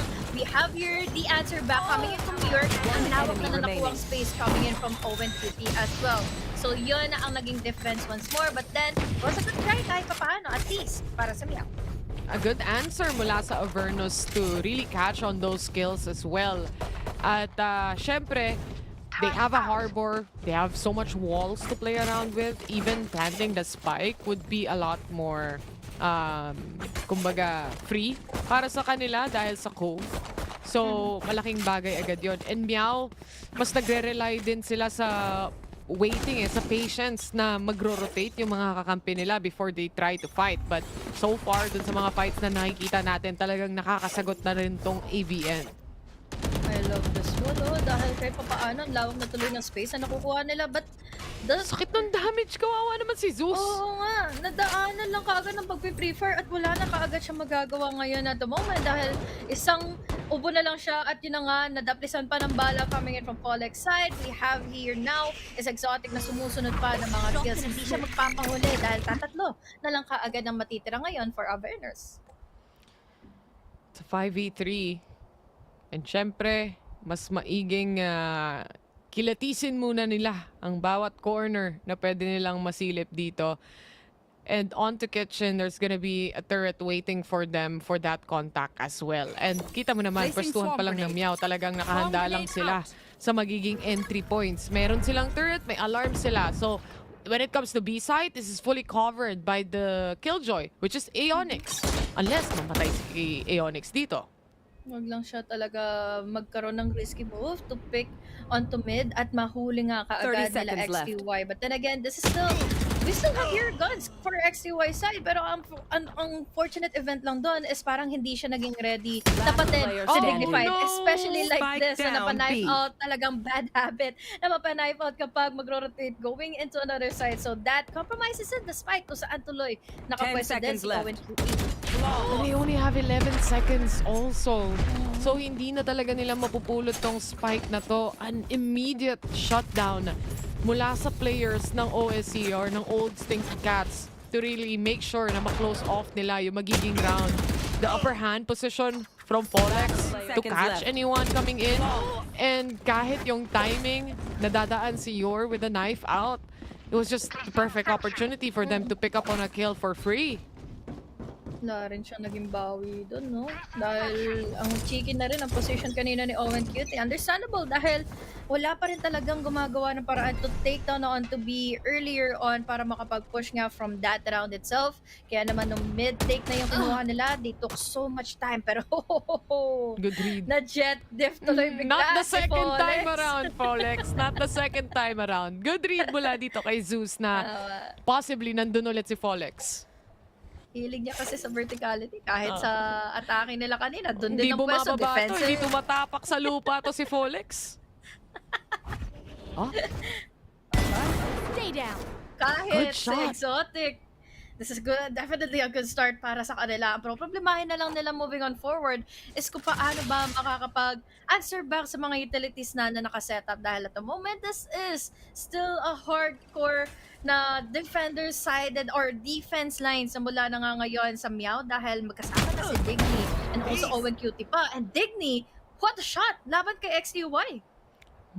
Kung tutuusin, siya pa nga yung naiipit dito sa mid. Oo nga. Dahil nandun na sa may tunnel. Pero kailangan niya pang abangan itong player na all the way to A site. At mukhang yung rotations seconds dito ng read ng AVN is to go hyper-rotate to A dahil ang laki na nung space na na-create ni Zeus. Wala nang tao sa site for sure.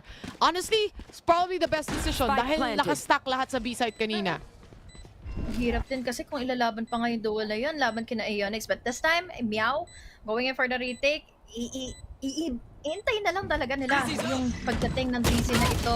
Going in for the blinds itself, going in for the crossbars even. But yeah, there's always the answer back kapag mas may magandang numbers advantage nga. At nauna na with the hyper rotation nga ang AVN going into A side. Such a good clearance brought by Zeus dito sa team ng Avernus, no? He really was able to clear out A completely. Yung mga ibang players naman from Avernus was able to hold the position of the two players mula sa Meow sa B site dahil nga marami silang pinaramdam doon like a drone, recon dart as well. So nakaabang na yung mga players at alam din actually ng Meow na lurk lang tong magiging jet nila kasi walang ibang follow-up kills o walang ibang follow-up utilities na nilalabas. Just so happens na Zeus called for the rotate to A site and dito na lang tayo mag-stack. Kailangan din dahil kahit papaano kung B-site ang dediretsuhin nila, utility pa, Owen QT pad with the duels itself, at pwede pang mahantong sa isa sa mga casualties na hindi nila Enemy kill. inaasahan. My But ult's yun ready. ang hindi rin inaasahan ni Ionix at the moment, taken down already tuloy ang killjoy natin. But still, slow pacing pa rin. Hindi pa rin naman kontento ngayon ang AVN sa sa isang kill na yun lang. Not yet done. Yan ang sabi dito ng AVN. Hindi pa tapos trabaho si Zeus as well when it comes to the kills dahil Oh my God. si Folex, natalo siya sa duelo nilang dalawa. But Dignified was able to answer back kahit papano. On the other hand, si Owen na nag-hold, na-timingan niya rin before mag-drop yung kanilang cove. Linis din dahil sagot ka agad ang utility, even the ultimate, Hindi pa even nila the mabaril. trash, hindi pa nila makita nga at the moment kung saan magagaling ang Meow. But now, good awareness coming in from Owen QT. At the very least, nakakuha pa siya ng info kung saan pwede manggaling si XTY. Drop down ngayon yung spike. So now they're playing in a really good distance para maudlot yung pwedeng pag-pick up nila ng spike and land in the spike. Nakaamba na lang yung dalawang players all the way from Snowman here. They have 13 seconds to plant the spike. XTY nakaabang sa taasan at tamang-tama lang ang pag-aabang niya. Kaso na-trade din agad to ni Owen na 36 HP. Parehas silang 1 HP remaining. Para sa dalawang players na to, paunahan magkakitaan. Yon ang mananalo sa round. 7 seconds for that recon and the timing is perfect for Owen to swing out. That's such a good swing. That's such a good awareness talaga na meron nga kay Owen QT na kumbaga may third eye siya sa likod ng batok niya. So, ang ganda ng pagkasunod-sunod ng utility and also yung pushes niya all together dahil nga he's just giving away the space para lang makapag-reposition itong Avernus na kung saan mas papabor pa kaagad sa kanya dahil it's just luring them in. So now, it's another advantage. It's another round to play para sa side ng Meow. And you even see the reaction. The only reason kahit sorry. Ulit.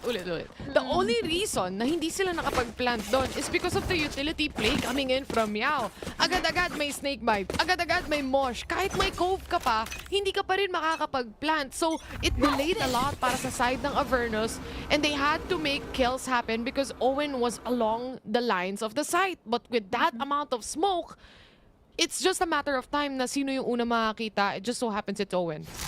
Yeah, yun lang talaga Kung si Owen talaga makakakuha ng pick-up, it's another sure kill, it's another open opportunity pa for Meow to secure it around. Match point na nga pala guys, going into this half.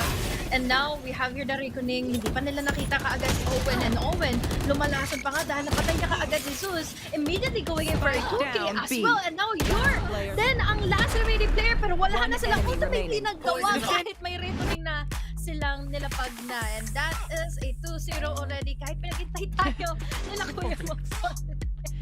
Thumbs up ka pa, Folex, ha? Nag-tech post kami dahil sa'yo. Anyway, old Stinky Cat winning this into a very clean 2-0, ika nga. And you can see what value a Viper can do, especially sa defense. Mapa-offense or defense man, but definitely on the defensive side dahil isang one-way orb mo lang, ang dali mo nang mapunish lahat ng posibleng dumaan. You see the Blade Storm of Zeus not even catching one any longer. Talagang naghahanapan sila ng kalaban sa dami ng smoke and that is the smoke being played out by Meow completely. And commendable din talaga yung mga times na ang bilis si Exotic dito na makapag-follow up. I love the smokes, I love the decays, I love everything that he does para hindi lang basta-basta comfortability ang mabigay niya talaga dito kay Folex. Dahil alam niya kung saan nga lalapag si Folex, isa lang naman yung pwestong lagi niyang hinohold. So doon siya sa kaliwag, doon siya babanda ng mga pick-offs niya and at the very least, masasabi kong well played in favor of Meow talaga dahil kahit papaano, it's sinking all the way in their favor You have to give credits to Zeus though. It was scary at some point dahil kahit si Folex hindi niya na matapatan si Zeus at that point. But you cannot heavily rely on just the duelist alone, ika nga, when making and creating those plays. Ang daming mga beses na nahuhuli ng old Stinky Cats. Itong Avernus na naka-knife out, utility out, possibly, di ba? So, there are just like little mistakes na nagdadagdag until to the point na syempre nahuhuli at mahuhuli ka na lang sa timing ng Meow dito. And it just goes to show na syempre sa practice kailangan pa. Yung coordination pa nila pagdating sa utilities really is important, and also commendable naman yung mga times na sila yung mas lamang pagdating sa first initial kills, ano? Ang nagiging tendency lang din siguro is yung mga factor na kumbaga pwede na overwhelm sila dahil nga may mga flashes, dahil nga may Dizzy, may wingman pa lahat ang Meow. Basically, pagdating sa utility play ng Meow to take them down one by one. So kahit ubos or kahit kulang-kulang sa numbers, ang Meow, they can still win out the clutches dahil lang doon. Lugi rin sila sa Agent Comms sa totoosin. Wala silang flashes at all, if you think about it. Literally none. At least for the Gecko, you have a Dizzy here that has been catching a lot of players, but for Avernus, it's just pure contact play that we're looking at here. And kung nag-pop off man si Zeus, di niya naman kayang ubusin lahat na ng players dito. Of course, others has to react or maybe get into the trades, but how can you trade when the players coming in from Meow are also going crazy? Si Dignified may sariling highlight reel. Sino pa ba may sariling highlight reel dito? Si Owen din, naka-ace, Si diba? Owen! Oh, si Owen din. Sino pa ba? Aside from Folex. Exotic din. Makati kanina si Exotic. Kahit patay na siya na may not dead yet siya kanina, nakakuha siya kaagad ng mga multi-kills niya din. So, really just goes to show how good of a synergy ang meron kanina sa Meow. So, ang kailangan na lang ng Meow is consistency all throughout dahil this has been a really good start for them for this week alone. A clean 2-0 ang dala nga sa atin ng lahat ng teams actually para sa araw na to. At yun ang nangyayari kapag walang mga curse na present today. Ngayon naman, ibabato na natin to sa ating mga panelists to break down what happened. OSX, Dax, and of course, Rockhart, take it away.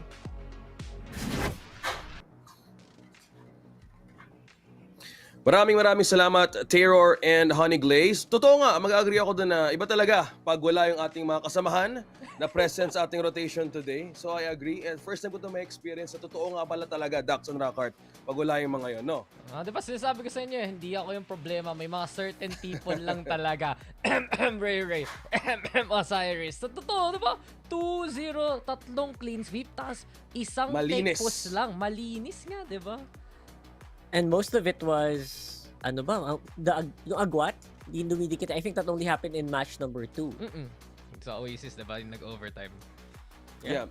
Malapit, sobrang naging sweep ang lahat. And tama nga, even though yung pinag-usapan namin kayo ni Rico and the Tier at the beginning of this broadcast, maybe overtime, pero one thing na pag-usapan is puro dos ang posible maging nangyari ngayong araw. So, babalikan natin yung highlights. What went wrong sana na pwedeng makuha for this one? Kasi it's all about Oasis dominating everything from Game 1 and Game 2, Rockhart and Dax. I mean, yeah, yun yung nangyari sa Oasis series, pero dito talaga OSC red, no?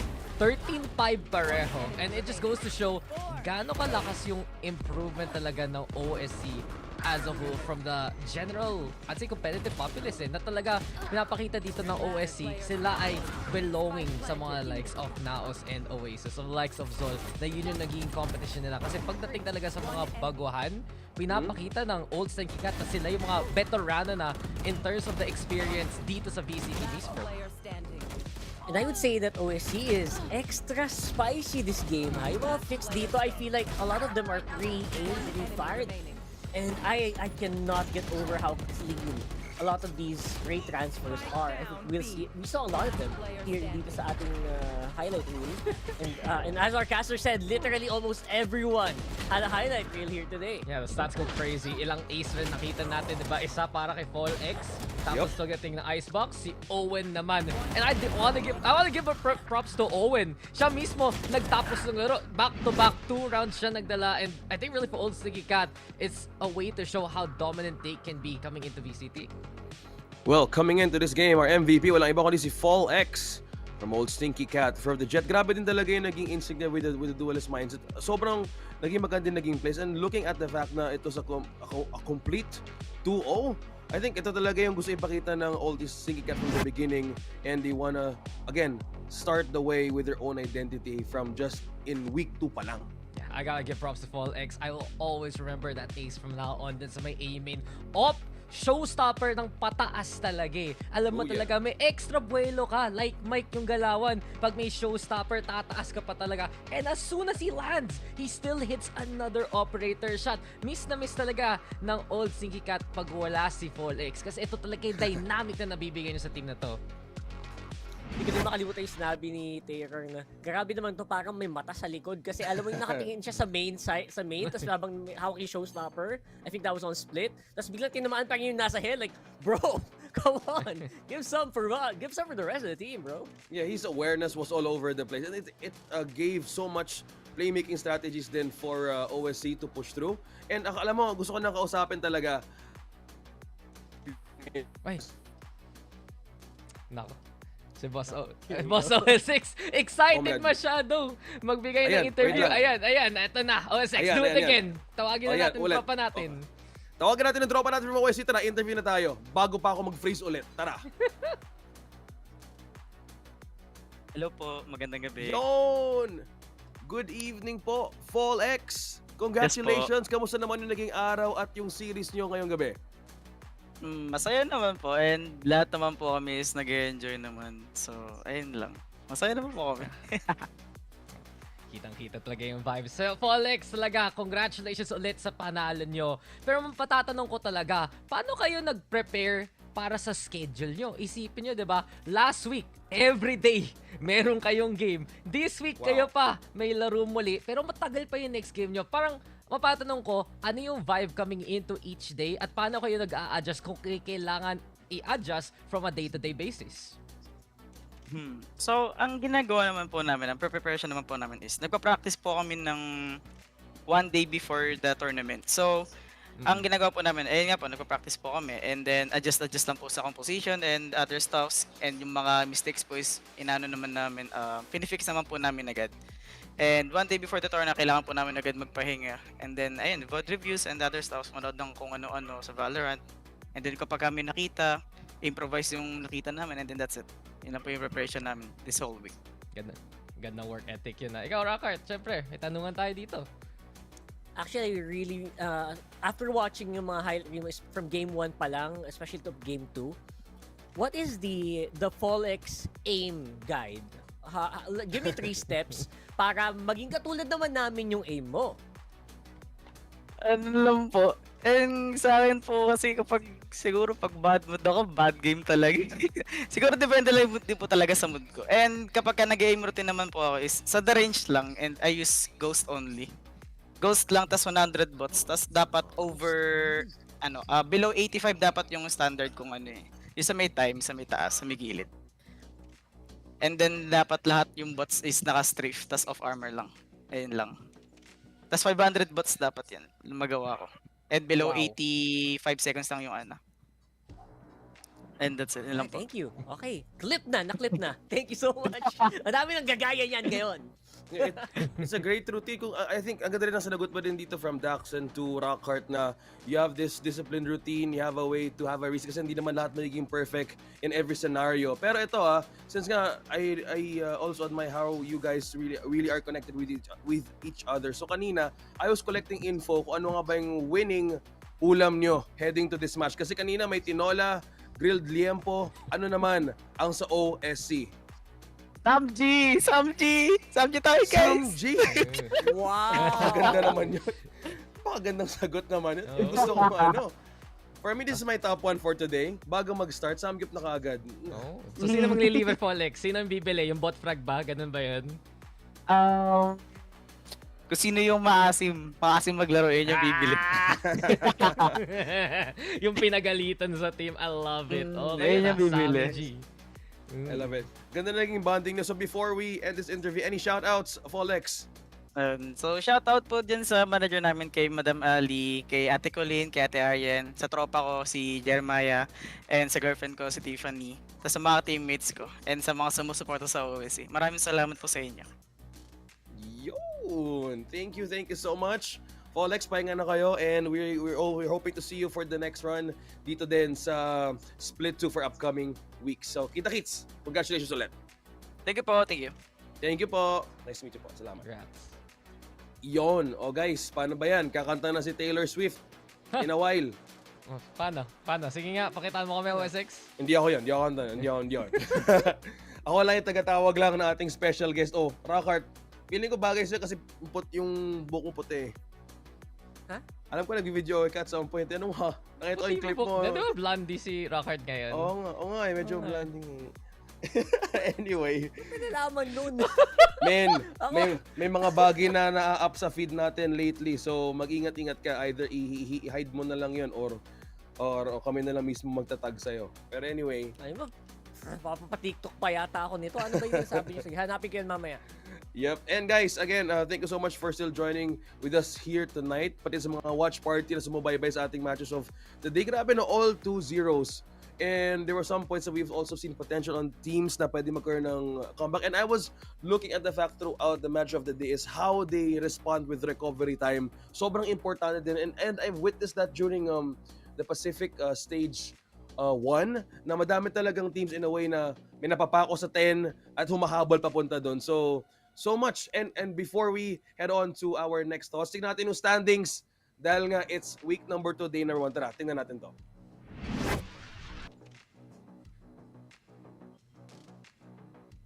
Uy. Not surprised honestly guys kasi old Stinky Cat, sinabi ko nga diba at talaga binibigyan ko props sila eh. 4 na araw na tayo sa group stage, 4 na araw na sila naglaro. And to be honest, ito yung mga klaseng start gusto talaga na old Stinky Cat. Now coming into the next few weeks na mag-rest sila, pwede pa sila mag-prepare for the rest of the field. Pero ayan na, diba? Kita natin, top 2, top 3, Oasis at Naos, head to head talaga, neck and neck. Very promising din yung pag-angat doon ng Carti World. They're still up around there. So, yeah, here we go. Refresh! Yan. There you go. Ulitin na, take 2. World is up there. Oasis and Naos. Is anybody surprised? OSC though, top of the leaderboards as well. Yeah, it's good to see na yung mga teams that have prepared in day number 1, as Dax mentioned, it was 4 days already in the regular season. So, madami din ako nakita ding also teams would also have the chance to have a recovery this time around. Kasi it's just week number 2. Bukas may laban ulit in the next day. So I think this is just purely starting the momentum. That's one thing that I noticed din for some of the teams na pag naka-apa ka talaga ng mas maayos in day number 1, kailangan mo talaga ituloy-tuloy, no, Dax? Yep, alam naman talaga natin, momentum is gonna be so important. And may talaga mga teams na nagka-rough start. I think really the most notable right now, 9th place ngayon ang Z Esports. Pero, yun lang diba? May malaking pero naman. Oasis at Naos ang kalaban. Moving forward, titignan talaga natin kung kaya mag-recover ng Zol from that position. In our newer teams also, like, medyo, culture shock ba to na sila sa mga nakakalaban nila right now? So, but yeah, in fairness, para naman sa Zol, their next fights might actually net them more points. Kasi they already, tinanggal, umaga yung mga hard level enemies, or mga enemies with more experience have already been dealt with or tapos na. I think it's all boils down in the road to Ascension dahil nga madaming ang teams would be eyeing to get that spot, and exciting to see how their stories would actually unfold in each journey na makita natin dito sa regular season. But before we end the show tonight, we would like to thank Mineski Global for being the official tournament organizer for the 2024 VALORANT Challengers Philippines, presented by PPGL, the largest multi-game esports league in the country. Yeah, syempre, all day, every day. Also, thanks to our official super app partner tayo sa Grab. So, our Grab's lowest prices ever with up to 15% cheaper fares on Grab Car Saver. Delivery fees as low as 15 pesos with Grab Food Saver Delivery, and thousands of budget-friendly meals as low as 99 pesos for Grab Food Saver meals. Syempre, may promo code pa nga tayo. Use the promo code GrabFood60 and get up to 60 pesos off of your order with a minimum spend of 550 pesos. Promo runs from 11 a.m. onwards. At ang torneo na to ay sinubaybayan at binantayan ng Games and Amusement Board. Di ko alam bakit tatagalugin yun. Nasanay lang talaga si Rakar. Pero ganun talaga. Guys, before we head on to the end of the show, any thoughts heading to day number 2 and 3? Kahit 2 words lang. Kung ano pwede mangyari bukas? 2-0. Ayan, ang galing. 2-0. Well, sip nga ito ni Rakart. Sachelin. I love it. So 2-0 and Sachelin. Pero malalaman natin ang bukas kung sino nga ba ang magkakas dahil I have proven something today and I look forward kung mapartner ko sila dahil mas mapuprove lang nila yon. Sa muli po, sa ngalan ni Dax, Rockart, Honey